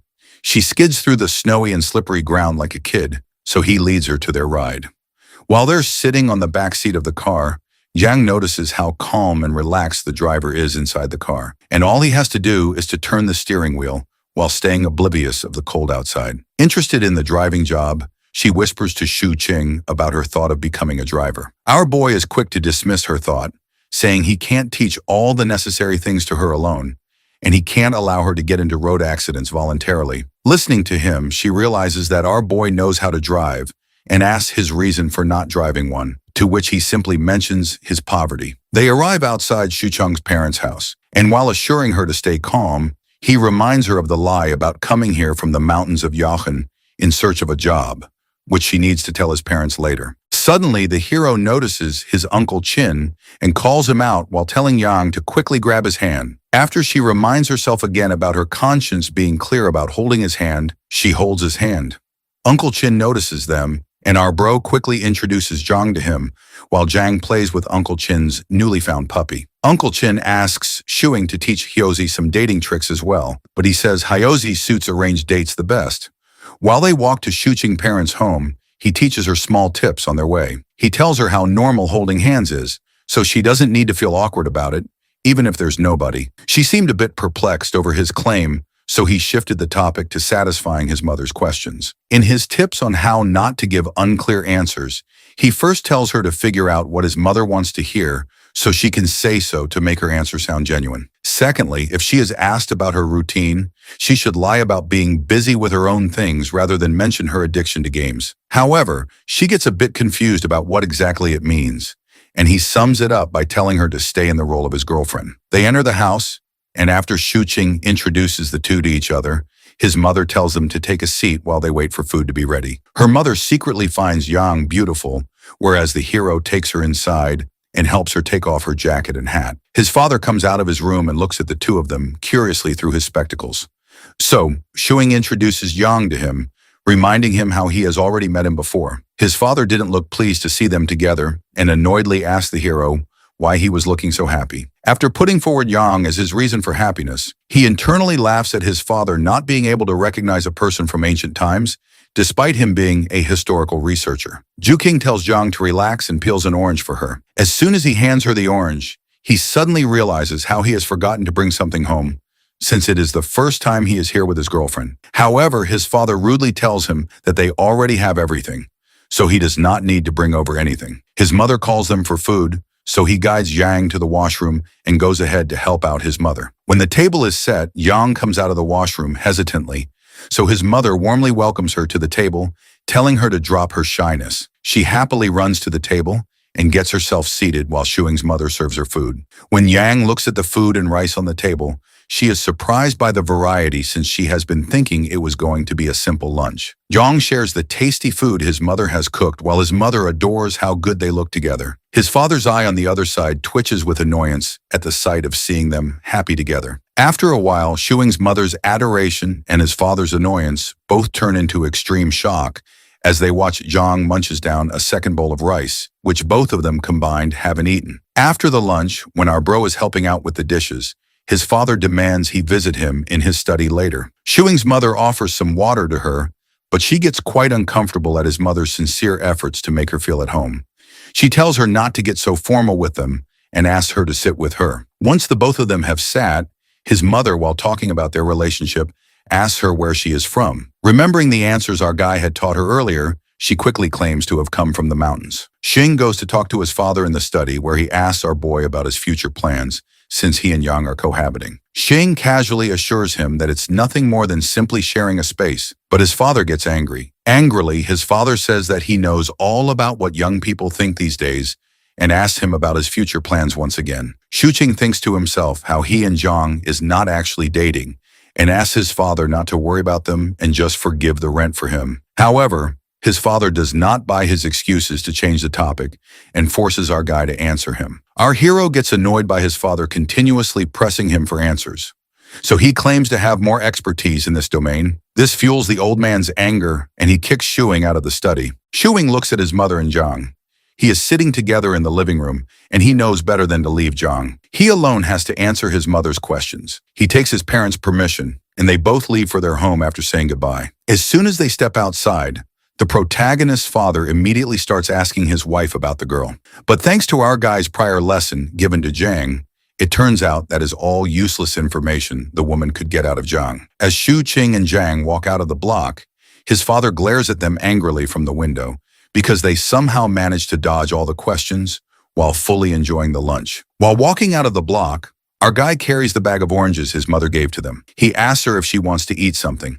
She refuses, reasoning that she has less hunger these days. He then tells her how normal it is to have less appetite since she isn't so active these days, but she should still take care of her diet and not overeat since it can hinder her movement abilities. Janong scaredly agrees, to which he tells her that it is fine since she loses enough calories while practicing martial arts. When he promises to buy a weighing scale for her to keep balance, she seems confused about it. He pranks her by telling her a scale is what a person is tied to and then lift it up to measure their weight. When she looks scared by the description, he chuckles and tells her that it's just a joke. Later at home, Young worries about getting a job to pay her debts quickly, so she asks our guy about it. Since he could not think of a suitable job for her, he tells her to keep playing games until she finally finds something that interests her, since the most important thing in life is to enjoy it. After some thought, she confesses to not having anything that interests her, and then asks about the reason for their cat, Winter Melon Life. After he expresses his oblivion about it, he tells how jealous he is of Winter Melon for not living under the shackles of society. When she asks the meaning of the metaphor,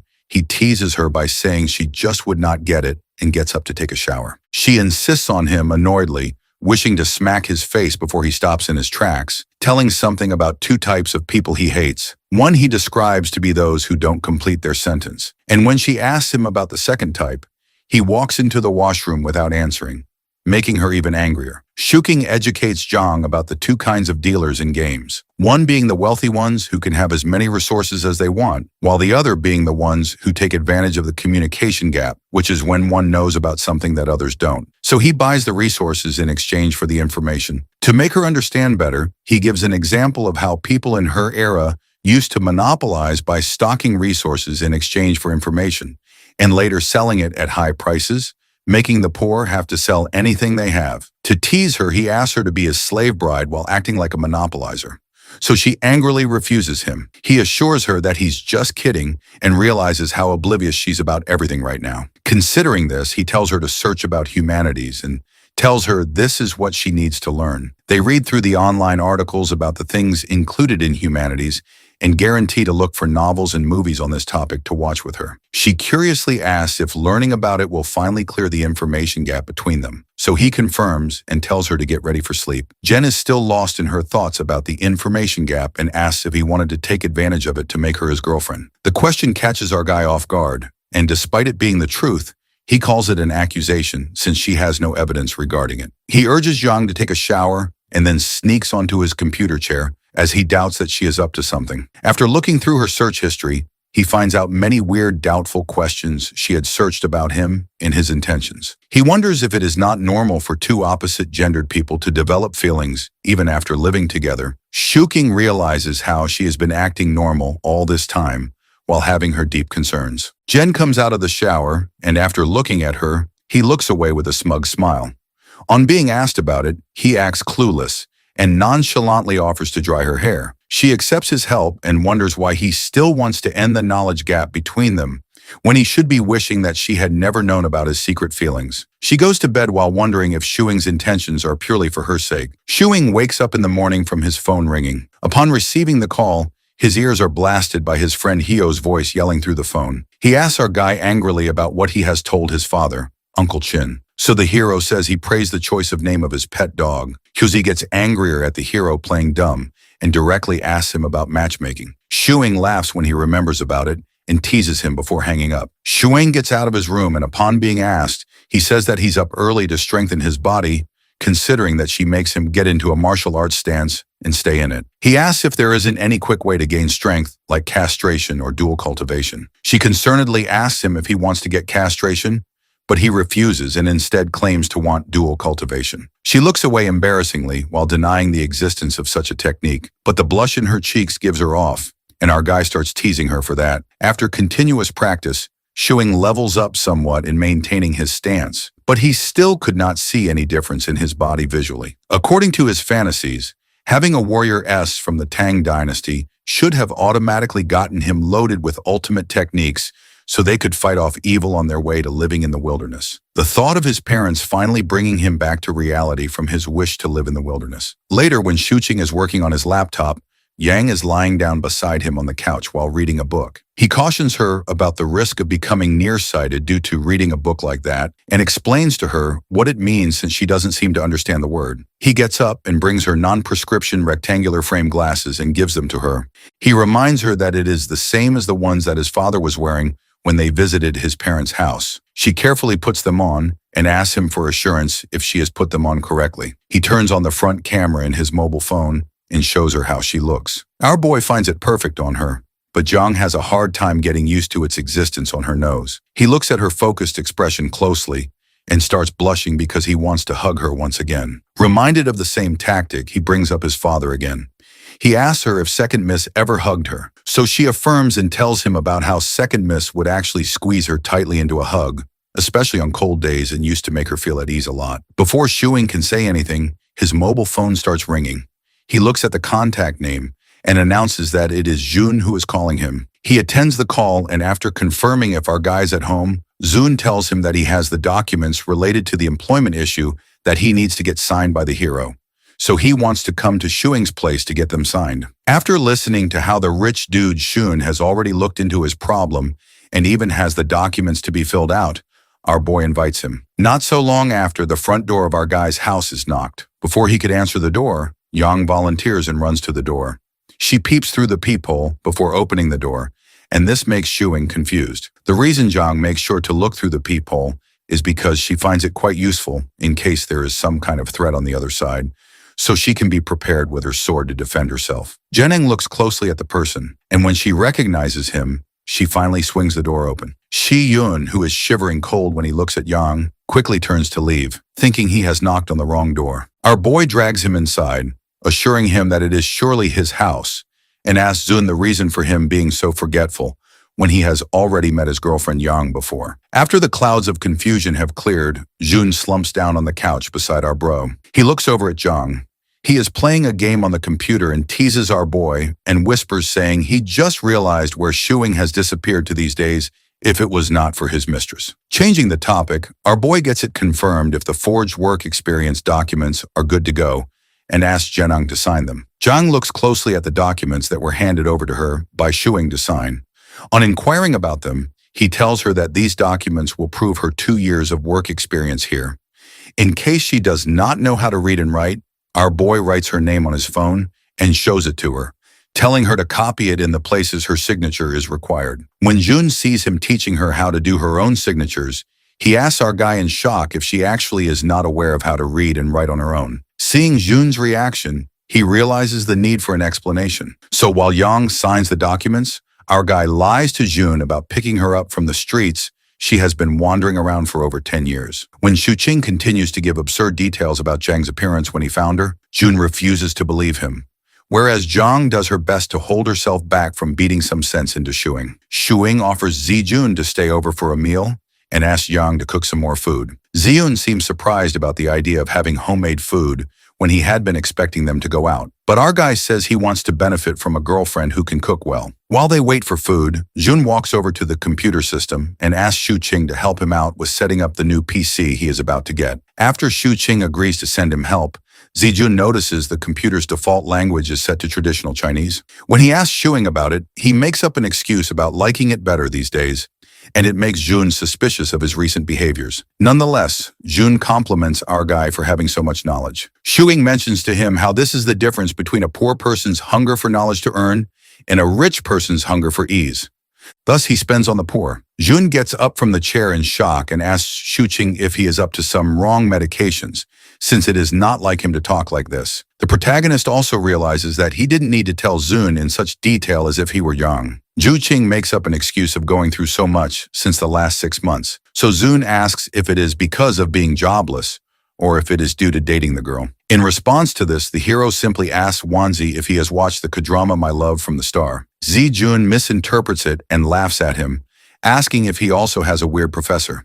But Shuing refuses and says to him that based on Ziyun's IQ level, it would be useless to explain things to him. Our boy then excuses himself to check up on Yang. Seeing her focused on the work, he couldn't help but compliment her, thinking how she looks like wife material. She angrily shoos him out of the kitchen by scaring him away with a sharp knife. After he is gone, she wonders why he came to the kitchen. Zijun seems to like the food quite a lot, and when Shuing tells him to enjoy and eat as much as he wants, Yang gets the sudden feeling of a housewife who cooks meals for the guests while her husband entertains the guests. Before leaving, Zun reminds Shuing about his promise to help out in setting up Jun's PC, and our guy assures him that he will do so after he's done with his matter. When our guy sees Yang still busy at work, he tells her to rest and talks to her while doing dishes. He tells her that she needs to stop being a person from the ancient era and needs to revise her personality according to the current era. He improvises her life trajectory to be an orphan from the Yang Mountains, who later did random jobs with Yung Chang from the age of 16. Afterwards, she meets a nice kid named Shuking,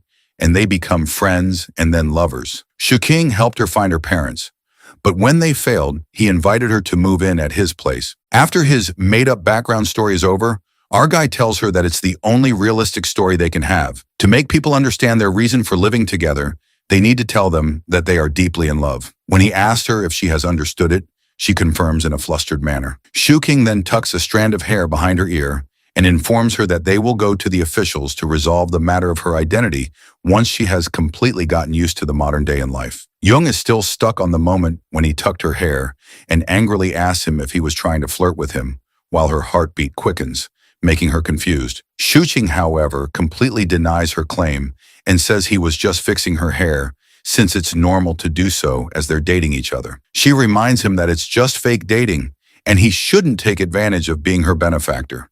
To calm her down, he sits her down on the couch and sits beside her, regretting why he touched her. After giving it some thought, he decides to tell the truth and confesses that, just like the phrase familiarity breeds fondness, he has also started to have feelings for her after cohabiting for months. When he asks if there is something wrong with liking someone, she asks him in disbelief if that is actually the truth. So he confirms he has a crush on her.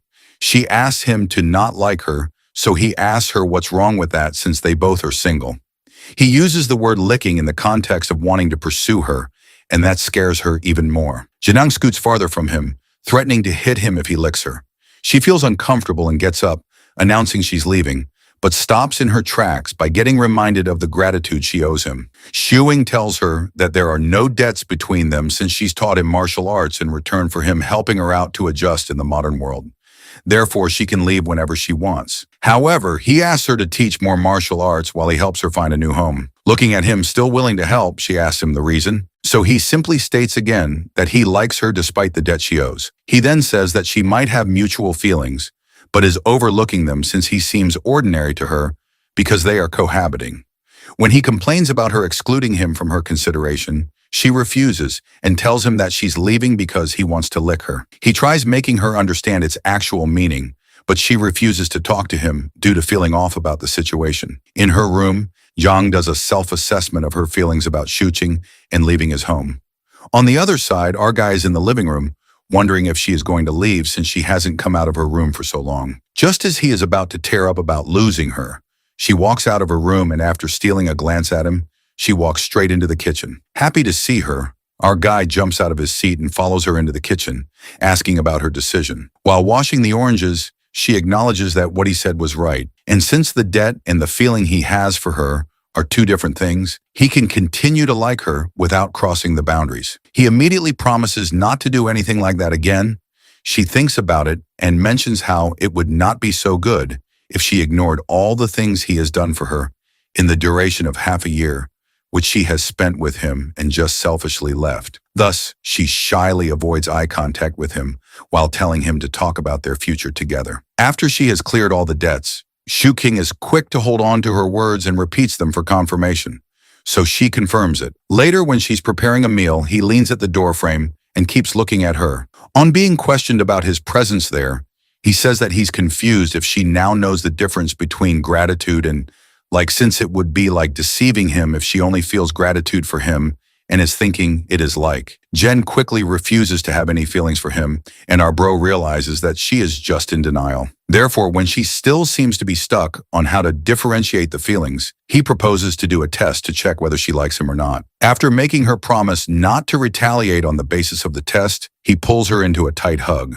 When he slowly lets go of her, Both of their faces are flushed, and he tells her that if her heartbeat has quickened now, it means she likes him. She shyly turns her back on him, telling him not to bother her while acting unfazed by the hug. As he leaves, he realizes that she actually likes him too, since she did not pull back from the hug and let him hold her as long as he wanted. On the other hand, Zhang is blushing intensely, and she cups her face in confusion, as she now knows the difference between some mere gratitude and the feeling of like which is tinting her face red right now. When the dinner is ready, she announces it. She makes sure not to have eye contact with Shuing and sets up the table quietly. The hero thinks that this matter is not as important as making her learn about the modern world's culture and ethics. And the important thing is teaching her how to smile. He remembers how the only time she smiles is when she's curious about a new thing, like when she saw the snow and can't understand the various types of entertainment. He decides to take a step towards teaching her how to smile and plays a comedy movie to watch with her. While watching the movie, he notices that she is still not laughing or smiling, even in the funny scenes, and realizes how hard it is to make an ancient person merge into the modern world. Jen is busy playing video games, but our guy feels sleepy, so he heads to bed first after telling her. She watched him leave and then sighed, wondering how to face him with her feelings so evident on her face. After a little while, when it is around 10:30, she gets up from the PC and sneaks into Shuing's room, who is in deep sleep. She stays there for some time, looking at him while hovering over his face like a ghost, and then decides to leave. When they both come out of their rooms in the morning, Shuing notices how tired she looks and asks if she didn't sleep well. She had obviously not slept a minute the whole night, but lied to him, saying she slept late. After having breakfast, Shuing takes her out to experience pretty things. They put on their coats and take a walk outside, when Yang looks down at her intertwined hands and asks if this is also one of the pretty things he mentioned to make her experience. With a sly smile, he affirms, reasoning that the quickening of the heartbeat is indeed a beautiful experience. He rubs her finger on her palm to tease her and asks if she can feel anything new or different. Flustered by their proximity, she looks at him for a second before quickly pulling her hand back from his grip. He laughs and takes back her hand, saying he was only giving an example to her. In disguise of making her experience the world, Shuing was making sure he was also giving her introductory classes on dating. They take a bus from 520th Street. When she asks him about their destination, he tries cracking a joke for her to laugh by referencing a meme, but due to her lack of knowledge about this domain, she stares at him blankly in confusion. He chuckles after looking at her reaction and assures her not to worry and just to put her trust in him. As they go around on their experience, they get down from the bus and he quickly holds her hand again. The way Shuing was holding her hand and guiding her around made her feel safe and comfortable, despite getting treated this way for the first time. The two of them then walk to an electronics shop, and Yang's eyes widen with surprise and start shining as she looks around at the large number of computers there. After Shuqing tells her that it is a place to buy or sell computers, he leads her to a man named Gao Bo, who is currently working on some part of the computer. Shuing calls out his name and gets Zhang and himself seated on the chairs in front of Gao. On being asked, our guy explains to Gao that he wants a computer within the range of 20,000 yen with a flashy case. While Shuing writes down all of his requirements for the computer he wants to get assembled, Yang keeps looking around with a mix of awkwardness and curiosity. When our guy is done writing down everything, he hands it to Gao, emphasizing wanting to get the computer put together as early as possible. After our hero instructs him to deliver the computer to the person whose number he has written on the paper, he gets up to leave. Gao asks him why he's leaving so soon. So our guy replies that he is taking his girlfriend around. Shuing instructs Zhang to remember where they are right now and tells her that the place is called Zhangcheng Square. He patiently explains the directions they took to get here, pointing out a few landmarks along the way, just in case she needs to navigate back on her own. The hero also instructs her about the place where she used to work about 2 years ago, mentioning how she was selling alcohol at a small booth set up nearby during festival seasons, creating a fake story about her. It feels strange to him now seeing her like this, compared to the past he barely knows. He eventually asks if she would be able to make her way by herself now. Yang assures him with a firm nod that she knows the routes they took and won't get lost. As they are about to leave, Jen notices a small shop nearby and curiously asks if they can go inside. Juqing quickly stops her and lightly taps her forehead, telling her not to get curious about every little place since wandering around like that can easily waste time. Jung pouts in response but decides not to argue. After walking a bit farther, our bro glances at her and asks whether she's hungry. When she admits that she is, He immediately brings her to a barbecue buffet he had been considering earlier. Once they sit down, Zhang casually remarks that she actually prefers hot pot buffets since the food can be left simmering without needing constant attention, like grilled meat. Shuing laughs and agrees that her reasoning makes sense, finding her practical thinking amusing. He tells her to relax and just focus on eating until she's satisfied. Shuing carefully grills the meat, making sure every piece is cooked just right. While doing so, he tells her that sharing warm food together feels a lot like holding hands, something simple yet meaningful. He adds that a good meal isn't just about filling the stomach, but also about feeling satisfied mentally. Jen listens seriously but then mischievously asks him to bring her some cake for dessert. Shuqing agrees and soon returns with 2 small cakes, one for her and one for himself. Jang takes a bite and quietly wonders to herself, so this is what mental satisfaction feels like. She doesn't say the thought out loud, but a faint smile appears on her face. After some time, our bro tells her about a small game the restaurant is hosting. If they manage to finish all the food on their plates, they can win a prize. He asks if she wants to try, thinking that no girl, even one who lived thousands of years ago, could resist a plush toy. Shuing expects her to be excited. Yang looks over the available prizes and ends up choosing a soft bear simply because its color reminds her of the winter melons she used to eat. When they leave the restaurant, Yang asks what the point of the bear is. Our guy chuckles and says she can hug it when she sleeps, and when she does, she should think about him. Yang immediately threatens to rip the bear in half if he keeps saying such embarrassing things, which quickly shuts him up. With most of their date plan finished, food and some window shopping, only the movie remains. The boy tells her that the theater is a bit far, so they should walk there to help digest the food and save some money. Zhang agrees without any hesitation, which surprises him. He jokingly says that most girls would act shy, stomp their feet, and refuse to walk, wanting to be treated like princesses instead. When Zhang looks genuinely puzzled, Shuing exaggerates the behavior, pouting, stomping, and whining in a high-pitched voice to demonstrate. Janong stares at him blankly, completely unable to understand why anyone would act that way. Seeing her confused expression, Shuing laughs so hard that his stomach begins to hurt. Then he mischievously asks if she would like to try acting coy as well. In response, Zhang lifts the bear again and threatens to tear it apart if he keeps insisting. Our guy immediately raises his hands in surrender and backs off, thinking that maybe her straightforward nature was better after all. When they arrive at the movie theater, Young asks why they can't simply watch movies at home. Shuqing explains that it feels different because they are on a date, and watching a film in a theater creates a completely different atmosphere compared to sitting at home. He points out that whenever they watch movies at home, she treats them too seriously, almost as if she is studying or completing a mission. According to him, movies are meant to be relaxing, not something to analyze like a task. He tells her that inside the theater, they will sit quietly in the dark and simply enjoy the film. Our boy reminds her not to make noise, and if she wants to do something else, she should quietly leave the theater first so she does not disturb anyone. After explaining all that, he suddenly asks in a serious tone whether he can hold her hand while they watch. Jen stares at him in confusion, wondering why he would want to do that. In her mind, her hands are rough and unattractive. She recalls the story of Dong Tusi, who loves his wife even though she is not beautiful and even has 4 children with her. Thinking about it, Yang concludes that our guy must be like Dong Tusi.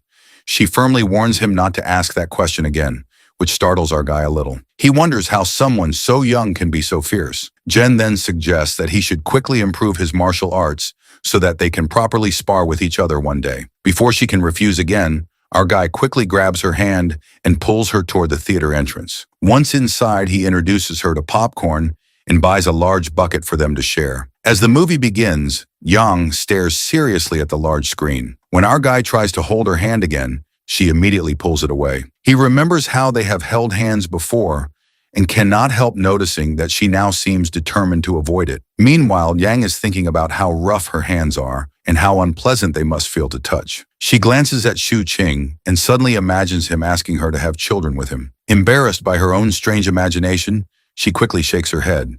Shuing notices the odd expression on her face and wonders what she could possibly be thinking about to make such a face. After the movie ends, they slowly walk out of the theater. Janang suddenly asks why he likes holding her hand so much. The hero does not know how to answer and awkwardly looks away. Janang then stretches out her hand and tells him to hold it properly this time. Shu King senses that she must have gone through some kind of internal struggle before saying that. He carefully takes her hand, feeling quietly thankful inside. Smiling, he calls her his little warrior S and asks if she likes the movie.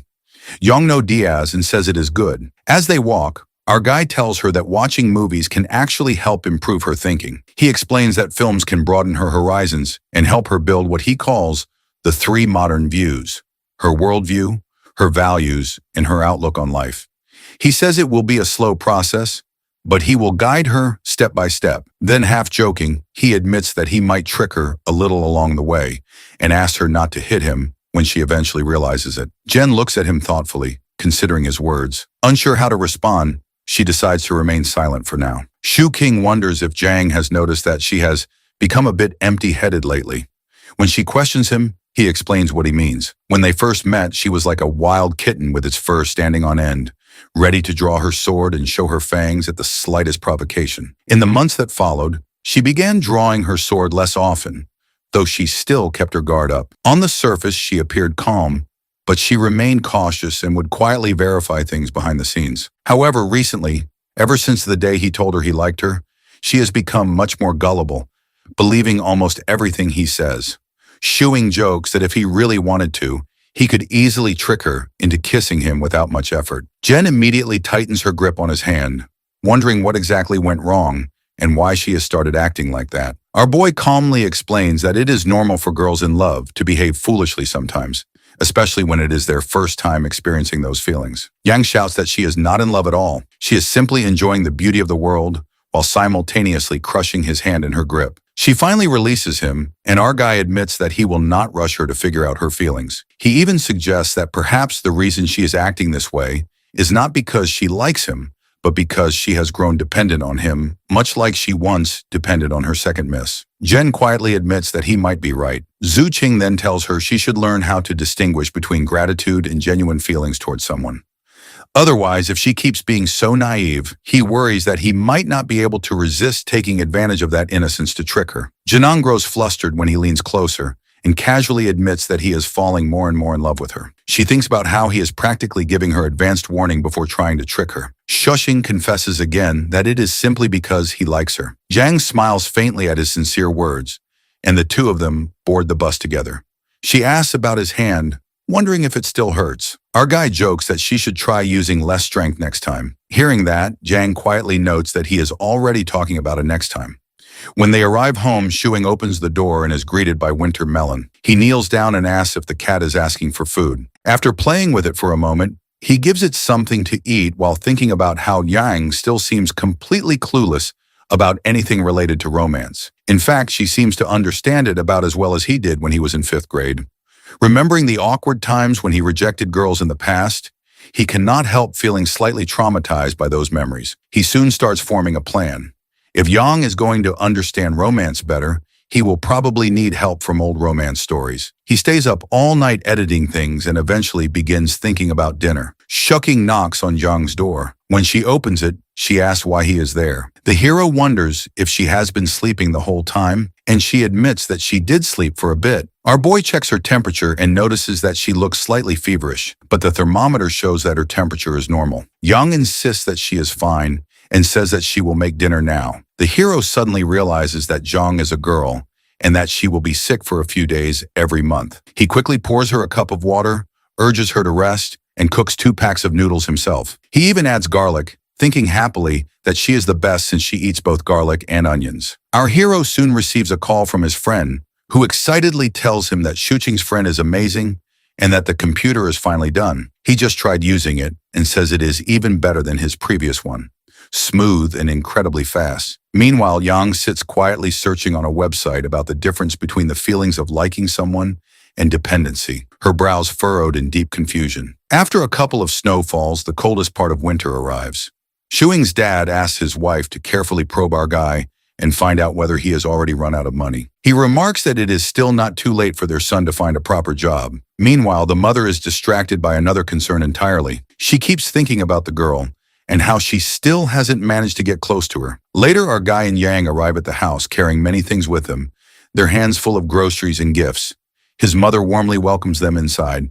Shuing curiously asks his mom what she is making and proudly tells her that Yang cooks amazing food and could even help her in the kitchen. However, his mother politely declines the offer. Watching his son boast like that irritates our guy's father, who feels that he is being arrogant. The hero and Yang sit down on the sofa to watch TV. Shooting's father quietly observes them for a while, before suddenly asking Yang what she does for a living. Our boy had already warned Jiang that they would not be able to avoid such questions, and told her that if his parents asked anything, she should simply repeat what he had taught her. Jiang follows his instructions perfectly. She calmly explains that through the use of integrated circuits and microprocessors, she connects to online services through a modem and performs high-speed information exchanges with other users on the online service platform. Although Shuing's father does not actually understand anything she says, he pretends that he does and compliments her anyway. Thinking that it sounds professional enough, the hero quickly agrees and adds that the work is extremely difficult and mentally exhausting. Still curious, his father continues probing and asks what she mainly does during her work. Jane calmly replies that she uses a set of number and letter keycaps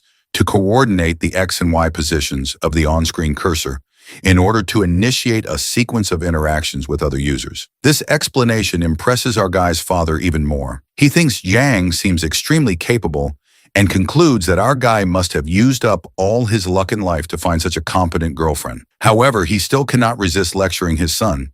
He tells Shuing that he should join a proper company, hinting that making videos is not a reliable career. According to him, Shuing's videos might be enough to feed one person for now, but they will never be enough to sustain him for the rest of his life.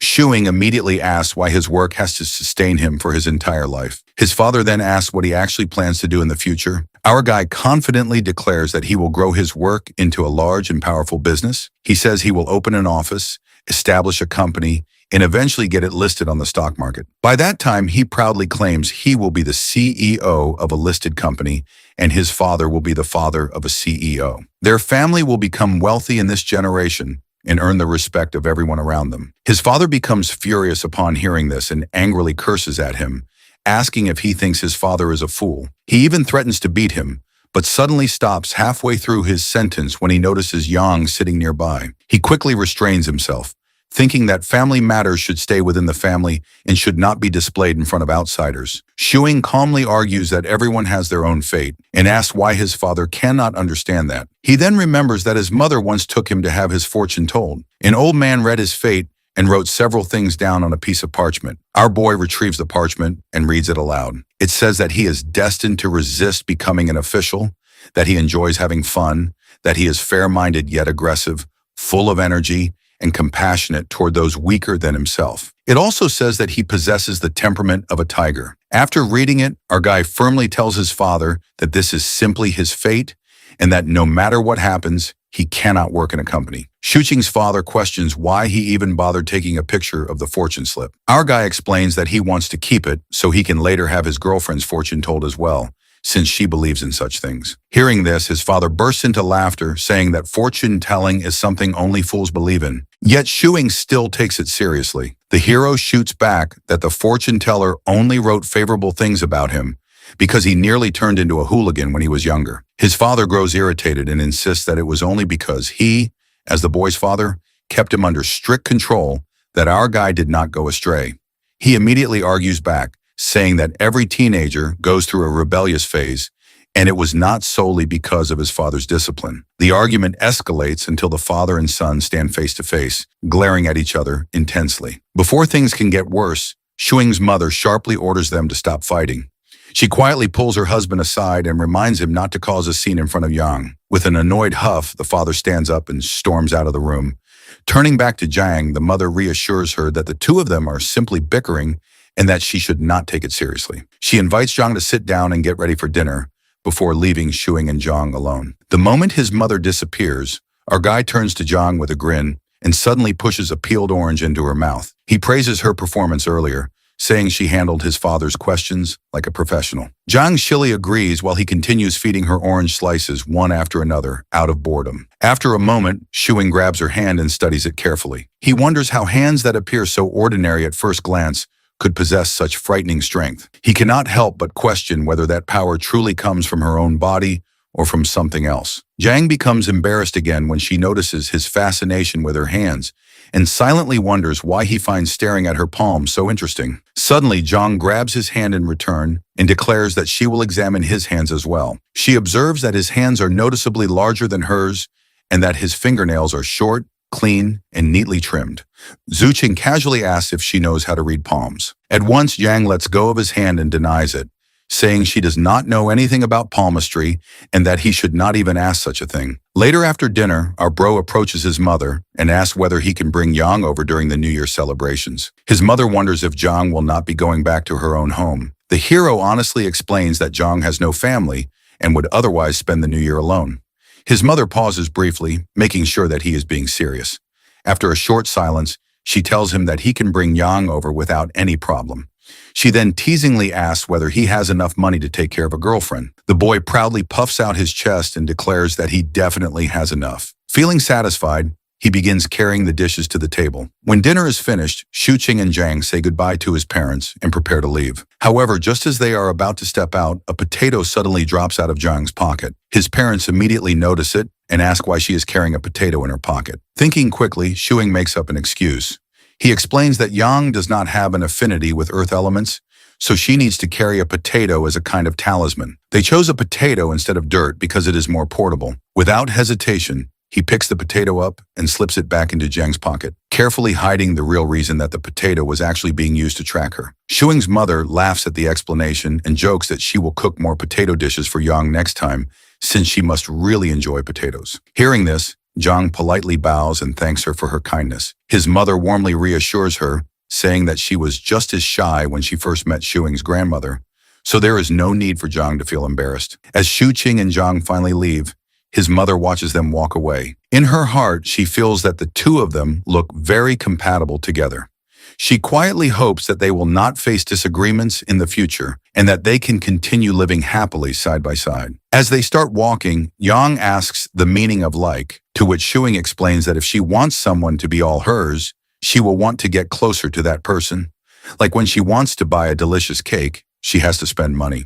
But Jong shows her concern that if she can't afford it, then our boy tells her that in that case, she will have to work hard to earn money and give it her all in order to get her likely things. He further adds that wanting something to make it hers without making an effort doesn't count as liking. He continues that he doesn't want to deceive her because he likes her and offers to leave. If she doesn't feel the same way, he'll respect her choice. It will be considered licking you by giving his all without wanting to make her his. Suddenly, he hesitates and clears that he doesn't mean something odd by saying the word licking. This doesn't seem simple, as he says to Yang. She feels tricked by this sentence. She wonders if he doesn't want her to be his, then why he would touch her hands. Xing smirks and adds that being willingly tricked by someone is sometimes considered as liking, at which Yang shouts, clearing that she doesn't have feelings for him. Our guy smiles intentionally and says he is talking generally. He doesn't mention anything about her liking him, at which Jong blushes and wonders if she likes when he blows dry her hair, helps grill meat for her, cook noodles for her, or she likes her hand to be held. A minute later, she asks about love, which makes our guy wonders if she is enlightened all of a sudden, as she is asking questions like these recently. Then he answers that when the hearts of two people become one, and they spend time to understand each other, it's called love. Jang asks about his feelings, to which Shuing offers her a kiss to be able to understand his feelings. Jang trembles, saying she doesn't believe him as her face gets all red. Later, they left to get home. Upon reaching home, Shuing decides to finish his video edits before heading to bed. Janang sits beside him and asks if he ever thought about what if someday she goes back clueless. Our boy replies that she will be able to make a name in history and become successful as long as she is able to protect her achievements. Jane clears that she is talking about him, to which our guy replies, referring to liking someone as an irrational thing, and her going back doesn't change his feelings. He smirks and asks if there is something between him and her able to go back. Jang blushes. He suggests enjoying the moment rather than thinking of some conditions. She is in front of him, at least for now. Jang wonders if she is being tricked or coerced. Our hero mentions they are in a state of ambiguity as long as she doesn't hit him and hands her a bear, suggesting to hit it if she wants. Jen says that she doesn't believe him and her previous self would have definitely hit him. Shuing offers that she can hit or pinch him if she doesn't like his advances. He won't do it, but Young refuses, at which our hero declares that it could be feelings of liking or else she would be sick of him. This is the part of his plan, and he accepts that he tries to get close to her because he likes her and wants to show off his good parts in order to gain her recognition, which proves that he will treat her well. Jen nervously calls him shameless and dung-tusi. Just then, she hits him in the stomach and leaves with a red face. The following day, Yang offers to teach Shuing a martial art after he mentions wanting to improve his physical strength. However, she trains him with such intensity that our boy begins to suspect she might be taking the chance to get revenge for the other day. Feeling uneasy, he tries to decline the training, but Zhang insists that once he learns the technique, he might finally be able to land a hit on her, instead of constantly being on the receiving end. Zuqing laughs and says he would never hit her, though deep inside he knows that even after learning the martial art, he would probably still be the one getting beaten. To demonstrate, Zhang performs one of her techniques called the Tang Fist, which is built around 3 key points in 6 parts of the body, focusing mainly on palm-based strikes. As she launches a punch toward him, Shuqing immediately drops to his knees and begs her to postpone the training until tomorrow, claiming that his chest still hurts. Zhang agrees and heads off to prepare breakfast. While working, Yang starts thinking that if Shuing ever surpasses her martial arts skills, it would mean he truly has talent in this field. If that ever happens, he might stop fearing her completely, since he could simply overpower her and make her do whatever he wants. Meanwhile, Shuqing is still lost in his own thoughts when Yang suddenly appears beside him, startling him and reminding him not to slack off and to keep working hard. Later, before leaving the house, Shuing tells Yanang not to open the door for strangers and to call him if anything happens. Since he expects to return later than usual, he quickly grabs her hand and gives it a squeeze before rushing out the door. The sudden gesture leaves Yang blushing, though she also feels slightly annoyed. After some time, Shuqing arrives at the house of his friend Jun to remind him about their upcoming class reunion. Jun had completely forgotten about it and asked our guy to come inside while he changed his clothes. The hero hesitates, half expecting to walk into some inappropriate scene, but Zun quickly explains that he recently broke up with his girlfriend. He even asked Shuqing if he did not see the posts about it. Once Jun finishes getting ready, the two of them head out to meet their former classmates.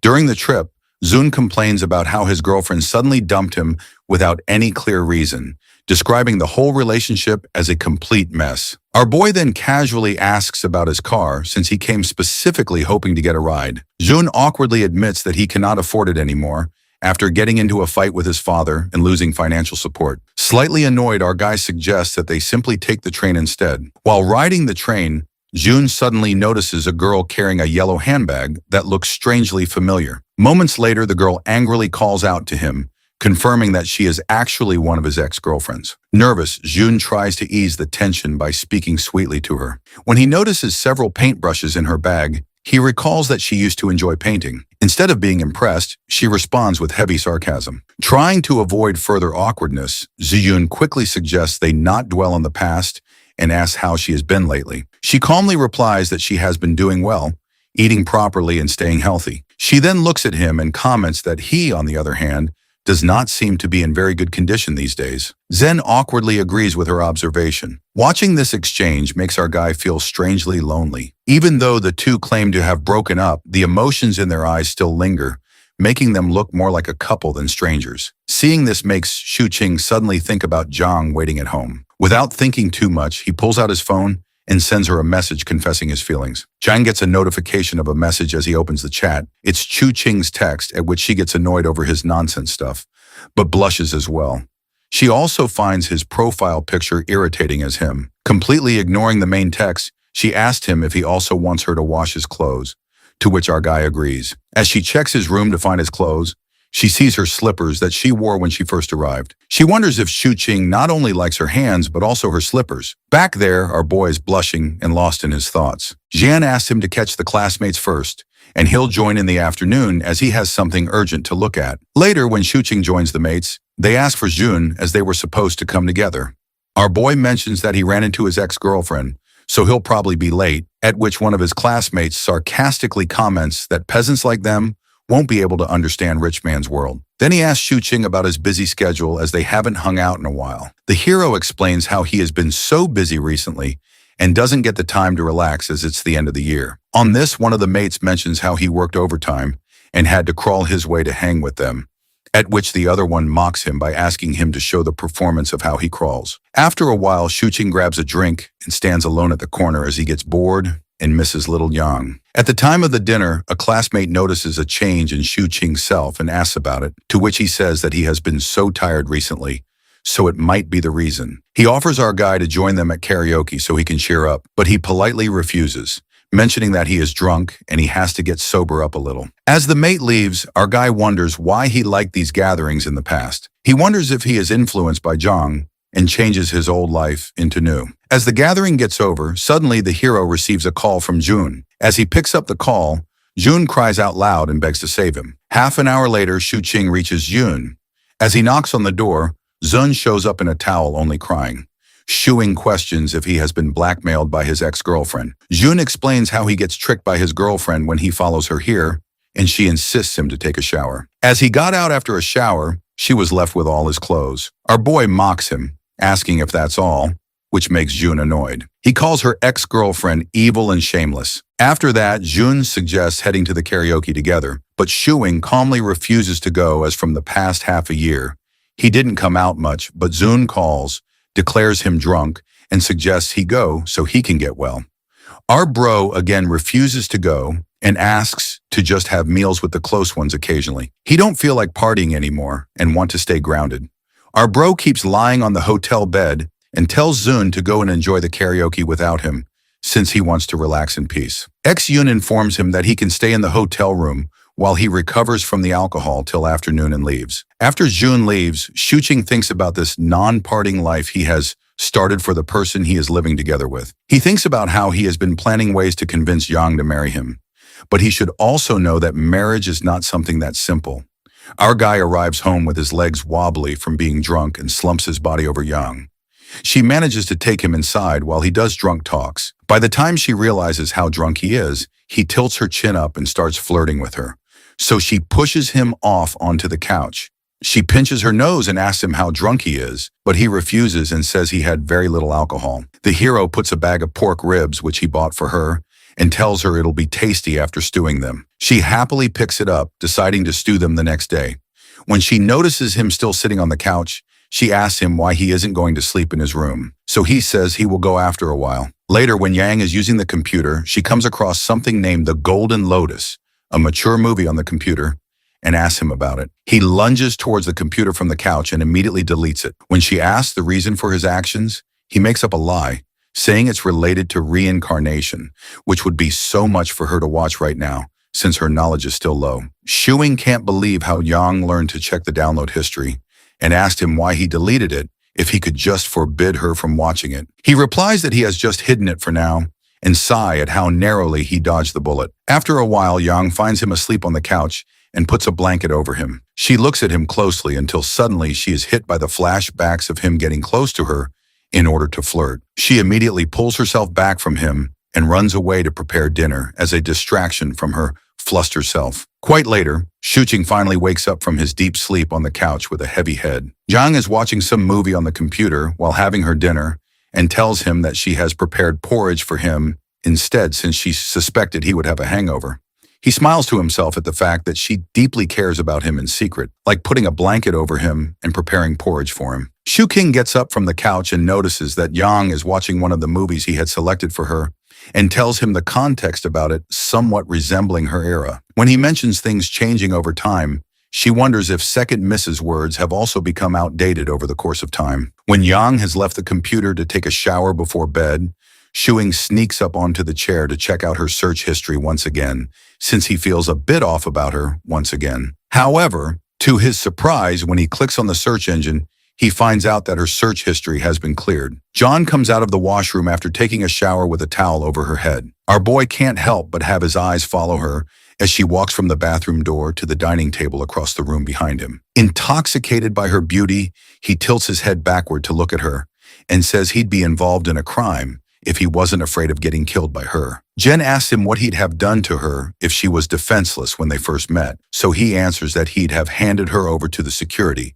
thinking she was a cosplaying Chunabu. She asks him if he would not have committed a crime, and it makes him shocked at the fact that she thought of him like that. While Zhang dries her hair with the help of a hair dryer, Shu Qing breaks the silence by questioning her about her feelings for him. Now she turns off the hair dryer, and after a pause, she claims not to know it. Getting a slightly different answer than he had expected, he turns around to look at her and asks if this lifestyle suits her better than the previous one.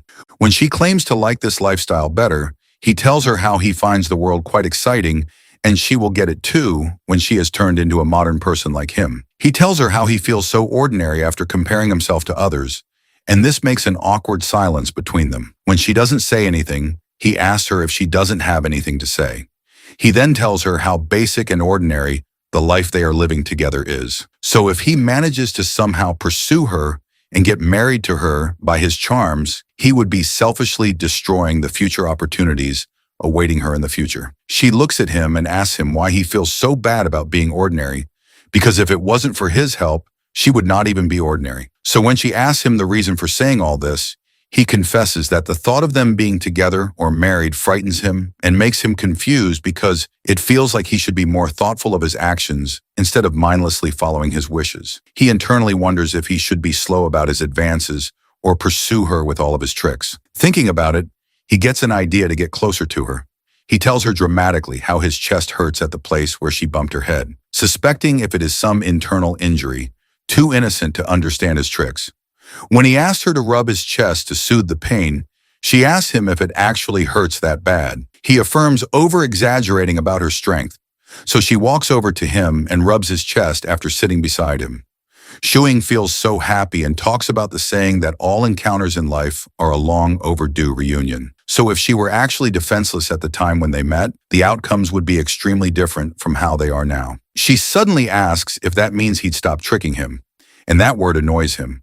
So he tells her to remove that word from her mind. Zuking thinks how the whole day he was only thinking of ways to marry her and convincing his parents in case of any unfortunate scenarios. But all she could worry about was him tricking her. He decides to keep her close for now, but when he tries to pull her towards himself, she won't budge due to having a firm sitting position as a martial artist. Shu Chung can't help but feel embarrassed, so he excuses himself instead and goes for a shower. Janong's cheeks flushed as she debated whether she should have let him pull her closer. On the flip side, in the shower, our boy thinks to himself that maybe he is now just a little far from it, or else she would not have given him such a hint. Stepping out of the shower, he spots Yong using the PC even when it's already past 10 o'clock. But she assures him that she will be sleeping after looking into something, as he figures that since the mood had already changed, he might as well do something productive. Skyscrapers weren't built out of thin air. They rose from tons of layers of hard work. So, settling onto the sofa with his laptop,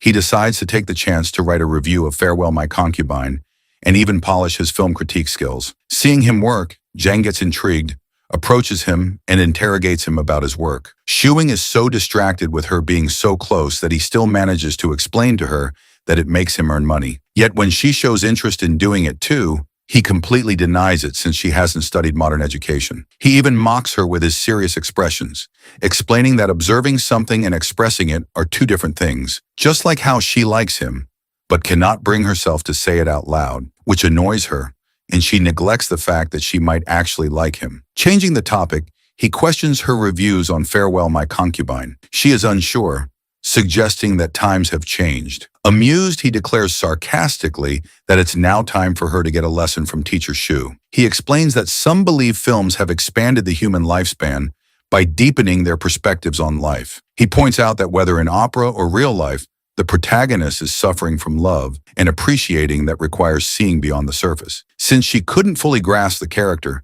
she isn't really connecting with the film or its actual meaning. And that's why she needs to read and watch more to understand the deepness behind the movie or the character. She is listening to him carefully, but obviously Shuing can't really hold on to a serious conversation and wants to express his feelings towards her. So, in his teasing, playful tone, he asks if she enjoys looking into books. But when she is unsure of her answer with a grin, he challenges her to guess who enjoys looking at her. This confuses her. Before she could comprehend without hesitating, Shuing demands a hug. And when she says nothing, he hugs her immediately, whispering into her ear that he will always be greedy for her and promising to become a gentleman for her in order to support a family. And then he goes to bed, leaving her cheeks flushed with shyness. The next morning, Shuing is looking into his savings. the ones he has been doing since his university days. 40,000 watts, as he has been thinking about settling down after Jong has entered his life. After liquidating a large portion of his stock investments and avoiding the bear market with minimal losses, he reflects on his earnings. He estimates that his uploaded videos can make around 4,000 to 6,000 yuan, but the income is unstable. His film reviews aren't getting him money either, as he's still building an audience. Realizing the need for progress, he decides to speed up his work and attract more attention, aiming for more views, likes, and engagement. He can relate to the old man's advice, not wanting to live a mediocre life. And if things go this way, he should search for a job. His thoughts are interrupted when Yang informs him about food being ready. But at the same time, she looks at all the cards and is now interested to know what these are. So Shu Qing explains about the cards being there to store money. So he links his account with hers. After some time, both Zhang and Shuing are ready to go out for a walk, but Melon starts being clingy, so they end up taking him out with them too. Our hero could see the decorations being up. It's almost New Year, and since it's Jung's first time, our guy decides to make it a special and memorable one for her. However, just then, Melon angrily seats himself on the ground, thinking that our guy's about to abandon it since he picked it up from a nearby trash can. He assures him while patting him that he won't do it, and they didn't go by that lane. After that, while holding hands and talking about random stuff, they wander around, but just then, they see children playing around. Jen can't help but think how peaceful all this is, though Qing recognizes one of the kids, Auntie Chong's granddaughter, Zhen Han. As soon as Shi Han sees our boy, she quickly runs towards him and hugs him. The hero even makes her greet Zhang and Melon. Then Zhang gives Melon to Shi Han, while she and her friends play with it. Shu Qing and Zhang sit at the corner, and he explains to her how his neighborhood is pretty nice and kind. He acknowledges the fact that An Cheng's a gossip queen, but at the same time, whenever he was locked out of his house in his childhood, she looked out for him to take him back to his home. He further elaborates he moved to this old apartment after getting admission to college, but he moved to a new house back then. Nostalgia is hitting him hard. This area is filled with his childhood memories. However, Zhang knows Shu Qing made her greet that little girl because of some reason. So our guy confronts her rather than beating around the bush that he wants her to get to know more people. Otherwise, she'll be a loner. During the conversation, Yan suddenly runs up to them and asks if Yang is Shu Qing's girlfriend, surprising him with how much she knows. Amused, our guy playfully turns the question back on her. Yet she becomes embarrassed and shilly explains that a girlfriend just means a female friend. This makes Qing grin, though he assures her that she can come by more to play with Melon if she wants, and even with Zhang He. As the kid leaves, our guy changes the topic, revealing that he is a hand freak, meaning he likes hands a lot. But this confuses Jing because he has been obsessed with them from the start. But deep down, our guy knows he has limited permission, and if not, he would have shown her what kind of a pervert he really is. Later on at home, Jung trains our guy in martial arts, explaining that Tang Fist focuses on empty-handed combat, speed, and targeting vital points to end a fight in one strike. Shu Qing is frustrated, not wanting her to demonstrate it since he hasn't learned it, but sigh, realizing he couldn't escape martial arts after all. While they are training, they hear a knock at the door. Upon opening the gate, he spots Yan Han with her homework. She wants to play with Melon. She greets Jian and immediately goes to Melon, who is sleeping. After waking it up, she is playing with it. Although the hero sees that she hasn't started her homework yet, he gives her the option to do it with Melon. Meanwhile, the little girl is doing her homework and Chang is editing on his laptop. His gaze shifts to Zhang, who is staring at Yan Han. So he suggests she take a look at Yan Han's language work due to the fact that she should be able to recognize the words inside it and might even solve some questions. Yet she has already completed most of her questions, but some left are explained by Shu Chang to her. Looking at him, explaining to Yan Han, Zhang gets a reminder of the accountant in the village who taught her how to read. But obviously our bro is way more knowledgeable than that old man. However, it is already late, so Qing offers Yan Han to have dinner before leaving. After having dinner, Qing tells Zhang to send her home, which is just upstairs. Though the little girl insists on going alone, Qing makes Zhang go with her. At the apartment door, as soon as An Chong opens the door, Zhang freezes. But when she sees Chong being nice and friendly to her granddaughter, advising her to thank Zhang, she feels a little ease. An Chong even advises her granddaughter to complete her homework with our bro more often in order to hang out with her. After getting back to her apartment, our guy has showered and suggests she take a shower and sleep quickly as they will go out tomorrow to buy New Year's items. In that case, she is quickly leaving for a shower but stops when Ching asks her if she wants food as he is making some. So even after having dinner, they end up having supper too. Even after eating, Zhang still feels a bit hungry, but Shu Qing teases her about turning fat like melon if she keeps eating at night. He jokes about checking her stomach to see if she's full. And though she pretends she isn't, her belly indicates otherwise. Qing playfully insists on checking himself and going to sleep. He reminds her not to sneak into his room to do freaky stuff to him, since a full belly leads to impulsive desires, making her cheeks heat up because of embarrassment. The next day, both Zhang and Qing go out to buy New Year's items. That is when the hero greets Uncle Zhao, who is smoking. Before they leave, our guy advises Zhao to stay away from smoking. But that old man is already close to dying, and only cigarettes are keeping him alive. While hanging out, the hero glances at girls who are in skirts and glances at Yang, who is in thick leggings, so he gives her the option to try them out. But Zhang prefers these because they are warm, not understanding how these girls don't feel cold. However, taking her hand, he informs her to hurry up. They have a lot to do today. Since it's New Year's, firstly, he wants her to change her hair a bit. At the salon, he meets the barber, informing him about getting their hair done. Upon seating herself, she is nervous, not knowing what to do or say. So she shows her urgency to our boy to let her have a haircut like his mom's, but he quickly denies, guiding the barber according to himself. After her haircut, it is all thinned out, and her fringes are neat too. Qing can't help but grin while looking at her, because she looks prettier now. Now they are heading out to a mall to buy her some new clothes and shoes since he wants her to wear a new outfit from top to bottom on New Year's Day. As they head out, they run into a dog which looks pretty angry. So our guy suggests staying away from it and going around it by crossing the road. But Yang isn't afraid of it. It is like a small fry in front of her. So she steps forward and scares the dog away with her killing intent. However, Yang doesn't find it killing intent because according to her, the dog sensed that it can't win from her. Simultaneously, he warns her to not ever think about killing or fighting off people or animals no matter what. And he is letting it go this time, but it won't happen again. And he confirms from her if she is reminiscing about the blood-filled days from before. But Zhang finds all of this peaceful, and she would never want to fight with others if everything in her life and surroundings is stable. Then they head out to the mall, pressing forward after shopping. They got back home exhausted, but at the same time, Yang's face lit up to see all the stuff they had bought. The hero can see it on her face how happy she is, but advises her to stop looking for that time and help him get some glue to put couplets around. As not putting up these couplets during the New Year doesn't make people think that it is actually New Year's, since it is a tradition that families paste these, and if not, then it doesn't feel like a festival. After pasting those, Qing demands the feedback, but Jen finds them shorter than the others she has seen, which makes our guy shocked because he wasn't expecting her to compare the couplets. Although, as soon as she admits she prefers the longer one, a smirk forms on his face, and he confidently claims that makes him the best. After finishing with the couplets, our guy's face lights up at the sight of Auntie Chang outside their home. Delighted, he asks her to take a photo of him and Yang in front of the door, which is framed by the festive red paper. Happily, he quickly grabs Zhang's hand and poses for the picture. Meanwhile, Yang stands stiff, and her expressions are unsure as the camera clicks. After clicking and glancing at the picture, Auntie Chung comes closer and wonders aloud if they're ushering in the new year here. When our guy agrees in response, she chuckles at the thought, ushering in the new year while already living together under one roof. They will definitely be getting married very soon. Chuckling, she heads out with Yan Han, leaving those two alone. Inside the apartment, Qing puts the fish on the stove for cooking, and then both of them take a sigh of relief, especially our hero because he is very tired. He glances at their photo for a moment from before, then turns to see Yang. He is sitting beside him, quietly eating some nuts. Noticing this, he leans in and demands to have some too while blushing. Confused, she reaches to give him one.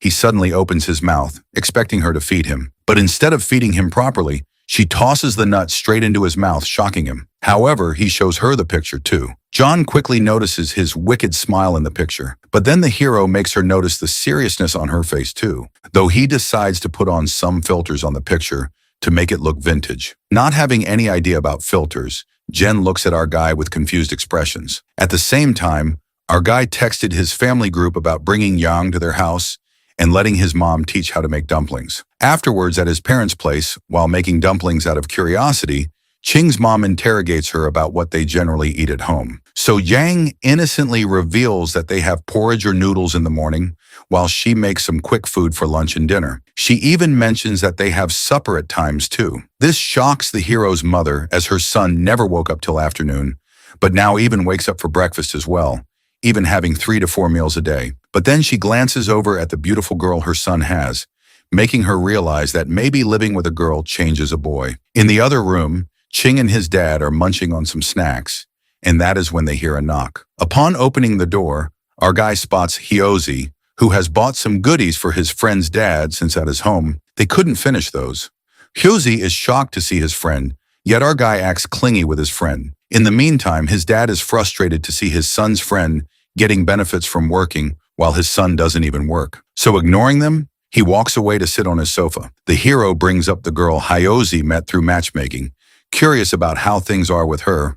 But it probably didn't go well since Howie brushes it off quickly, telling him to change the subject for now and assuring him to explain everything later. Their conversation is interrupted when Ching's mom thanks him for bringing all the stuff and offers him to stay for dinner as she made dumplings. Hyozi begins to deny, but as soon as he notices Jong making dumplings, he grabs our guy, annoyed by the fact that he is way too capable since Hyozi's girl wasn't even genuine, and they force things out. But at the same time, his friend's girlfriend is making food at his parents' place, though he then begins to leave, which makes our guy shocked because he expected his friend to investigate more. But what is there to even investigate when a girl is making dumplings in his home? However, before leaving, he instructs our guy to spend some time with his dad. Hyozi won't be home at New Year's because of his assigned duty somewhere else. Later on at night, at first, Jong is a little hesitant to eat. It is her first time trying out dumplings, but when Ching's mom assures her to eat up, she starts eating instantly. She finds the girl pretty pitiful, but at the same time genuine too. She is quite happy that she ate so much food. But at the same time, the dad's reaction is quite the opposite. He frowns, thinking if his son actually brought his girl to their house so that she could have that much food for free. After arriving back at their apartment, our guy is happy that Yang has finally learned how to make dumplings, though Jong needs a little more practice to be perfect at making it evenly. Sitting on the sofa being relaxed, he explains to her that in the north eating dumplings on New Year's is a must, just like sticking couplets on the walls. He explains it's like how people eat mooncakes during the Mid-Autumn Festival and rice dumplings during the Dragon Boat Festival. If they don't have dumplings for the New Year, it just feels weird. It's not only the time they live in, but also where they live that shapes how they see or differ things. Though Jong finds it fishy, thinking there is more to it. Knowing he gives off lectures and speeches just to trick her into hugging or holding his hand, so him not asking her to do it is kind of shocking and suspicious for her. Ignoring that feeling, she goes to use her computer. Yet our guy can feel her being weird, assuming that she might have been in shock to see him being that much knowledgeable. Seeing her busy on her computer, he goes for a shower. Janang is checking different websites, and that is when she encounters a video of 2 people kissing. She turns crimson red, shivering with embarrassment. Upon getting out of the shower, our guy noticed her acting super weird, but still told her to shower. Jen stutters, informing him about showering later. The hero could see the tint of red on her cheeks but doesn't understand what is wrong. He looks into her computer and finds her looking at the new, confused if that made her blush or something. Not digging deeper into it, he works for some time and then heads to his room to sleep. As he slams his door shut, Jen can't help but feel this void inside her. He didn't even touch her hands before going to sleep. Instantly, the door of his room opens again, and he wants to know if she won't shower at this time too, since it is too late. After he gets to know that she will wash her hair, he waits for her so that he can blow dry it like always. As soon as she gets out of the shower, he blow dries her hair. Noticing her being quieter than usual, he interrogates the reason behind it, assuming that she might have been upset about him not blow drying her hair earlier, assuring her to just say it without hesitating, because if she won't let him, then obviously he will not get the hint. She can't help but think of beating that teddy bear because she is so pissed at him. Yet it is obviously not the reason. So she stays quiet, thinking that he will eventually trick her into something.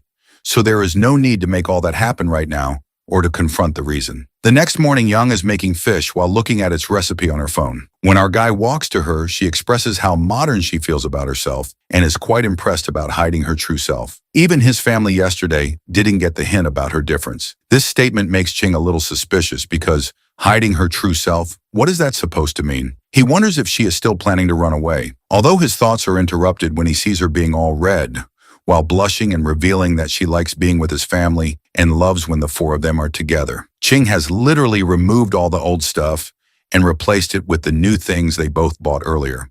And he is pretty impressed by himself. He glances over at Zhang, who is on her computer, thinking that it is like she has been reincarnated or is a newborn since it is her first New Year's ever. However, he then suddenly remembered one of her statements from last night about feeling modern. Curious about her search history, because he would have figured out what she meant, but now she is smart enough to remove it. He approaches her, and that is when she innocently points out the person on her screen, wanting to know what that is. Like a child, the hero explains to her that he is streaming to earn money. It is like him playing a game and people watching him play it. Finding it interesting, she reveals wanting to do it too. But when Ching denies because of her identity still being sensitive, she confronts her about her research, explaining that her research tells her that she can purchase a fake identity from remote places. However, our guy isn't in the agreement for anything illegal and suggests she obtain an actual identity card. Though she has no idea if there is really a way to get a proper one, our guy assures her that a solution will naturally occur once she knows how to properly live in this world. He then goes over to the sofa. While playing with Melon, he realizes that Zhang has actually improved. Before, she always listened,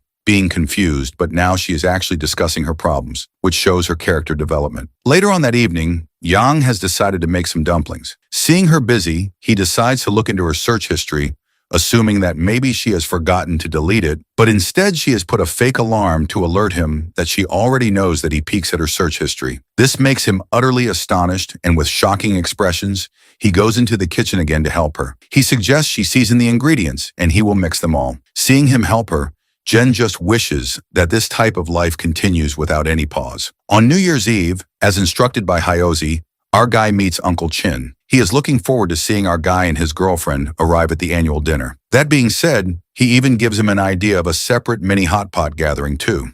So Chin quickly agrees, but at the same time advises them to leave quickly because his parents are waiting for them. As they leave, our guy notices Zhang's eyes shine while seeing Uncle Chin's pet, realizing she likes dogs. But according to her, raising a dog as big as Uncle Chin's requires a lot of food and attention, and she is quite satisfied that they have Melon with them. The hero agrees, but at the same time, he realizes that she called Melon hers too, which makes him giggle in happiness. Back at his parents' place, Ching's focus shifts to the fruits that Hyozi bought earlier. So he immediately opens the box, and it turns out that there are passion fruits in it. In that case, he quickly cuts the fruit and offers all three of them. When they eat those, their expressions change, making him realize that they are pretty bad, so he decides not to have them all. But when he offers them more, they look at him angrily, and now he has to finish those off on his own, as they can go to waste. Regret washes over his face, and he curses himself for opening that box in the first place. At his parents' place, both Ching and Zhang have New Year's Eve dinner with his parents. His father makes prayers for a new and better year, since a lot changed this year, and even our guy grew up a lot. He is referring to his son having a girlfriend now, while our guy and Yang stare at each other quietly. After the prayers, their glasses clink to celebrate New Year's Eve. While having dinner, Ching's mom is telling Zhang about his childhood embarrassing stories, which makes him so embarrassed. But at the same time, Yang listens to those stories quietly while grinning and notices our guy being all shy because of his foolishness. After dinner, while Zhang and Ching's mom are cleaning up the dishes, Ching's dad suspiciously calls him to his room and hands him a blue envelope. He advises his son to keep it safe and open it after going back home. It isn't money because money is given in red envelopes during New Year's for luck. After some time, they leave. On the way back home, our guy decides to visit Uncle Chin. In that case, he assures Zhang to be more casual and speak her heart out in front of him, since he would forget everything after some drinks. She doesn't respond, which makes our guy wonder why she is being so slow at grasping stuff out of nowhere. Yang, on the other hand, is flustered, her cheeks heating up with a deep blush, though his attention shifts to the box his father gave him earlier, and it turns out to be a condom. This makes Ching embarrassed and shy at the same time, because they haven't done anything except for holding hands, when Zhang, out of curiosity, wanted to know what those are. So our guy lies that these are balloons of no use. Later on, after arriving at Uncle Chin's place, they all greet, and just then, our guy suggests Uncle find a partner for himself, as Hyozi is always busy with his duties. This makes his uncle laugh. But at the same time, Uncle Chin notices Jian being quiet.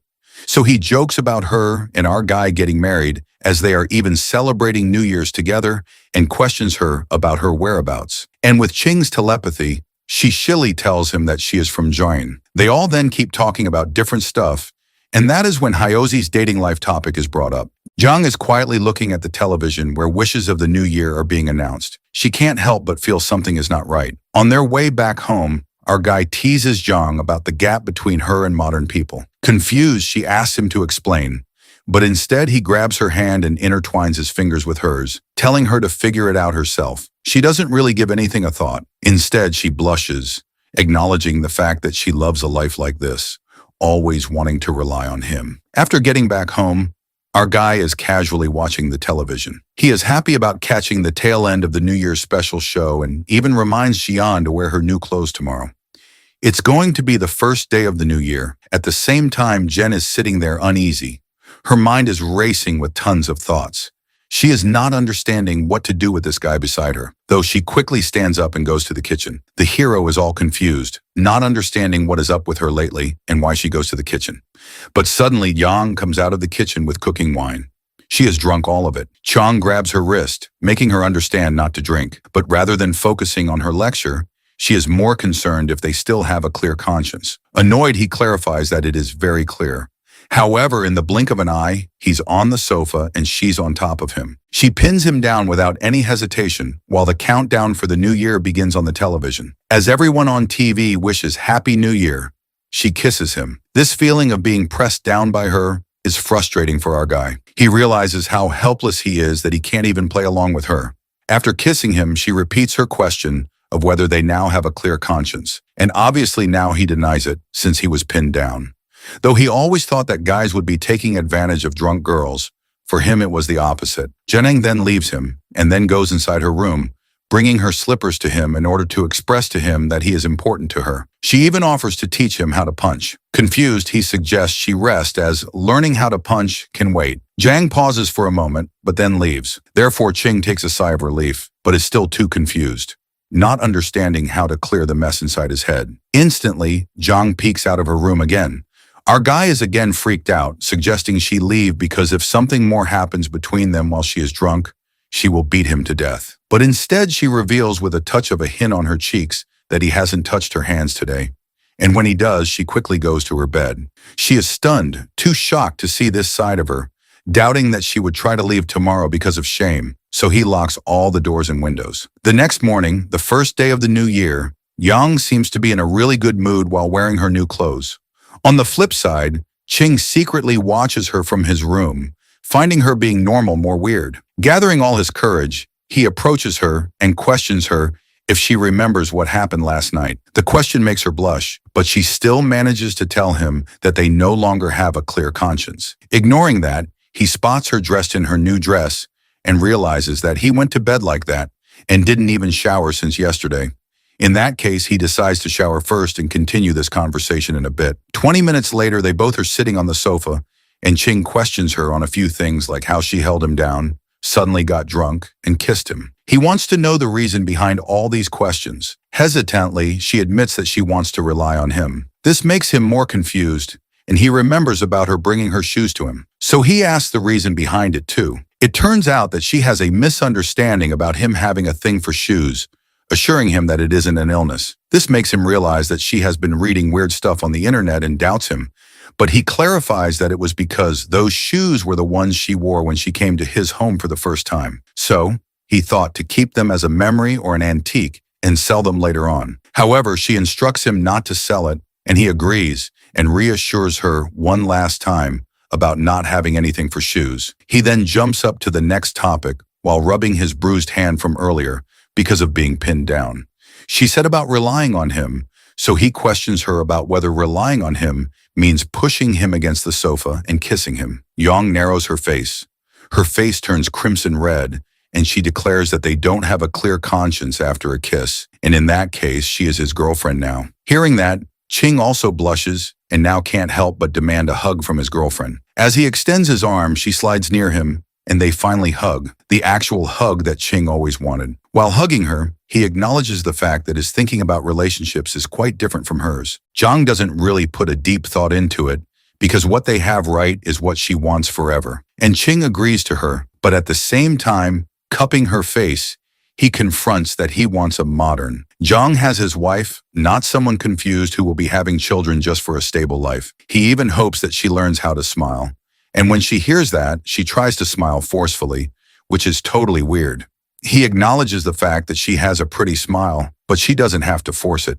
She just has to smile more often. The smile she has when she sees snow, when she eats cake or hot pot, the genuine smile that she actually has. He agrees that she is doing much better compared to the time she first arrived, but even right now she is able to smile, but it is just her raising the corners of her mouth according to the current mood. This makes Young realize that is the reason her Uncle Chin didn't talk to her that much last night. Without lying, he admits that it is right and it is obviously fine because she definitely needs time to understand and grasp things. After all, she is from over 1,000 years ago. Her mental state still needs time to grow, and in that case, he promises to wait for her no matter what happens. He then demands a kiss from her, and without hesitating, she kisses her cheeks. That being done, he makes her understand not to push him forcefully down like earlier.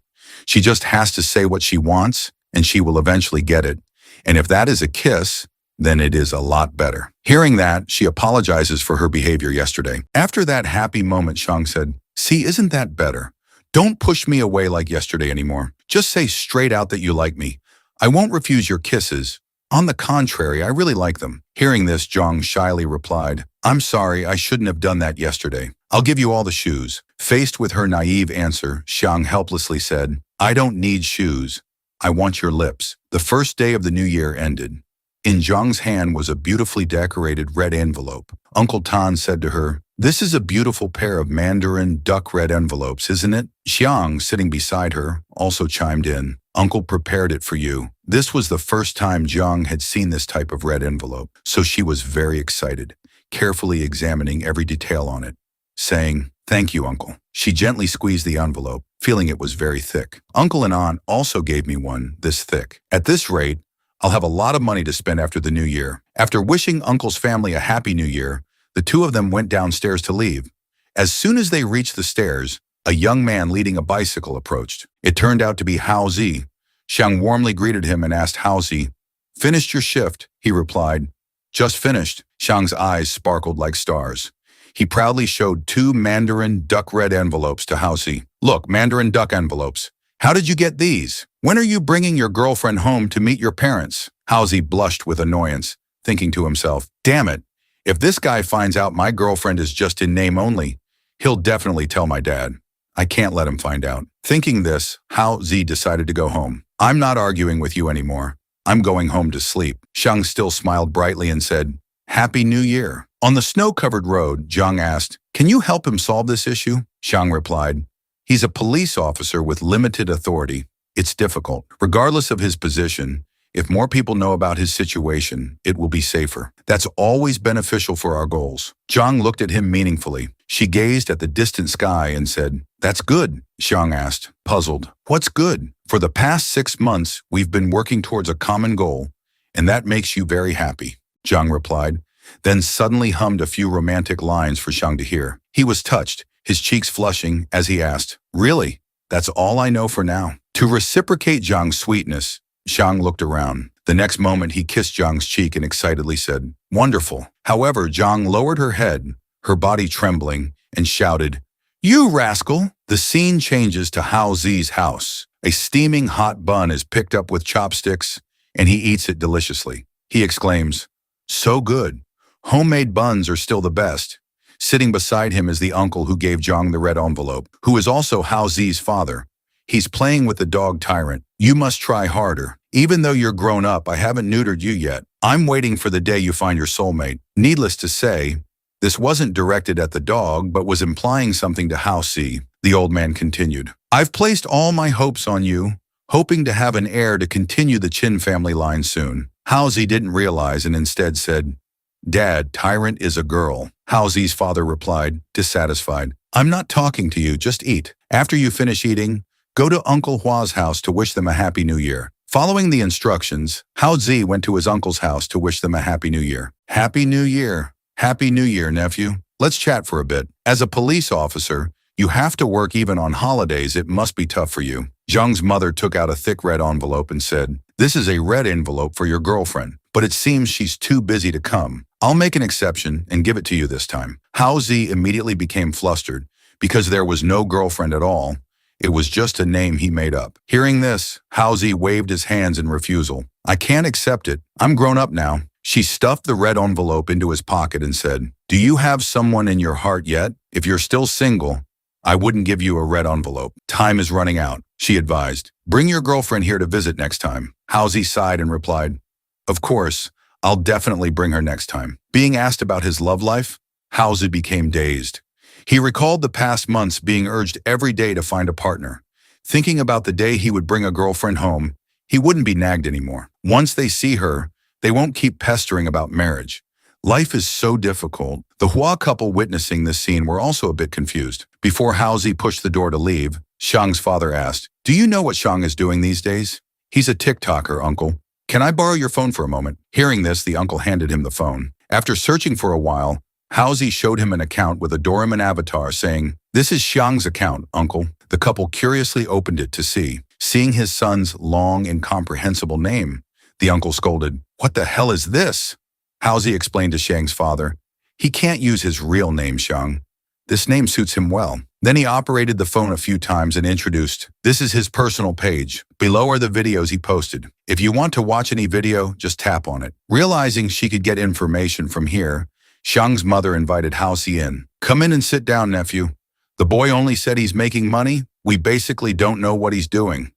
This is an opportunity to find out what he's up to. The videos played one after another, all showing kissing scenes. After watching, all three were stunned, perhaps shocked. Xiang's father threw the phone on the table, scolding, is this kid just doing these nonsensical things all day? Hao Zi knew he had caused big trouble, thinking to himself that everything was ruined. Meanwhile, Xiang was unaware of what had happened, still going with Jiang to wish others a Happy New Year. Auntie, Happy New Year. Jiang also stepped forward and bowed. Happy New Year, Auntie. The aunt smiled happily.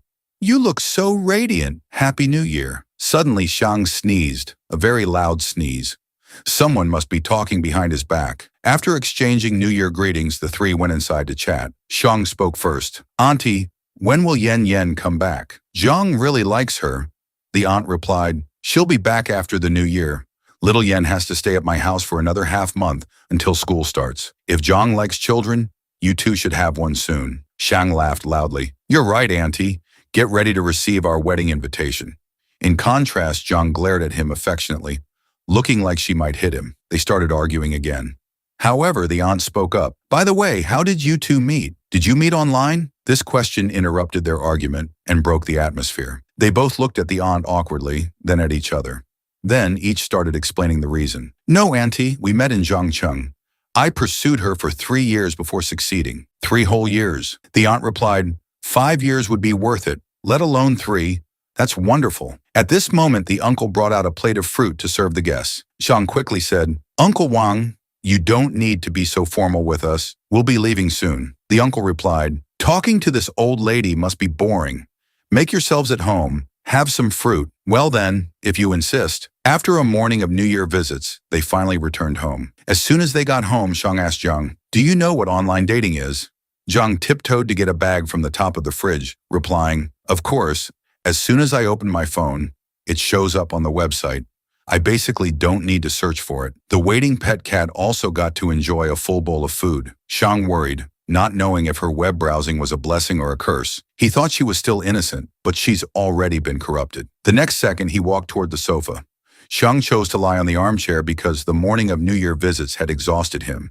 He said, actually, I prefer long socks to slippers, especially the thin, long black ones. Simple design. Then his eyes looked a bit puzzled. Jiang sat beside him, also looking at him, then turned away, responding disdainfully. Xiang started teasing her. Your attitude shows you know exactly what type I'm talking about. She innocently replied, it's the type I saw on the street the other day. This answer stunned Xiang. A simple stir-fry meal was served. He picked up some food and said, I swear to heaven, I'll never have any thoughts about other girls. I'm not good at flirting. I just occasionally admire long-legged girls. It's instinct. Jiang seemed to pay no attention to Xiang's rambling. She picked up her chopsticks and rice bowl, saying, it's okay. Sometimes I like to look too, although it's a bit shameless, but it's really beautiful. For some reason, the girl's face suddenly turned red. Jiang immediately asked, beautiful how? Do you want to try? It turns out he had been harboring a plan for black stockings. Zhang refused. No, I want to keep it. That night, Zhang quietly sat in front of the computer. He was searching for a keyword called Lily. He wondered, maybe she wants to try. Looking at the little girl, Zhang thought to himself, so smooth and silky, who wouldn't want it? Then he said, then I'll buy 2 sets so you can wear them comfortably. Zhang replied, but I don't want to wear them. It's okay if you don't want to. He said that outwardly, but inside he was already prepared. Buy them first, even if she doesn't like them now, she might want them later. Said and done, he had already paid. The goods were being prepared. Preparing in advance was his forte. After placing the order, he stood up and said, I'm going to take a shower. Later we'll open the red envelopes together to see how much money we got today. Then, Zhang asked again, do you want to shower together? We can save water. The little girl blushed, panicking and shouting, I don't want to. Grabbing a pillow, she threw it straight at Zhang. The moment to open the red envelopes had arrived. They sat down excitedly to open them. 2 thick red envelopes were taken out. Seeing the thick wad of cash in her hand, Zhang was very moved. She handed all the money to Xiang, saying, this money is yours, I can't accept it. Xiang looked at her with loving eyes. You're my girlfriend. If you don't take it, who will? Then he gave the money back to Zhang. Then Xiang hugged Zhang's shoulders, saying, we're dating now. What's mine is yours, what's yours is mine. Just consider this as a contingency fund, like the spare blanket Aunt 2 gave us, stored under the bed. Take it out when needed. The little girl lowered her head, shyly saying, I still owe you a lot of money. Seeing this, Xiang consoled her. Come on, don't mix the 2 things together. Let's not talk about that anymore. Should I teach you how to kiss? Hearing those sweet words, the little girl's mind started spinning again. On the sofa, Xiang was guiding Zhang. Close your eyes. He deliberately put his hand on her shoulder, full of teasing. Like in the movies, they kissed. Unexpectedly, Xiang got to experience such a romantic scene between a man and a woman. They gazed at each other intently, gradually immersing themselves in this feeling. However, reality wasn't like a dream. Suddenly, Zhang seemed to realize something. She opened her eyes wide, glaring at Xiang. The stare from top to bottom made the atmosphere tense. What are you trying to do? This embarrassing question made Xiang only laugh awkwardly. If I say it's instinct, would you believe me? Well, let's start over. Of course, Zhang wouldn't agree. She turned away saying, forget it. She even asked a suspicious question. Do you want me to get pregnant? The male lead was once again stunned by Zhang's question. Xiang took a moment to calm down and explain, no, I just wanted to hug you. How could you get pregnant? Come on, just one kiss. Nevertheless, Zhang flatly refused. I don't want to. I want to go to sleep. Along with the goodnight wish came the sound of a door slamming shut. Faced with this confusing situation, Xiang could only scratch his head in bewilderment. Does this girl know how to kiss? But he quickly dismissed that thought, focusing instead. Well, while I'm not sleepy yet, I'll do something else. First, let's check the video reactions. What Xiang was about to watch turned out to be a steamy scene from a movie.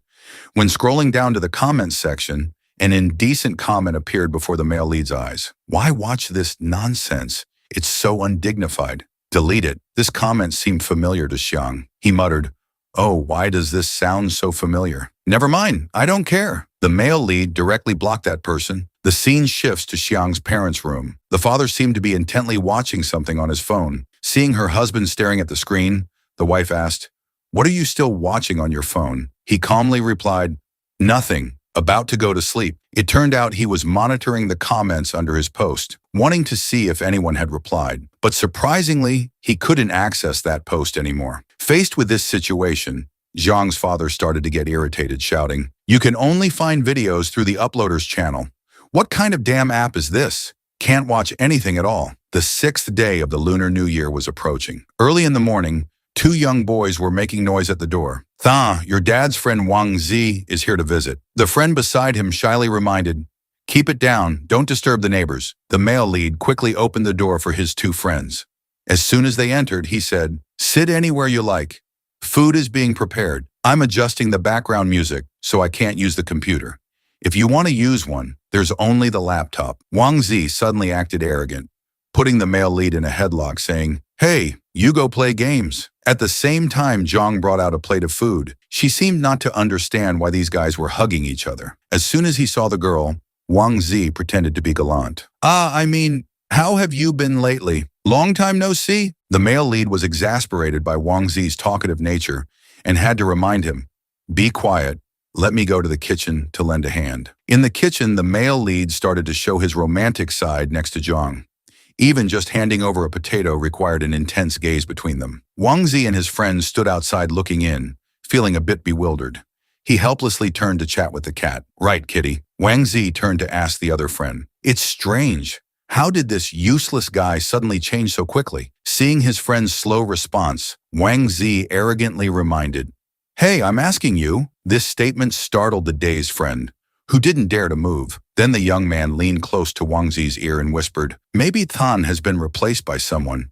Cloning technology is much more advanced now than before. After hearing these absurd words, Wang Zi suddenly nodded in agreement. You have a point. He disappeared for months, barely went out. Maybe he was switched during that time. The real one was destroyed. Only the fake one remains. The dreamy friend added more knowledge for Wang Zi. Clones usually have signs you can distinguish between real and fake. Pay attention to see if there are any marks on his neck and hands. Just then, the male lead appeared, curiously asking, What are you two whispering about? Come eat. Seeing Wang Zi hugging the cat tightly, Xiang kicked him in the butt. Let go of my cat. Move away. During the party, Xiang excitedly said, For the new year, Zhang showed off her cooking skills, making some family dishes. So today, drink less, eat more. Wang Zi enthusiastically responded, Adults should drink alcohol, come on. Suddenly, the male lead felt a bit uncomfortable. Just now, while helping in the kitchen, my hand got burned quite badly. Indeed, there were 2 red marks on the male lead's hand from cooking burns. This scene caught the eyes of the 2 friends. They immediately judged.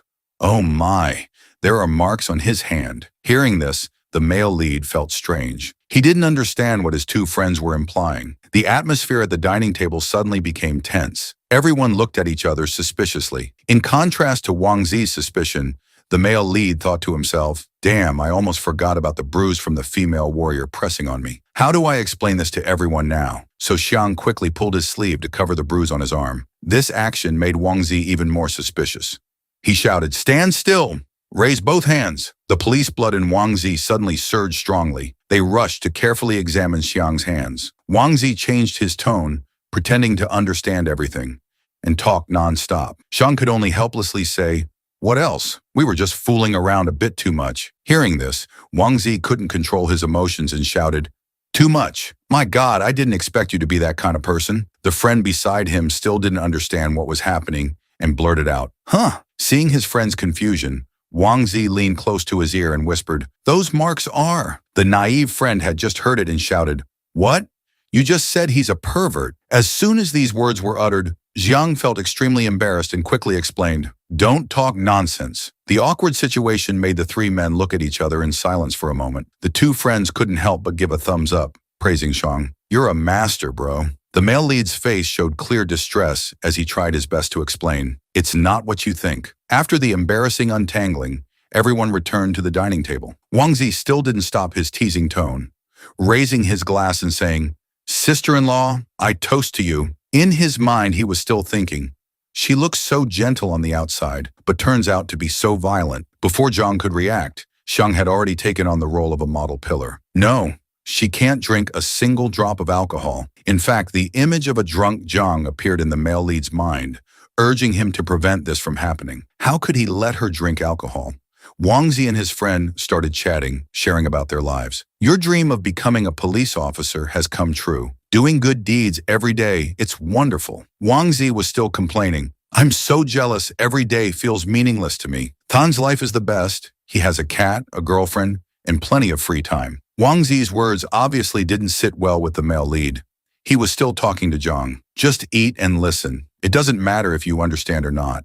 In fact, Xiang felt that everyone has their own worries. What concerned the male lead most was Zhang's identity. He put down his glass, thinking to himself. However, seeing Zhang eating happily, her radiant smile, perhaps it made Tan feel somewhat at ease. He was still the romantic man. You have rice on your face. The efforts to hide Zhang's identity, the male lead felt, were very worthwhile. Wang Zi felt very uncomfortable inside. He spoke up. Hey, stop showing affection in front of us. Sister-in-law, say something. Zhang raised her hand in confusion. I'm eating, Xiang responded to the other 2, because looking at you 2 is disgusting. Zhang innocently commented on the people around. I don't think so. You all must have been friends for a long time, right? Hearing the sister-in-law say this, Wang Zi nodded. That's right. Xiang and I have known each other since our 4th year of university, and these two have known each other since they were in diapers. Truly a tragic fate. Mentioning university days, Zhang suddenly remembered. Is it the photo where you dyed your hair back then? Talking about this, Wang Zi laughed awkwardly. Ha ha, that photo. The other friend thought that was taken before entering university. He thought he was so cool then. Now thinking about it is embarrassing. Wang Zi showed curiosity, resting his chin in thought. He was very enthusiastic. Let me find it. I have many photos of Than's golden days. Wang Zi took out a stack of photos, continuously introducing. This one was taken during our graduation trip. Than was beaten up by monkeys on Mount Amy. Ha ha ha ha. It was terrible. The next day, Than took a stick to get revenge, but ended up getting beaten even worse. That's when I learned Man had some weird hobbies. Tan Hao also chimed in. I also have photos of this idiot's golden days. The male lead stood beside observing everything, thinking to himself, it's okay to let his girlfriend know about some of his foolish moments. Wang Zi said to the male lead, I want to form a team to participate in a game tournament. This friend of yours who designs images for me is pretty good. Give me his contact. I want to order a few more sets. The male lead curiously asked, You mean Li Gaobo? He has a store on the 4th floor of the Zhongcheng Electronics Shopping Center. You can find him there. Wang Zi said, Okay, I'll remember that. Before Wang Zi could say anything else, Tan Hao pulled him away by the shirt. Let's go. See you later. Xiang curiously asked, Don't you two want to stay and play a bit longer? No thanks. We're afraid of witnessing you two fighting. This statement made the male lead stand frozen in place, feeling as if his whole being had shattered. The male lead slowly closed the door to see off the guests, thinking to himself, in their eyes, I'm a pervert who likes to be mistreated. In Zhang's eyes, I'm a sick person obsessed with dirty shoes. My reputation is completely ruined. After everything that happened, the male lead lay sprawled on the sofa with a thoughtful expression. The new year is almost over. I need to think seriously about work. He suddenly picked up his phone as if wanting to search for something. I once said I don't need likes, don't need interactions, don't make cheap videos. But those are actually the secrets to success. I have some fame, earn enough to live, but to reach a new height is really difficult. The clock shows 8 a.m. The male lead and Zhang are in the living room. The scene looks very peaceful. Xiang looks at Zhang with affectionate eyes. Zhang asks, Do you want something to drink? The male lead starts playing the romantic lover again. I don't want to drink. I just want to hug you. I like you. He keeps saying cheesy things. Zhang shyly, Xiang still hugs her tightly. I like the scent on your body. Zhang asks in surprise, Do I have a scent? The male lead answers somewhat crudely. Of course, men are naturally lustful. They can detect the seductive scent from beautiful women. Knowing he misspoke, he uses another sweet line to save the situation. But I'm different. I'm only lustful for you. Let me kiss you. Their lips gradually move closer to each other. The romantic scene continues to unfold. The sofa seemed to be fueling the passionate love of the couple. Zhang's eyes gradually became shy. Her cheeks flushed. Suddenly, Zhang screamed. The male lead quickly comforted her. Can you stop paying attention to that? Before he could finish his sentence, the male lead was pushed hard. Zhang unexpectedly took the initiative to pin the male lead down on the sofa, thinking to herself, it seems this might be better. I can prevent him from using tricks, trying to get me pregnant. Just experiencing the feeling of love. The passionate kiss began. The male lead pretended to resist weakly. Let me go. In his mind, he was still struggling with his thoughts. For the sake of our future bedroom life, I can't let her form this habit. Just as the two were engrossed, there was a knock on the door. Zhang heard it and said, Let me go open the door. A little girl appeared, looking very excited. Sister Jiang, you're smiling. What's so fun? Jiang blushed, a bit surprised. I'm smiling. The little girl had just entered the house and asked, Where's Bidao? Then she lovingly scolded Bidao and picked it up. Stop oversleeping all day. Wake up and study with me. The girl's cheerful expression surprised both the male lead and Zhang, especially the male lead, who completely didn't understand what was happening. Zhang awkwardly changed the subject. Looks like you've changed, haven't you? Xiang smiled and replied, Yes, I've learned how to love someone. She always uses her strength to suppress me. That's a skewed development. The little girl sat at the table with paper and pens neatly arranged. Bidao, you'll see me on TV someday. On the other side, the male lead said to Zhang, That's great. You should seriously think about going to school.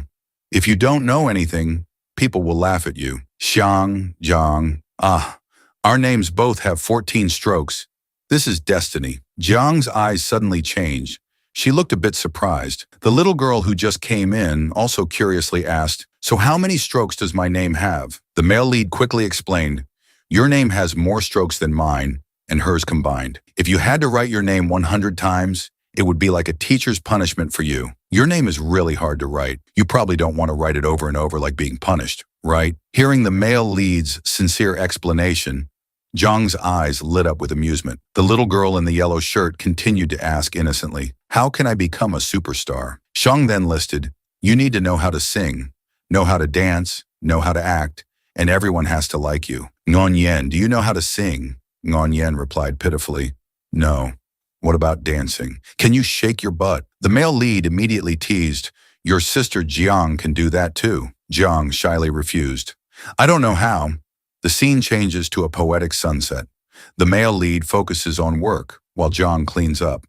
This is the ideal family scene that everyone dreams of. At this moment, Jiang looks out the window, her eyes suddenly widening as if she saw something strange. From the bathroom comes the sound of continuous scrubbing. Jiang curiously asks, "What are you doing?" She innocently replies, "I'm washing shoes." The male lead crosses his arms and asks, "Then why did you take my shoes?" Jiang asserts, "They're mine." Jiang suddenly speaks up, "You gave them to me, so they're mine." The image of Jiang giving shoes to the male lead flashes in her mind. Unable to deny it, she has to admit her mistake. "I'll return them to you after I wash them." The male lead gives a cute smile to soothe her. Jiang points to his phone and says, "The things I ordered for you will be delivered soon. I'll buy you a few pairs of high heels. Do you prefer white or black?" "I like red soles." Jiang refuses. "I don't like any color." The male lead also gives up. "Then I'll decide myself. I'll buy all the colors." Jiang's eyes darken. Various thoughts begin to surface. He's not satisfied with one pair of shoes. He wants to buy more. The scene changes to February and spring. While Jiang is sitting alone fishing, Xiang approaches. Suddenly, Xiang shouts, "Ah!" He stands in a stance and continues to shout loudly, "Hey!" Hearing Xiang making noise beside her, Jiang irritably said, "Shh, be quiet. You'll scare the fish away." Zhang laughed with delight. "Almost done." Then he returned to his martial arts stance, continuing to shout, "Heya!" At the same time, he thought to himself, "I can't understand it. A female warrior like her coming here to fish. Well, then I should practice martial arts outdoors too. She once said it could save money. Why not?" Xiang continued to be lost in his thoughts. "I feel like I could take down a bear with just one punch, but that's still not enough to tame a wild Jiang." He was so lost in thought, he didn't notice what was surprising Jiang. The next moment, Jiang exclaimed excitedly, "I caught another one!" A big fish had taken the bait. She held up the fish and said to Xiang, "We can make fish soup for lunch today." Xiang dropped his arms. The purpose of learning martial arts is to train the body and help others. Xiang's face bore a handprint. He raised both hands, making a number 10 gesture. Continuing, "Not to suppress others. No matter what, we must not lose our self-worth. Do you understand what I mean?" Jiang looked dejectedly at the fish bucket and replied, "I understand." Then she looked at the man in front of her with sharp eyes. She touched the fish with her finger while thinking to herself, "I don't use it to suppress anyone. I only use it to protect myself. If it were before, if he dared to touch me, I would tear him in half." Jiang shuddered, worried. Where is this killing intent coming from? After Jiang finished fishing, the two walked home. He suddenly stopped because he saw something. Thinking to himself, "It's noon already. I'm so thirsty." Jiang walked beside him, happily thinking about the fish soup. Xiang asked her, "Do you want something to drink?" Then pointed in that direction. She followed his gaze. A vending machine came into view of both of them. Seeing her look unfamiliar, Xiang introduced, "This is called a vending machine. There's a person hidden inside. They will give out drinks, letting them fall down there." After hearing this, Jiang showed a disbelieving expression. She quickly asked, "So you mean there's also a person hidden in ATMs? They crawl out to give money." Xiang was surprised. "How do you know that too?" She looked annoyed. Her ears suddenly turned red due to the thoughts in her head. If Xiang keeps deceiving me like this, perhaps it's best I do nothing, just stay at home and have children for him. Xiang quickly chose the drink he wanted and used his phone to scan the payment code. Jiang looked at the vending machine and said, "If we own this, wouldn't all the money put in be ours? Actually, we wouldn't lose any money at all, right?" Jiang hurriedly explained, "It's not like that. You have to buy drinks to put in first. Then you can put the remaining money in your wallet." After hearing this, Jiang replied, "Oh, I see. Then we don't need this anymore. While they were talking, the drink can had fallen from its original position. However, it got stuck, unable to fall down further. This surprised both Xiang and Zhang. They both stood staring at the drink can in disbelief. He exclaimed, "How did it get stuck like this?" As he spoke, he forcefully hit the machine, wanting the drink to fall down. Seeing that hitting wasn't working, Xiang then shook the entire vending machine vigorously. After a while, he said helplessly, "I can't make it fall down." Then Xiang continued, "All right, I'll buy another one to push the other one down." Zhang worried, "What if it gets stuck again?" Xiang said while scanning the code, "It can't be that unlucky." The phone screen showed the payment amount. He pressed confirm and a beep sounded. He continued, "What happened earlier was just a coincidence. The drink can left its original position again." The second coincidence occurred. The two stood staring at the stuck drink can in disbelief again. Xiang hurriedly selected the same drink again on the vending machine screen. This time he looked very annoyed, angrily saying, "I can't believe this." Another clunk sounded. The third coincidence occurred. Looking at the three cans stuck firmly, Xiang was so angry he felt like he was on fire. Zhang calmly said, "We've already lost 7.5 yuan."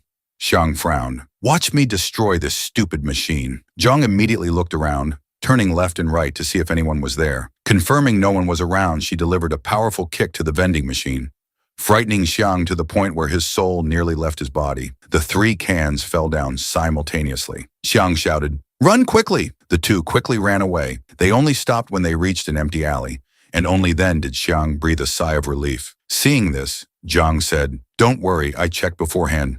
There was no one around." Xiang angrily said loudly, "Have you already learned to check your surroundings before doing bad things?" Hearing this, Zhang looked unhappy, but still replied, "I've known for a long time, stop treating me like an idiot." Then the two continued walking home. Zhang walked while holding a can, asking him, "I'm wondering, what will it be like 100 years from now?" Hearing the question, Xiang quickly replied, "Perhaps we'll become star conquerors.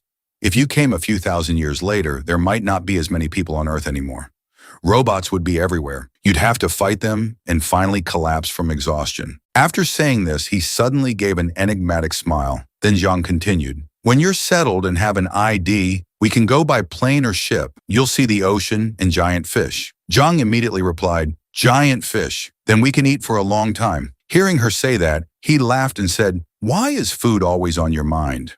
You've gained 2.5 kilos this winter, and you're still thinking about eating." She angrily said loudly, "I'm not fat." A while later, they arrived home. Zhang had finished cooking the fish soup. She smelled the aroma and said with satisfaction, "It smells so good." Xiang, holding Bidao, stood beside her and said, "It smells amazing. I'm so hungry." Zhang then asked him, "Should we take 2 fish to uncle and aunt?" Xiang smiled and replied, "Why give them a few small fish? It's better to feed Bidao." Bidao seemed to understand what he said, showing a very happy expression and meowing once. After eating their fill, Beach Dao was sound asleep, while Xiang sat beside her, using the computer to handle work. Zhang approached him, held a piece of paper in front of him, and asked, "I've converted all the materials I've saved over the past few months into gold.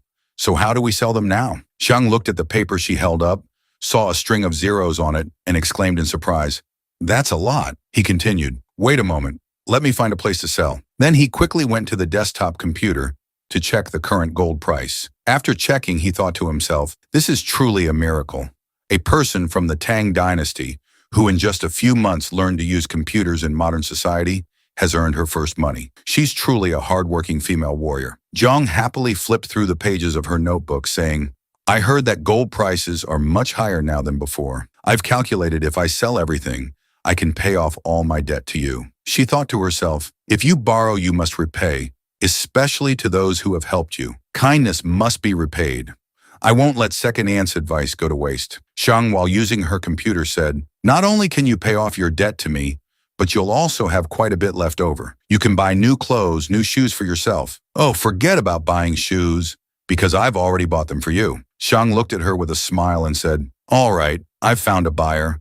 Let me teach you how to make the transaction." Zhang immediately replied, "Yes, please." Looking at her busy appearance, he felt very happy, gazing at the girl with affectionate eyes. After that, they both continued with their work. A moment later, she put down her pen and turned to ask him, "Can I kiss you?" Hearing the question, Xiang felt extremely confused and could only reply, Zhang quickly moved to sit next to him. Xiang looked at her, thinking to himself, does the female warrior want to use this method to repay me? Or are we celebrating? Or has she finally reached a state of free thinking? Whatever. A kiss is just a kiss. Pushing aside his thoughts, he gently touched Zhang's cheek, slowly bringing his face closer to her delicate features. Then the two shared an incredibly romantic kiss under the sunset. He held her hand tightly, noticing she didn't resist, and thought to himself, oh, this time she didn't knock me down. He stared at her intently, because he felt something was a bit strange. Seeing her touching his chest, he quickly asked, what are you doing? She innocently replied, I'm just imitating what you do. Xiang felt helpless at Zhang's action, thinking to himself, this silly girl, what's the point of touching a man's chest? She blushed, thinking to herself, I don't feel anything at all, so why does he like doing this? Then she spoke up, I just wanted to thank you. He felt puzzled and asked, why do you suddenly want to thank me? She shyly replied, when we first met, I thought you wanted to poison me, so I pointed my sword at you, but you still agreed to let me stay and taught me how to survive in this modern society. Xiang chuckled and said, that's because you're beautiful. She thought to herself, what kind of person is he? Can't he be less shallow and more serious? Xiang continued, if the person hiding in the corner was your master, with his long beard, I would have immediately called the police to arrest him. So having an attractive appearance is a kind of luck. After hearing this, Zhang replied, you're right. If you had thick eyebrows, sharp eyes, and looked cunning, I would have slain you right when you were drinking that soda. She smiled happily, looking at him with affectionate eyes and said, we're both very lucky, but I still want to thank you. He also looked happily at the girl he loved sitting in front of him. Xiang gently touched her nose and said, smile more. Your smile is beautiful. A moment later, Zhang leaned back on the sofa, looking at something. Bidao obediently lay on her lap. Xiang sat beside her, continuing to work on the computer. Zhang said to him, after I sell all these things, I'll pay you back for the TV. I'll save the rest for when I need it, he replied. Just keep it all. Save as much as you can. Then he thought to himself, this female warrior seems too serious. Let me tease her a bit. He reached out to touch the foot resting on his lap, then gently pulled at the sock she was wearing. Realizing her sock was being removed, she angrily shouted, why are you taking off my sock? He immediately replied, I just wanted to take a look. After saying that, he grabbed her foot. Surprised by the touch on her foot, she involuntarily shuddered. Xiang was still admiring her feet, saying, your feet and hands are very different, not as calloused. He looked at the sole of her foot, thinking to himself, her skin is so soft. He shook his head, thinking, I must stop. Otherwise, I'll turn into a pervert. I need to find something to distract myself. That's it. Then he quickly removed the sock from her other foot. Xiang took the pair of socks away, leaving Zhang very confused. She ran after him, asking, why are you taking my socks away? He turned to look at her and replied, I'm going to wash your socks, since there's nothing else to do right now. Hearing this, she stammered, I can wash them myself. As he washed the socks, he said, I've told you, I'll take care of you. Doing these things for you means a lot to me. Besides, soap is harsh on your hands. It's fine for a man like me, but you should protect your hands well. She still shyly said, maybe we shouldn't. Seeing this, he said, I'm your boyfriend, so let me do these things for you, okay? Hearing this, her face turned as red as an erupting volcano, seemingly the most embarrassing moment of her life. Xiang's parents came to visit him.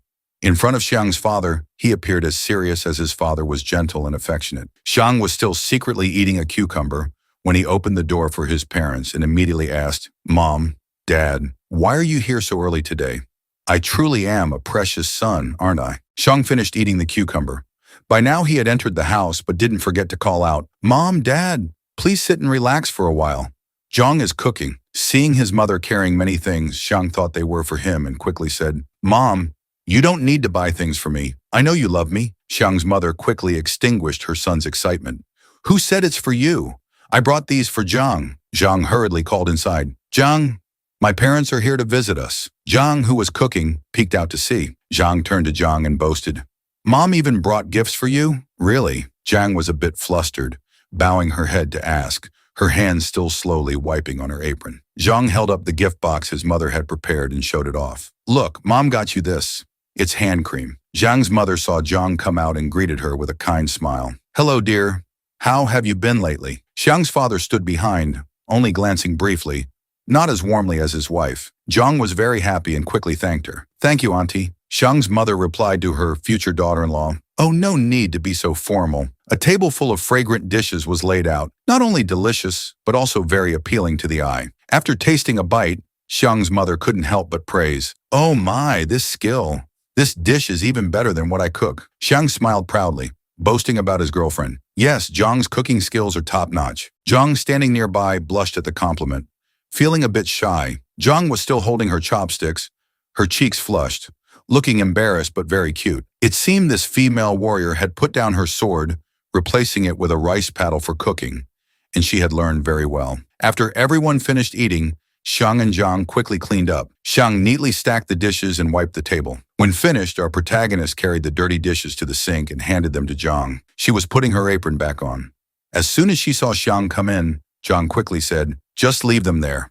I'll wash them. You go and chat with your parents." But Xiang didn't reply, only responding with actions. He squeezed dish soap onto a sponge and said, "No, let me wash them. Dish soap is harsh on your hands." Xiang focused on washing the dishes, but didn't forget to chat with his girlfriend. "My mom noticed the calluses on your hands earlier.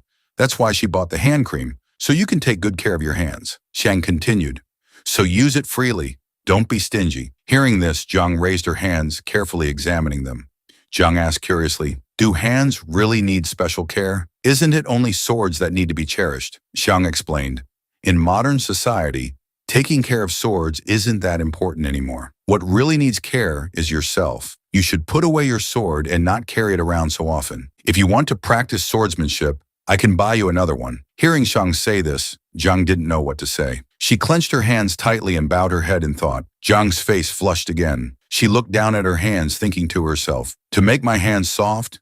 Then he'll play with them." Xiang's parents were sitting in the living room drinking tea. His mother glanced toward the dining room, as if checking something. While Xiang's father was reading the newspaper, his mother leaned over and whispered in her husband's ear. "At first I thought they were living a normal life. But look, their house is really quite nice. Everything is neatly arranged and tidy. The entrance is very bright, and the shoe rack is very organized. The living room is beautifully decorated, without a speck of dirt." Xiang's mother hugged and stroked Bidao in her lap. Bidao seemed to enjoy it very much. While petting Bidao, Xiang's mother expressed her thoughts. "I think they're living very comfortably. Maybe you should give this house to Xiang soon." Xiang's father frowned slightly, thought for a moment, and said, Let's wait until the girl finds a stable job first." At this moment, Xiang and Zhang came out from the kitchen. Xiang's father immediately stood up, pointing to the room and said, "Come to the room, son. I have something to discuss with you." Xiang quickly went in, but not before reassuring Zhang. "Zhang, stay and chat with Mom, okay?" Zhang nodded and replied, "Yes, I will." As soon as they sat down, Xiang's mother quickly asked, "What does Xiang usually do at home, dear?" Zhang eagerly replied, gesturing with her hands as she spoke, "He makes videos, editing and combining different film clips together." The protagonist's mother asked again, "Oh, is he the young man who uploads videos that Brother Hao mentioned? What kind of content does he make, dear?" Zhang suddenly remembered Xiang's previous instructions. Zhang had said they should keep their martial arts training a secret, otherwise his parents would think they were very weak. After thinking for a moment, Zhang decisively told Xiang's mother, "He uses computers to monitor casinos." As soon as she heard the word casino, Xiang's mother was shocked, falling back in her seat and stammering, "Casino." Even Bidao reacted like Xiang's mother, showing extreme fear with his fur standing on end. Seeing such strong reactions from his mother and Bidao, Zhang quickly corrected herself. "Oh no, I meant to say stock market. Yes, it's the stock market." At this, Xiang's mother finally sighed in relief, responding, "You almost gave me a heart attack." Though calling it a casino isn't entirely wrong, Xiang's mother took Zhang's hand, gently advising her to keep an eye on him and not let him spend recklessly. Zhang was a bit confused and asked, "Why is that? Isn't he making money from it?" Xiang's mother explained, "This market is very unstable. You could lose a lot in just a day or two. You need to watch him carefully."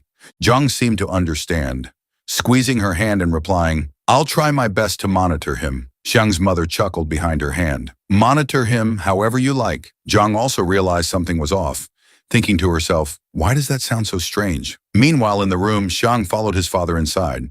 Looking at the neatly tidied room, with the bedding folded perfectly, Xiang's father observed silently, saying nothing. After a while, he finally asked, "You two don't share a room?" Zhang scratched his head, squinting his eyes, and confidently replied, "I've told you before, we don't sleep in the same room. She sleeps in the room across the hallway." Zhang's father thought to himself, "A man and a woman living together under the same roof. yet sleeping in separate rooms. Xiang's father's eyes widened slightly. He wondered, could it be that nothing has happened between them? Who would believe that? Still not believing his son's words, Xiang's father turned and asked, "Did you two have a fight?" The protagonist helplessly exclaimed, "I've already said no. Nothing has ever happened between us." Xiang's father shifted his feet slightly, sniffing. While cleaning his glasses, he said to Xiang, "Your mother just told me that if you two get married, we'll give you this house." Upon hearing this, Xiang was overjoyed. He turned into a little puppy, exclaiming, "That's great. Let's get married right away then. When can we do it? I've already rejected that idea." Xiang's father's words were like a bucket of cold water on Xiang. He seemed a bit disappointed, moving closer to the window, looking outside. Seeing this, Xiang's father said, "Can't you be more like Hao? Stop staying at home all day, doing useless things. Or you could open a shop like Back. If you do that, I'll support you financially." Xiang seemed used to this situation, but he didn't agree. He picked up a slipper near the window and said, "Dad, things have changed. It's true that you have more life experience than me." He held up the slipper, examining it, and continued, "But have you ever thought that each generation has different ideas? The definition of happiness is also not the same. Happiness isn't necessarily having food to eat, clothes to wear, a warm home, or a stable job." Xiang's father silently observed his son from behind, listening attentively to what he was saying. Xiang glanced at his father and continued, "I know that uploading videos isn't a stable job, but I'm still young. If not now, when will I be able to do what I want? Do I have to wait until I retire, become an old man, struggling with a cane to keep up with the younger generation?" Xiang's father felt his son had a point, but he still hoped for his son to have a stable life. What parent wouldn't think that way? In the end, Xiang's father could only silently ponder after hearing his son's words. The room door was still ajar. Xiang was standing, stretching, with his hands behind his head. His father was adjusting his glasses, his eyebrows still furrowed. Xiang's father returned to the living room and said, "Let's go home." Xiang and Xiang saw Xiang's parents off at the door. Xiang's mother politely said there was no need to see them off further, telling them to go about their business. Xiang replied, "Yes, please take care on your way home." The door slammed shut. Xiang and Xiang stood still, looking at the door, neither saying anything. Xiang broke the silence. "My parents are urging us to get married." Hearing this, Xiang blushed, stammering embarrassedly, "Marry." Xiang didn't repeat himself. He turned and walked away, not forgetting to add, "But the issue of your identity hasn't been resolved yet, so we can't register for marriage at the moment." After Xiang left, Xiang let out a sigh of relief. She thought to herself, "That scared me. I haven't saved enough money yet. How could we get married?" Xiang pointed at the house, saying, "Not to mention we don't have our own place yet. This house belongs to my father." Xiang pondered deeply. He thought, "All along, I've always believed that a free and easy life was enough. But now that I've found someone I truly love, I want a stable life." Xiang suddenly remembered something he wanted to do. There was one thing that really bothered him. Xiang, hearing this, asked with a hint of worry, "What is it?" Xiang raised his hand slightly, frowning as he said, "It's whether I should kiss your cheek first or your hand first." Hearing this, Xiang felt helpless. She thought it was something serious. Her face darkened, feeling a bit annoyed, thinking to herself, "He's playing tricks again." The scene shifts to a meal. The shepherd's salad is served on the table. The dish is predominantly green, looking fresh and appetizing. Xiang turns to ask his girlfriend, "Do you often eat this?" Xiang replies while eating, "Occasionally." Watching Xiang eat, Xiang gently asks, "Do you miss home?" Xiang puts down her chopsticks and bowl, answering, "No, it's just..."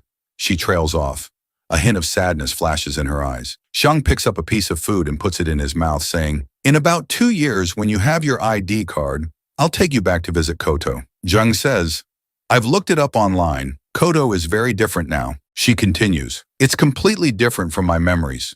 Before, Koto only had a few houses. Now it's much busier. Everything looks more modern than before." Xiang's eyes still carry a hint of sadness as she says, "So there's no need to go back there." Her hand tightens on the table as she tells herself, "I should cherish the present life and forget the past." Seeing his loved one like this, Xiang can only remain silent. After a while, Xiang continues eating and says, "All right then, it's up to you." After dinner, Xiang goes to wash the dishes.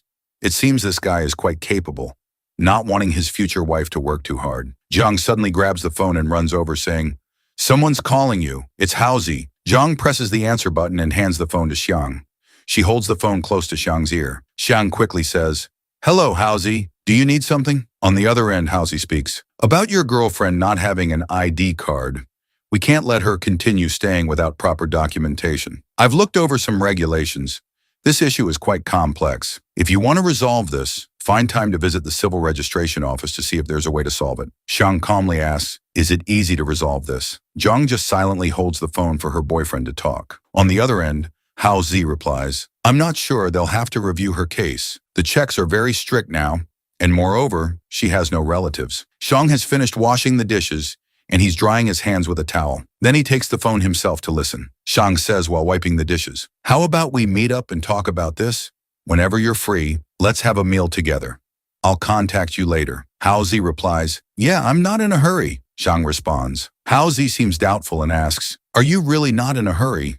This is about your girlfriend's situation. Zhang's eyes darken slightly. He's silent for a moment, then says, who knows, we might not be together much longer. If we break up, then this issue won't be worth resolving. Hearing this, Hao Zi feels a bit uncomfortable and replies, it's your business. I'm hanging up. With that, Hao Zi ends the call abruptly. Xiang stares at the phone, lost in thought. Zhang stands beside him, silently observing. At this moment, Zhang repeated Xiang's earlier words, her face darkening. Who knows if we'll be together much longer? Xiang quickly patted Zhang's head, gently saying, I was just deceiving him. Besides, it's too early to ask you to register for those documents now. Zhang still didn't quite believe him, crossing her arms, her face showing dissatisfaction as she was still angry. I suspect you've had this planned all along. Zhang suddenly fell silent, her expression becoming thoughtful. She said, I want to be on TV. Hearing this, Xiang turned abruptly and asked, huh? What kind of TV appearance? Zhang pointed at the computer desk and said, like how you can see me on the computer. Zhang continued to express her thoughts. Other people can also see me playing games. I can earn money from that. Although this will reveal that I don't have an ID card, it can help me get one later. Hearing his girlfriend say this, Xiang rubbed his chin thoughtfully. Zhang thought, it can be evidence of my existence. Zhang replied, it makes sense, but you gain one thing and lose another. And live streaming, as you say, isn't easy. Who knows if anyone will watch? Hearing this, Zhang immediately turned to look at Xiang, interrupting. I've researched it thoroughly and I've been thinking about this for a long time. I want to do it. Xiang helplessly replied, let me think about it. Xiang started writing something down. The content on the paper was roughly, provide more evidence for Zhang's existence. If we start implementing the plan, then within 2 years, earning money from online videos can leave Zhang's mark in this era. If she gains some fame, she'll have a solid position in society, even creating influence. By then, Zhang will no longer be an ordinary person. For example, becoming a 30-year-old female game streamer without an ID card, sheltered by a kind person, and starting a career from playing games. By then, resolving Zhang's identity issue will be much easier. Zhang sat beside him, watching intently as Xiang wrote. Suddenly she frowned and asked, you don't seem to want this very much, do you? Xiang hesitated before answering. Then he admitted, yes, I'm not ready yet. Seeing Zhang sitting silently in the chair, Xiang asked, can you tell me your thoughts on this? Zhang slowly replied, I think if I play games and live stream every day, it could kill 2 birds with 1 stone. Hearing this, Xiang suggested, why don't you try running a business instead? Zhang immediately replied, opening a store requires a lot of capital and deposit. I saw that online. Xiang confidently replied, you don't need to worry about money. Zhang still didn't seem to believe it fully, her eyes clearly showing that. They fell into silence again, sitting without saying anything. After a while, Zhang spoke first. If you're not ready, then I'll just find something else to do. Zhang sat silently, fidgeting with her hands. Xiang asked her, aren't you going to ask me why? Zhang understandingly replied, you don't agree because you're afraid this might hurt me again. Zhang fell silent once more. Suddenly, Zhang grabbed Xiang's wrist, quickly pulling him down onto the sofa. Surprised by Zhang's action, Xiang asked, what do you want to do? At this moment, Zhang's cheeks flushed with embarrassment, but she still honestly said, I want to kiss you, and then go play games. While Zhang was playing games, Zhang sat on the sofa, saying, if you hadn't thrown me down earlier, I would have really liked it. Hearing her boyfriend say this, Zhang suddenly felt uneasy. As Zhang was feeling embarrassed about her earlier action, Xiang continued, I would have groped your body. Xiang thought to himself, this is natural instinct.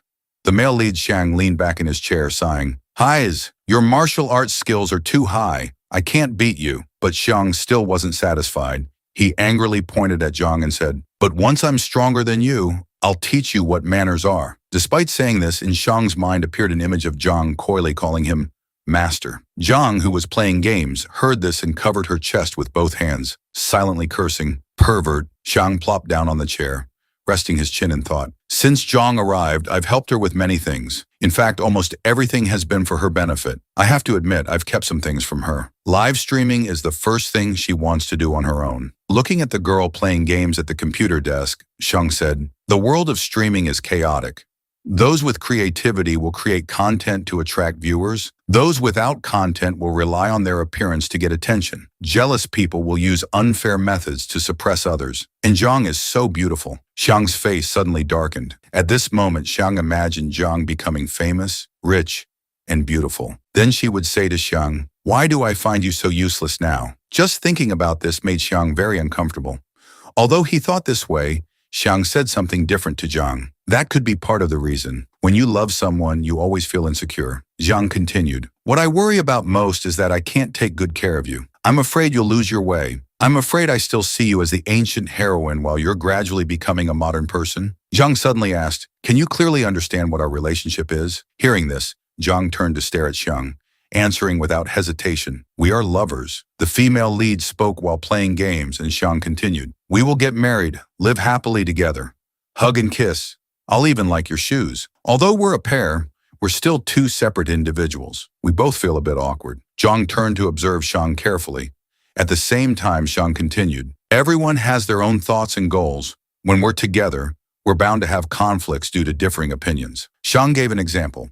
"For instance, you want to be a streamer, but I don't want you to. If you listen to me and give up, the problem is solved. Things might be resolved, but you can't always listen to me. If you continue to do what you want, the conflict between us will grow. One or two disagreements might be fine, but in the long run, it will leave many unpleasant issues." Zhang said, "You're living a human life. You can fully experience all kinds of emotions. There will be a day when your opinions are constantly rejected by me. You won't be able to hold back anymore and will start to rebel." Xiang imagined Zhang arguing back, like, "Why should I listen to you?" Xiang's expression suddenly became dejected. He hesitantly said, "Then you'll leave. That's what I fear the most." After hearing this, Zhang's expression changed constantly, from bewilderment to silence. Zhang's face changed from surprise to confusion. Zhang turned her head with a slightly smug look and asked Xiang, "Are you explaining this to me?" Xiang, still hugging Bidao, quickly replied, "Yes, we should respect each other and treat each other equally." Xiang hugged Bidao, thinking to himself, "I'm not raising her like a pet, and she's definitely not a pet. Xiang is like a 5-story building, and Zhang is the first floor." Zhang put on a cute face and asked coyly, "So does that mean when I wrestle you down, I'm not respecting you?" Xiang felt like she hit a nerve, he exclaimed. "That's right. Doing that is very disrespectful." Zhang gently said, "We'll be like that in the future." Xiang fell silent, listening intently. Xiang became quiet, immersed in Zhang's gentle beauty. Xiang asked softly, "Don't you have any opinion on this?" Zhang innocently asked back, "What opinion?" Xiang sighed and said, "I said I would respect you. That's the foundation of our relationship. So when you wrestle me down and nothing happens, it's just a joke. Although I don't like it much, it's a form of affection." Thinking about the scene of them holding hands tightly, Zhang suddenly shouted, "Oh, don't bother me when I'm playing games." Xiang said resentfully, "I'm sharing my thoughts and worries with you, and you're only concerned about playing games. You should think and worry more about our future." Then Xiang leaned close to Zhang's ear and said, "Instead of wasting time playing games, why don't we go to my room to continue our discussion?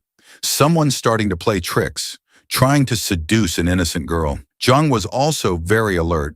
She immediately asked back, "Why do we need to go to your room?" Xiang shamelessly replied, "We're lovers. It's very normal to share a room." Zhang loudly protested, "I don't want to get pregnant." Xiang asked back, "Who said you'll get pregnant?" Zhang embarrassedly shouted, expressing her thoughts. "You want to trick me into your room to get me pregnant? I can't wrestle you down all night. If we sleep together, I'll definitely have a baby." Xiang showed a puzzled expression, asking his girlfriend, "Do you know where babies come from?" Zhang answered simply, "Two people sleep together."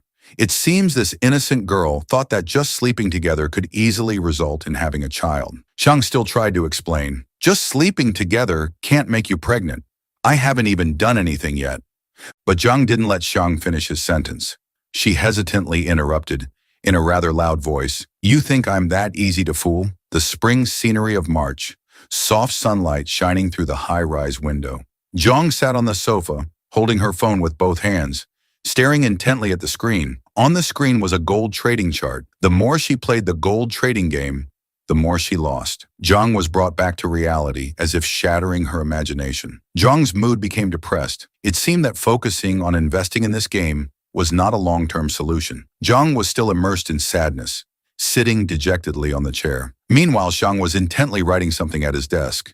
He kept twirling the pen in his hand, seemingly a habit. Zhang was carefully analyzing the issue and taking notes on paper about Zhang's future career, analyzing her direction and style, online business, making TikTok videos, trying out gaming. Zhang turned his head and seriously confirmed with Zhang, "Is this what you want to do?" Hearing Zhang's question, a series of dishes like steamed buns and fried chicken appeared in Zhang's mind.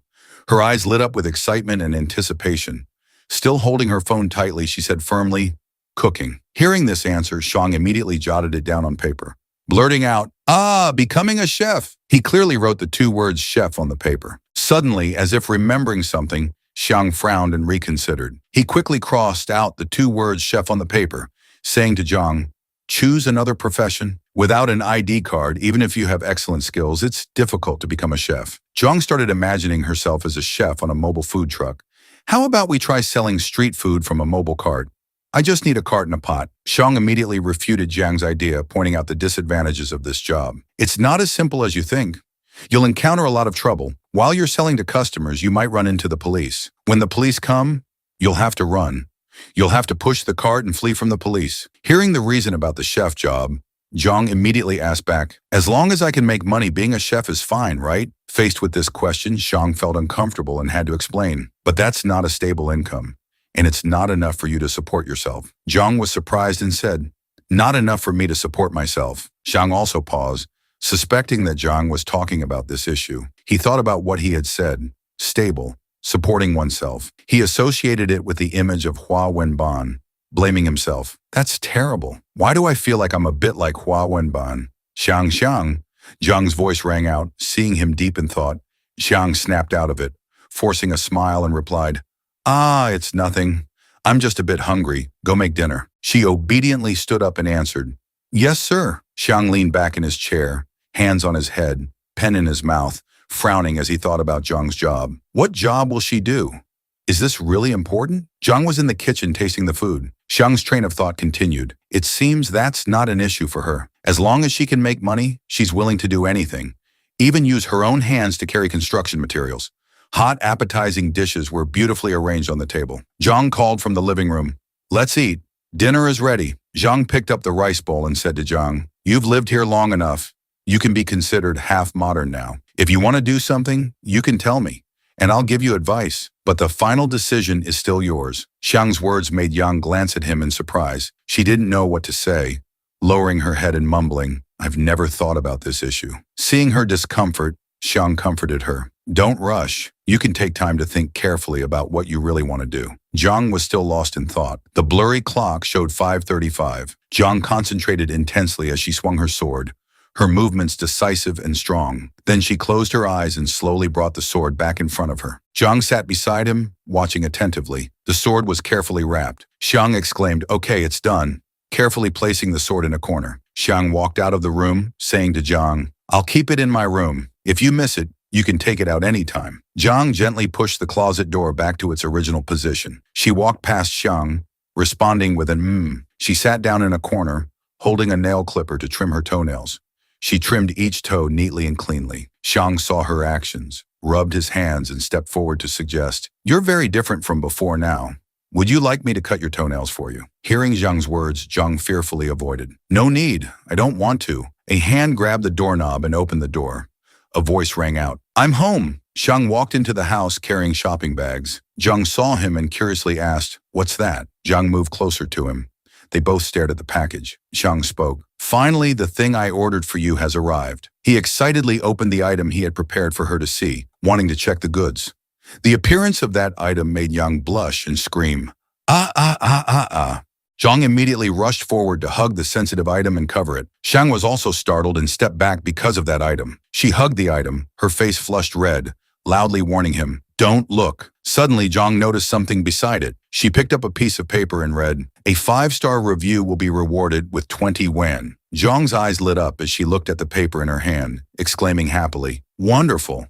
I have to work hard for half a day to earn 20 yuan." Xiang looked at the paper in Zhang's hand, his face showing displeasure. The content of the paper made Xiang's face turn gloomy. He raised his middle finger as if to curse. They want a 5-star review for just 20 yuan. This is the first time he's encountered such a situation. Zhang didn't understand what Xiang was saying. Xiang's eyes inadvertently turned red, and he embarrassedly explained in detail to her, "Taking review photos means you have to wear that outfit and take pictures for people to see." Zhang was shocked as she held the paper. Wear this and take photos. Zhang finally understood the meaning of the paper, stunned for a few seconds. Then she angrily threw the paper away, shouting, "I don't want it anymore." Xiang quickly grabbed the paper Zhang had just thrown. He held the paper in his hand, his face showing both glee and mischief as he said, "You don't need it, but I do. All right, give it to me." Jiang was confused by his actions and words, tilting her head and asking, "Okay." The cat that was playing also fell silent in surprise due to its owner's actions. The phone made a ding sound. The bank account had increased by 30 yen. Zhang looked at the increased amount in the account, overjoyed and in disbelief. "We really received money, 30 yen. She turned to Xiang, puzzled, and asked, "How did you do that?" Xiang smiled smugly, proud of his cleverness. "Ha ha, of course I sent them a few super hot photos of the buyer. They even gave me an extra 10 yen to beg me to delete the photos." After hearing the story, Zhang covered her mouth and laughed. "Ha ha."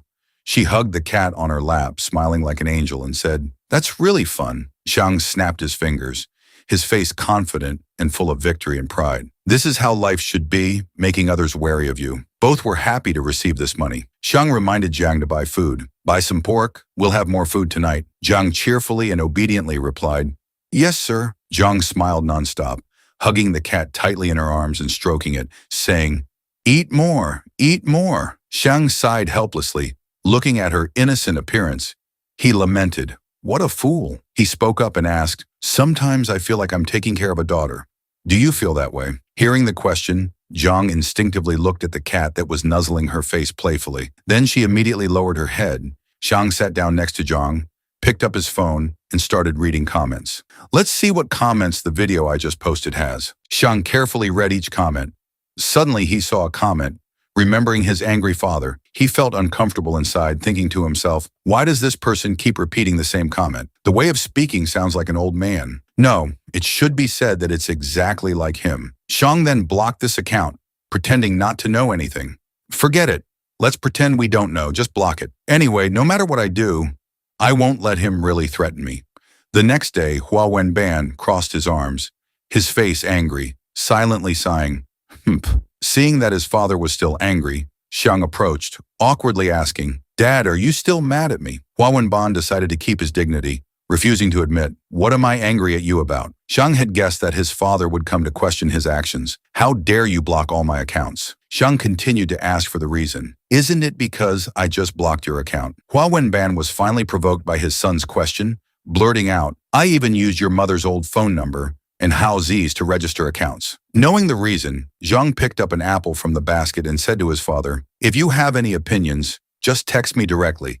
Don't comment under my videos anymore." Hearing his son say that, Hua Wenban angrily glared and questioned, "Humph, do you even read my messages?" Xiang ignored Hua Wenban's anger, waving his hand, his tone as if wanting to provoke. "Actually, I don't even bother to read your comments." Xiang leaned one hand on the armchair, eating an apple while seriously saying, "Short videos are very popular now. You should take advantage of your free time to watch more. Who knows, one day, you might understand what I'm doing." Hua Wenban frowned, glancing at his son who was talking nonstop. "If there's anything you don't understand, you can ask me. Just don't send me voice messages.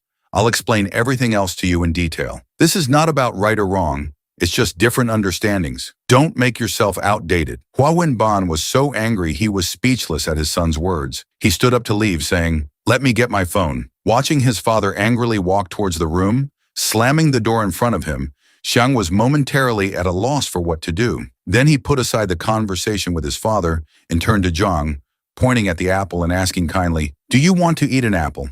Let me peel it for you." Zhang took the apple and replied softly, "I can do it myself." Zhang put the apple to his mouth, watching Zhang carefully peel the apple in her hand. Then he raised his phone to capture this beautiful moment. The phone made a clicking sound. Zhang glanced over unintentionally. She continued to carefully peel the apple, her cheeks slightly flushed, saying shyly, "You've already taken many photos of me." Zhang looked at the photo he just took and explained, "It's just a casual photo." Zhang brought the freshly peeled apple slice to Xiang's mouth, as if to interrupt him. The two looked at each other. Xiang chewed the apple slice in his mouth while explaining his actions. "I want to use these photos to document your process of becoming a modern person." Xiang gripped his phone tightly, his voice slightly worried. "After all, I'm still afraid that one day you'll suddenly return to your own era. I have to admit that I'm really a bit worried." Hearing this, Zhang just silently looked at Xiang, her eyes full of emotions. At this moment, in her eyes, there was only his image. Zhang was touched by Xiang's words, her cheeks involuntarily flushing. Her hand moved slightly towards Xiang's hand. Xiang was flustered by her action, his cheeks also turning red. The atmosphere thus became ambiguous. Both of them moved closer due to their feelings. Just as they were getting closer, the sound of Hua Wenban opening the door broke this atmosphere. With a creak, both of them were startled by the situation and awkwardly turned away. Hua Wenban didn't notice the two. He approached, took the phone and said to Xiang, "I still don't understand what these videos are for." He frowned in annoyance and said, "It's all nonsense like you." Xiang pointed at the phone screen and explained, "That's Otamods. People who are interested in it will find joy from these videos." After hearing this, Hua Wenban replied, "Otamods doesn't sound like anything decent." Zhang took a pear to her mouth, glancing at the conversation between Xiang and his father. Xiang continued to explain to his father, "You shouldn't judge them just by their name. First, you need to understand the foundation of Otamods. It's actually inspired by Japanese." Zhang bit into the pear, listening to Xiang speak, suddenly realizing something. "So it's Xiang. You seem to know everything. Although it's difficult, you still try to explain everything. Now you seem even more useful than an online search tool." Zhang thought happily to herself, like a child. Suddenly, Hua's mother stood at the door. Seeing the scene in the living room, she couldn't help but exclaim in surprise, "Oh my goodness! What a strange scene." The father and son were still engrossed in conversation. She thought to herself, "I wonder what they were talking about in the room earlier." The clock struck 1:10 p.m. A voice rang out, "Let's go visit Uncle Tan." The brown dog wagged its tail happily, as if welcoming guests, barking a few times to draw attention. Xiang reached out to take the cup of water from his uncle's hand, saying thank you. "You didn't have to do that, uncle." Zhang stood beside him, happily petting the small dog. As soon as he sat down, Uncle Tan complained about his son. "I don't know when Hao Si will bring his girlfriend home to meet the family like you did." Uncle Tan frowned and continued, "Every time I mention this, he always says he's arranging it. I don't know if the boy's lying to me or not." Xiang sat beside him and said with a smile, "What do you mean lying, uncle?" "Like finding someone to pretend to be his girlfriend to introduce to the family." The uncle voiced his thoughts. While working, Xin Hao suddenly shuddered, feeling like there was a bad omen. Uncle Tan spoke with a tone of distrust in his son. Uncle Tan wasn't sure. Everyone should know. That kid might learn from his son, appearing honest on the outside, but sometimes having improper thoughts. In the office, Xin Hao raised his hand to rub his head, frowning and saying, "Why do I have such a bad feeling?" Being mentioned by Uncle Tan, Xiang immediately raised his finger to deny, his face showing righteousness. "What do you mean by learning from your son, uncle? I'm an adult now. Look at Zhang here, uncle. Such a good girl is my girlfriend, which proves that I'm a decent person." Hearing Xiang speak, Zhang showed a disgusted expression. Speechless, Uncle Tan looked at Zhang, pointing at Xiang, and asked with a smile, "So what do you like about this kid? He was quite rebellious when he was young. Don't let him fool you." Zhang was caught off guard by Uncle Tan's sudden question, causing her to cover her mouth with her hand, thinking about how to answer. Then she immediately turned around, gripped Xiang's hand tightly, and confidently said, "But I like his rebelliousness." Hearing the girl's answer, Uncle Tan laughed happily. "Ha ha ha." Xiang was touched by Zhang's words, gently looking at the girl beside him, silently praising. She was still flustered when answering this question, but in just over a month, she has learned how to deal with teasing. Uncle Tan continued, "You're not like your father at all. I have no opinion about the person you're taking care of," Zhang replied, denying that it wasn't true. "I do have some similarities with my father. Both he and I like antiques." Zhang looked at Xiang speaking, her face full of doubt. Hearing this, Uncle Tan asked with interest, "Antiques? He likes to study antiques. What about you? What do you like about antiques? Is it because they're valuable?" Xiang replied, denying, "No, Suddenly, Zhang unexpectedly looked at their hands. I also like to study them. Xiang was talking to Uncle Tan while naturally holding Zhang's hand that was resting on the chair. Zhang blushed shyly at Xiang's action and words, thinking to herself, could the antique he's talking about be referring to me? Then she gripped Xiang's fingers tightly, causing him to cry out in pain with an ah. Uncle Tan asked Xiang in confusion, what's wrong with you? Although still in pain, Xiang tried to answer, I'm fine, Uncle. The footsteps of the two were in sync on the road. The sunset was falling, the sky full of romance. Zhang said with a slightly sad tone, I'm not an antique. Xiang laughed at her words and asked, then what are you? Zhang blushed shyly, stammering, I'm a work of art. The two held hands walking under the sunset. Hearing this, Xiang laughed happily. Ha ha ha. Ignoring the small girl beside him who was very angry, their 10 fingers intertwined tightly. Xiang thought to himself, no matter what she is, in the end, she's still Zhang. Xiang smiled, pointing at his cheek, his tone slightly teasing. You performed very well today. As a reward, you can kiss me here. Zhang couldn't believe her ears, looking around shyly.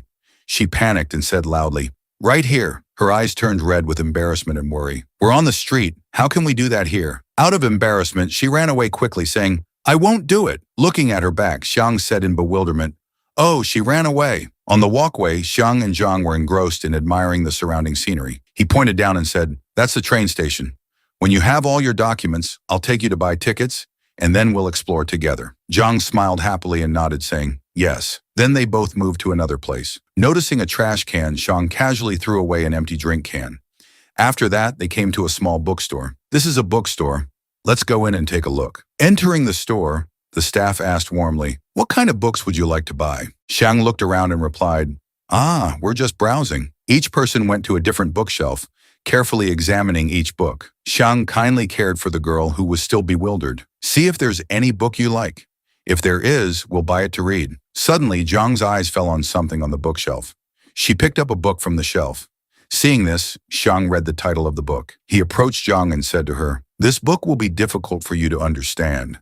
It's hard to grasp just by reading it once. She still cherished the book, saying, I like the word time. Xiang thought to himself, buy it right away. If she likes it, just buy it. Even if she doesn't understand it, it can be placed on the bookshelf as decoration. Going to the checkout counter, he called out, boss, please ring this up. Suddenly, his face darkened. He put down a stack of books on the ground, panting. The difference in knowledge was indeed significant.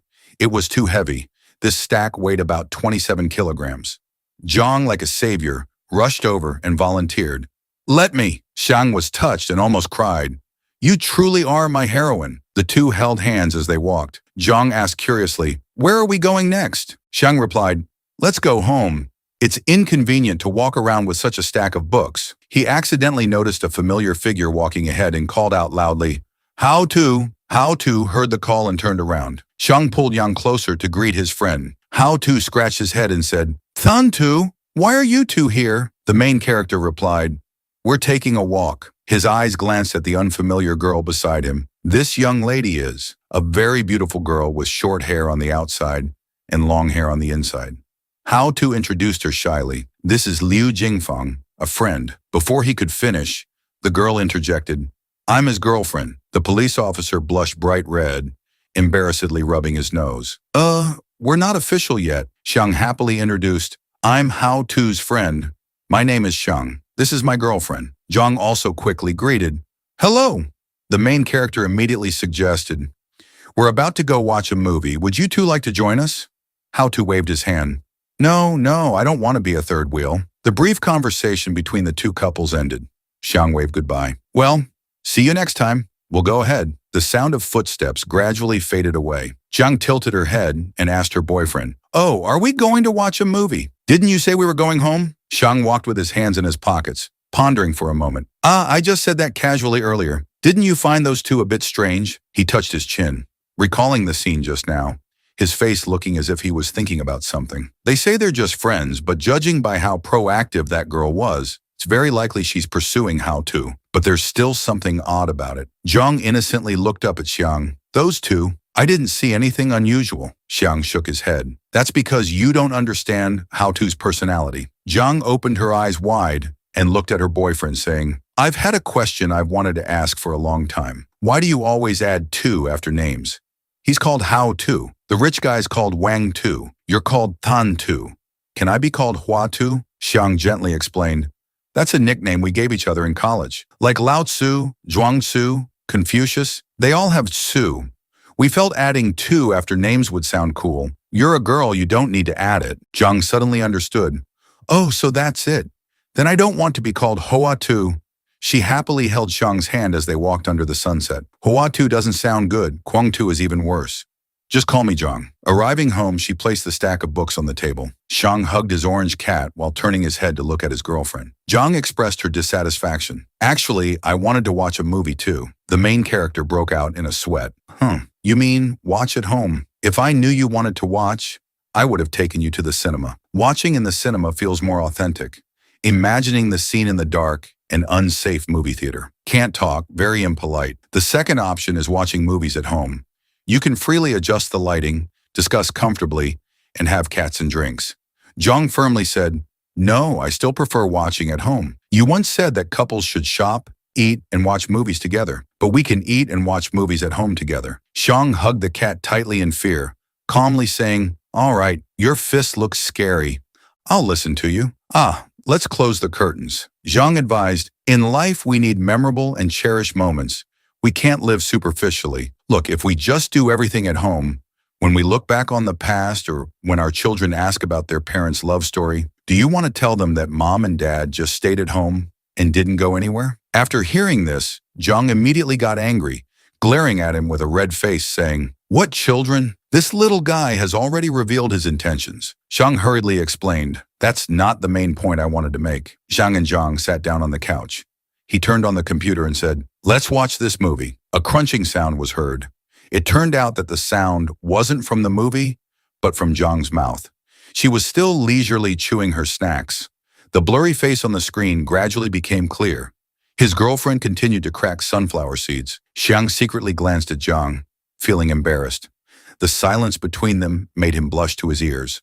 At this moment, his mind was completely captivated by those soft, fair hands. Xiang tried to calm himself down. He was overthinking again. Zhang finished the sunflower seeds and moved on to eating yogurt. When she stuck out her tongue to lick the lid like a little cat, Xiang's heart seemed to beat erratically. At this moment, in his eyes, she looked like an angel. Feeling someone intently watching her every move, Zhang glanced at her boyfriend. Do you want some? Xiang immediately turned away. His face flushed. No, I don't want any. He pretended not to care, but still couldn't stop secretly looking at Zhang, his Adam's apple bobbing up and down. She thought to herself, he must really want some, but is pretending not to. So Zhang puffed her cheeks and said sulkily, if you want some, just take it. Why do you keep staring at me? She reached out and took another yogurt cup to give to Xiang. Suddenly the phone rang. It was Hao Tu calling. Xiang stepped outside to answer. What's up, Hao Tu? On the other end, Hao Tu helplessly replied, I'm in a bit of trouble. About the girl I met during the blind date.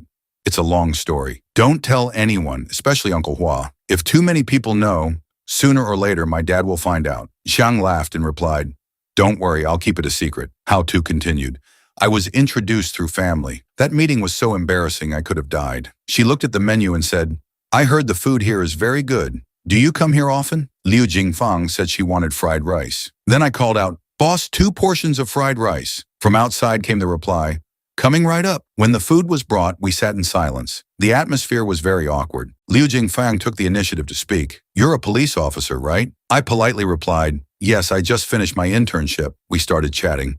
Being a police officer must be tough. I ate while talking. It is a bit, but not entirely.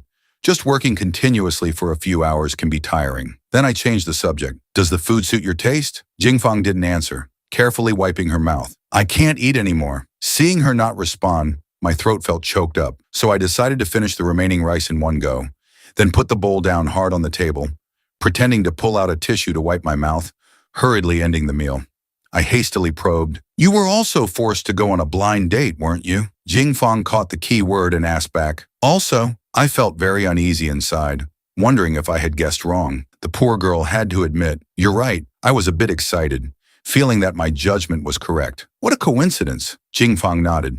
Yes, quite a coincidence. I complained tiredly. I still have to go on a few more blind dates. Fang showed sympathy. That's troublesome. Suddenly, she looked straight into my eyes. I pressed my lips tightly, looking very scared. The contract was negotiated. We shook hands to seal the deal. We decided to cooperate, pretending the blind date was successful. But now the unlucky one is that poor Hao. In the end, I felt it wasn't right. Everything was very forced. So I told her we should stop this, let both of us find our true love, but she didn't agree. Still not understanding the situation, Xiang asked, "Why is that?" On the other end was a male voice full of anguish. "She wants to continue this act." I said no, but she's very stubborn. "I feel something's not right, but I can't put my finger on it. That's why I called to ask you." In the room, Zhang still wanted to eat something more, so she was staring at Xiang's yogurt cup. He was still on the phone with his friend. "It's very likely that she has developed feelings for you, because you two had the opportunity to talk and understand each other better. Maybe she has discovered your good qualities and attractive points." Zhang was still struggling with her food cravings. No, Hao too anxiously said, "I feel uneasy. It seems like she has some kind of plan." Xiang sank into deep thought. "Why don't you think about it differently? Maybe she doesn't want to live day by day anymore. Now she wants to find a peaceful harbor. Find a good man like you." Zhang in the room heard this and started salivating. Ending the call, he returned to the room and asked his little cat girlfriend, "Oh, where's my yogurt?" A sweet voice apologizing rang out. I drank it because I felt so thirsty after eating the sunflower seeds. Xiang took the opportunity to tease Zhang. "You brought it for me. I was on the phone, so I didn't have time to drink it." She replied shyly, "Next time I'll buy you lots of yogurt to make up for it." His large hand gently touched hers. Face to face, Xiang commanded, "Stick out your tongue. Maybe my yogurt is still in there." Zhang tried to control her thoughts. He used an extremely absurd reason to lure her. She pressed her lips tightly, not revealing any gap. Then she only showed a little bit of her tongue tip. Seeing this adorable sight, Xiang couldn't hold back anymore. He gently kissed her. A month later, the sound of sales made the whole street lively. Summer t-shirts on sale. At this time, Xiang and Zhang were strolling down the street, accidentally noticing a small clothing stall. Zhang approached and said, "This shirt looks very nice. The quality is good too." A customer exclaimed, "Really?" Zhang followed her boyfriend like a little cat. The stall owner warmly greeted, "It suits you very well. Looks very energetic." The male lead was still carefully examining each shirt. The other customer laughed. "I'll come back to buy when it's a bit warmer." Not to be outdone, Xiang picked up several shirts in front of him. Summer's coming soon. He took out his wallet and paid very quickly, not even bothering to look at the price. "Give me 2. The stall owner happily replied, "Yes, I'll wrap them for you." Witnessing this scene, Zhang's expression was very puzzled. After paying, they went home together, the sun set casting their shadows on the ground. Zhang squinted at Xiang, puffing her cheeks and pursing her lips, as if wanting to ask something. "Those discounted clothes are even cheaper than on Taobao. Let's go there to buy in the future." Xiang waved his hand. No. In a proud tone, "I'm a man. Dressing isn't that important. Besides, I'm already handsome. I look good in anything." Then he gently held his girlfriend's hand and said, "But you're different. You're a girl. Wearing beautiful clothes will make you stand out even more. So you don't need to think of ways to save money for me." He looked at Jiang with affectionate eyes as if wanting to kiss her. These flirting techniques were learned by Xiang from his parents. Before going home, they stopped by the supermarket. The male lead turned to his girlfriend and said, "Have you ever thought about selling vegetables at stalls like these?" A bit mysteriously, she glanced around before leaning close to Xiang's ear and replied, "I have, but thinking carefully, it's not suitable." The male lead asked in surprise, "Why?" Zhang imagined herself actually becoming a vegetable seller. Customers come to bargain. "Is this 3 yuan for 2 or 3 yuan each? Give me a little discount." She would panic and reply, "We only do small business. We can't give discounts." The old ladies would continue to haggle. "Then throw in an extra spring onion for me. Just thinking about it makes me break out in a cold sweat." They really know how to bargain. Zhang sadly lowered her head, tears falling. "So if I go sell vegetables, I'll surely lose money. There's a better solution. Online, everything becomes easier. We can sell on e-commerce platforms. No need to worry about being pressured to lower prices." It's almost 8 p.m. now. Zhang, after a strenuous workout session, immediately wiped off his sweat. "Have you become stronger now? Able to fight 3 people like yourself from last year alone?" Zhang raised her hand to her chin, pondering. When facing someone of equal skill, you need to strike first to put pressure on them. However, it would be a difficult battle. She imagined a scene of 4 Xiangs fighting each other in a match. Compared to yourself a year ago, you wouldn't even be able to block a single hit. The male lead defended himself. "If I use my head to attack, I could take him down." Zhang spoke honestly. "If you're lucky, you'd only break your neck. Xiang seemed to split into 4 people, all ready to die for his girlfriend's love. Suddenly she paused. Wait, Xiang's entire soul was once again stirred up uncontrollably. Energy at 200%, he shouted. I can't control it anymore. It's about to explode. Oh my God, this power is beyond control. Xiang put down the chair, then placed 2 air cushions on top. It's time to enjoy the fruits of his hard training. He stepped back to gain momentum, preparing his stance. Kneeling down. The first reason was to avoid making noise. The second was to avoid hurting his hands. Like a general roaring like a tiger, he swung his arm down. That was the fatal blow. The cat and the girl watched the young man exerting himself. Zhang wondered, what are you doing that for? Xiang flexed like a weightlifter. You can feel that I'm becoming stronger. He pouted, his whole body stiff as a rock, radiating a brilliant aura. Do you want to try the next move? Remembering the harsh reality, the male lead joked, no, please don't hit me. I'll continue training. Minus 1,000 confidence points, plus 100 hot-blooded marine points. Zhang was determined to get revenge. Zhang thought with a headache, if this continues, when will he be strong enough to stand against me? Night fell on the house. Both returned to their work. A notification popped up. Advanced Video Creator Level 8. Video creation speed increased by 8 times. Xiang sighed. His editing skills still needed improvement. Maybe he should slow down a bit, but what he did was already the best in the industry. Seeing her boyfriend tired, Zhang gently observed him. Then Xiang made a gun gesture with his hand, shooting a heart towards his beautiful girl. The heart hit its target. Xiang was satisfied. Slow and steady wins the race. The same goes for love. Xiang was typing on the keyboard. Beside him, Zhang was reading a book. At this moment, he paused to glance at her. Seeing Zhang quietly focused on reading, Xiang said, it's good that you're reading like that. Hearing this, she curiously turned and asked, why is it good? Reading a lot can broaden your horizons. You can learn many things from books without me having to teach you, Xiang replied. Saying this, he turned around with a smug smile. But anyway, I'm still your teacher, so you have to respect me. He raised his finger, making a live stream gesture, urging her, quick, call me teacher. However, with her rich and naive imagination, Zhang applied the bridging principle. Jiang is a teacher, Jiang is a boyfriend and future husband, therefore a teacher is a future husband. This thought startled her, making her flustered, and she asked with a trembling voice, can a teacher and student get married directly? Jiang was startled upon hearing this. Why do you say such stimulating things? Then he cleared his throat to hide his embarrassment.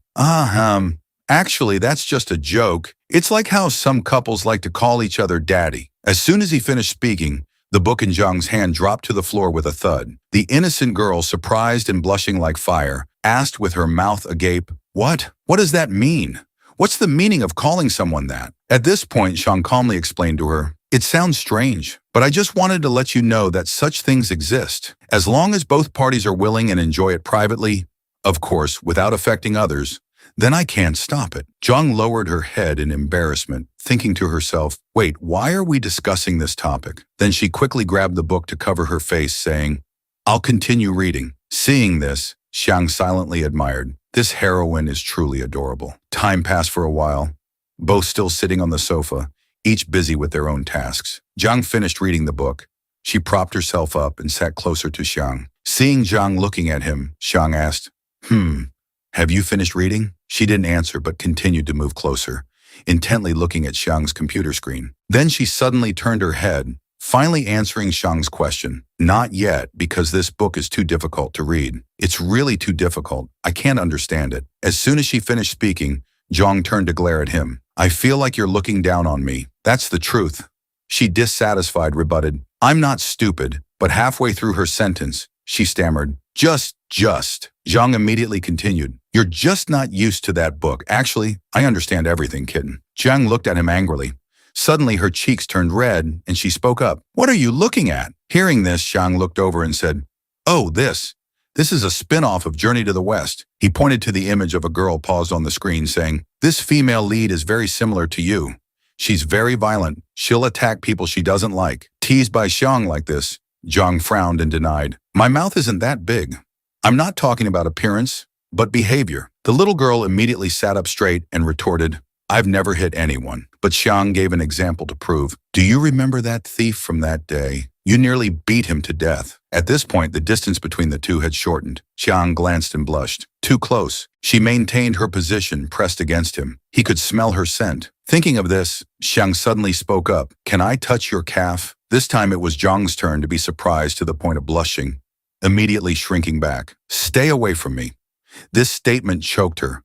Her face flushed red as she shouted. Zhang tremblingly asked, "Why?" Xiang continued, "Then thigh is fine too, if you agree." As soon as he finished speaking, Zhang moved away again, increasing the distance between them. Xiang pretended to be serious and said, "Confucianism once said that appetite and desire are human nature.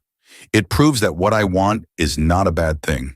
We are lovers. If there's no desire or craving between us, we might as well be siblings. Then what's the purpose of dating?" Then he suddenly moved forward and grabbed Zhang's hand. "Or should we light incense and swear to be siblings?" Zhang blushed upon hearing this, immediately withdrew her hand, loudly refusing. No. In her heart, she also knew this was absurd. "We've kissed many times. How can we be siblings?" At the same time, one of Zhang's feet slipped out of her slipper. She slowly pulled her leg up onto the sofa. Her face was now as red as if drunk. She said softly, "Then you can touch it once." Then she told herself, "We've kissed many times anyway. Touching the thigh once shouldn't be a problem." Finally, both her legs were fully embraced by Xiang. On Zhang's thigh was a stuffed cat. Xiang said contentedly, "Isn't this more intimate?" On the contrary, Zhang used the book to cover her face while glaring at him, suddenly realizing something unusual. Not right. She spoke up to question, "Before doing anything, you always ask for my opinion first? Is it because you're afraid I'll hit you?" In response, Xiang said, "Not exactly. I just care about your feelings. After all, you come from the distant past. If I suddenly do something unusual, you'll be scared and attack me, or feel uncomfortable and leave. In the end, you'll never understand why I did that." His hand rested on her leg. "When I ask you, you might be a bit flustered, but that's why I can understand. We can gradually open up to each other." Zhang cautiously asked, "You and I are dating. Don't you feel tired?" Xiang smiled and replied, "Not at all. I like you, just the way you are." As he spoke, his hand had already slipped inside Zhang's sock. Zhang immediately blushed and shouted, "Don't touch my leg like that. You pervert." Xiang and Zhang were sitting on the sofa. Zhang leaned against a pillow reading a book, her legs resting on Xiang's lap. Xiang was looking at his computer. "Kill it. It's not dead yet. Then we must kill it dead." The voice from the computer broke the silence of the room. He was watching and rewinding a video clip repeatedly.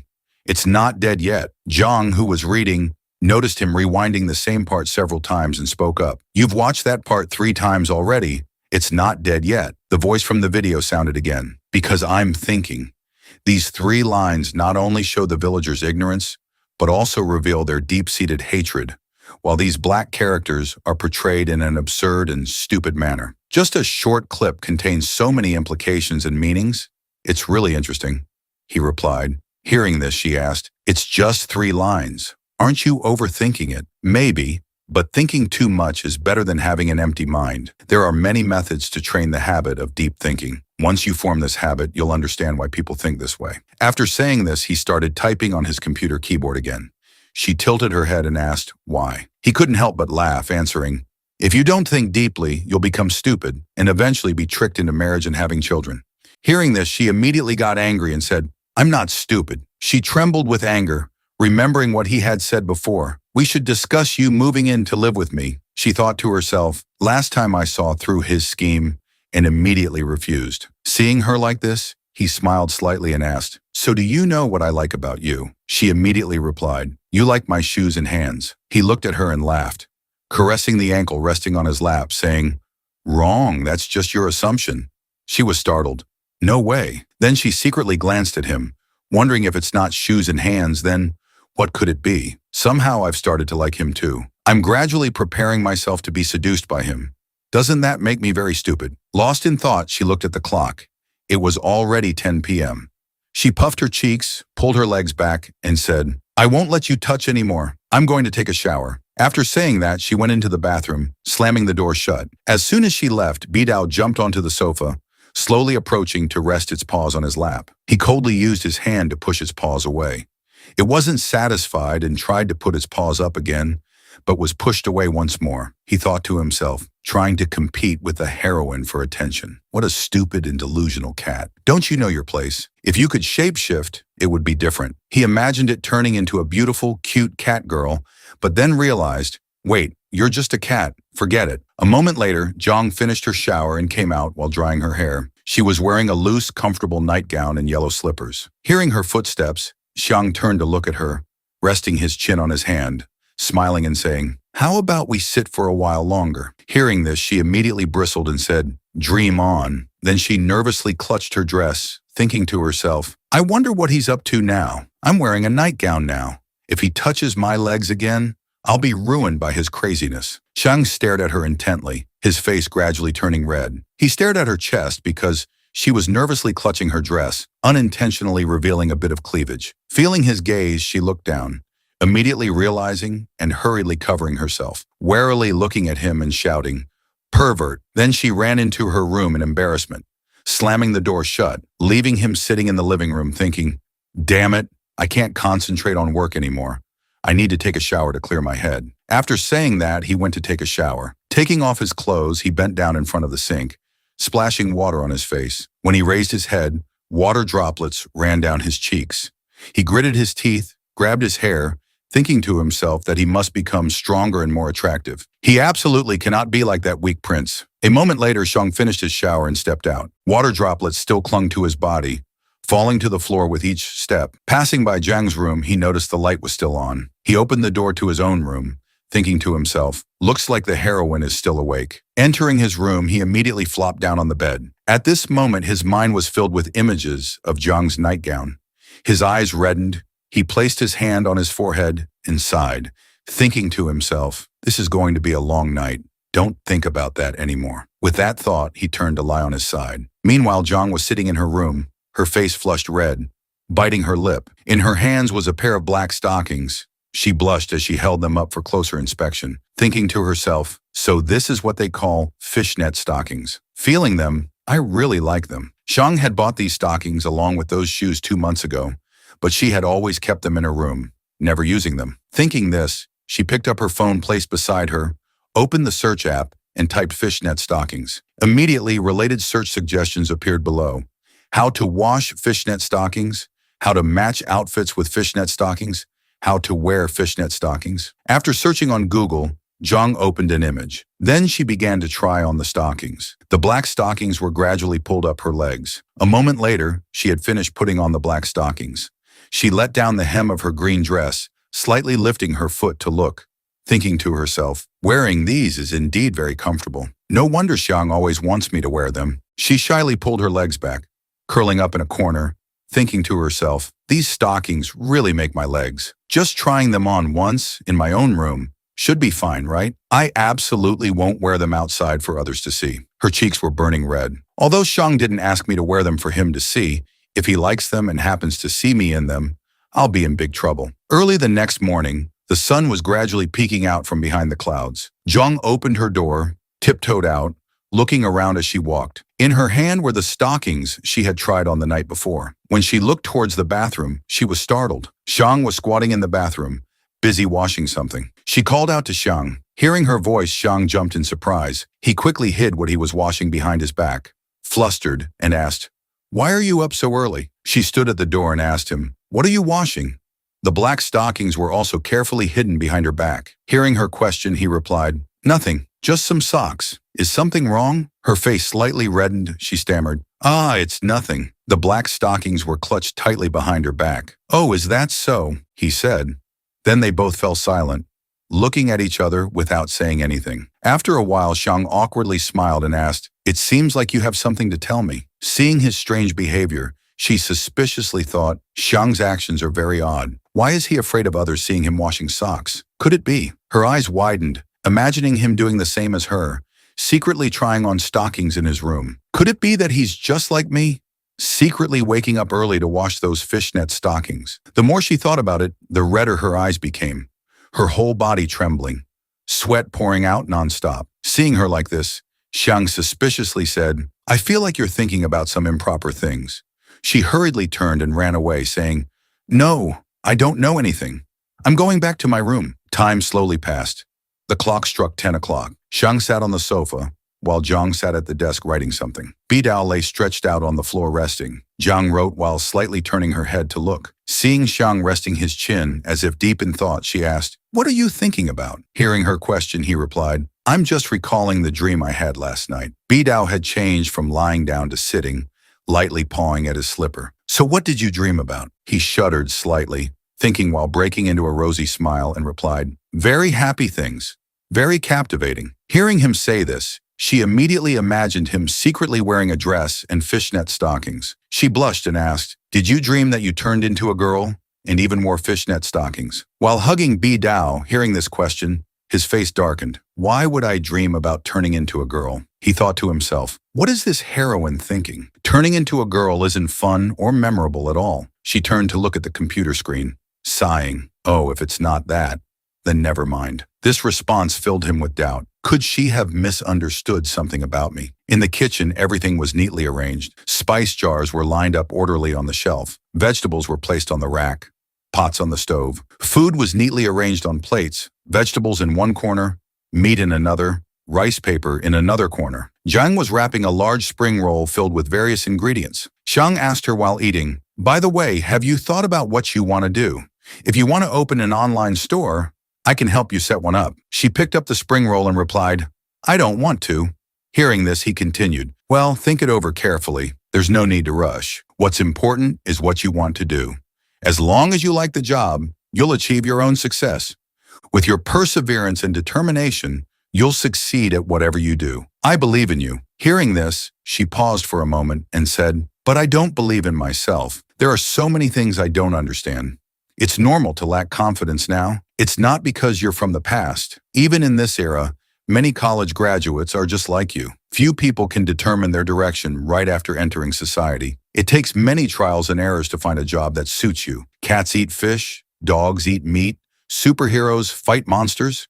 He moved closer to her and continued, "Just do what you like. Don't worry too much about money right now. First, find a job you like and start doing it. You need to take it step by step." Hearing his speech, Zhang widened her eyes and tilted her head, asking, "What's a superhero?" He asked back, "Do you believe in justice?" Then he picked up a stick, crossed his hands, and said with a smile, "I used to have a transformation device, but I forgot where I threw it. If I had it, I'd transform into a superhero for you to see." In her mind, she immediately imagined him wearing a dress. Bidao slowly approached the two from behind, then jumped onto the table, staring at the plate of food. It then grabbed a large piece of meat from her plate. Seeing this, she screamed, picked it up and said, "Cats can't eat this."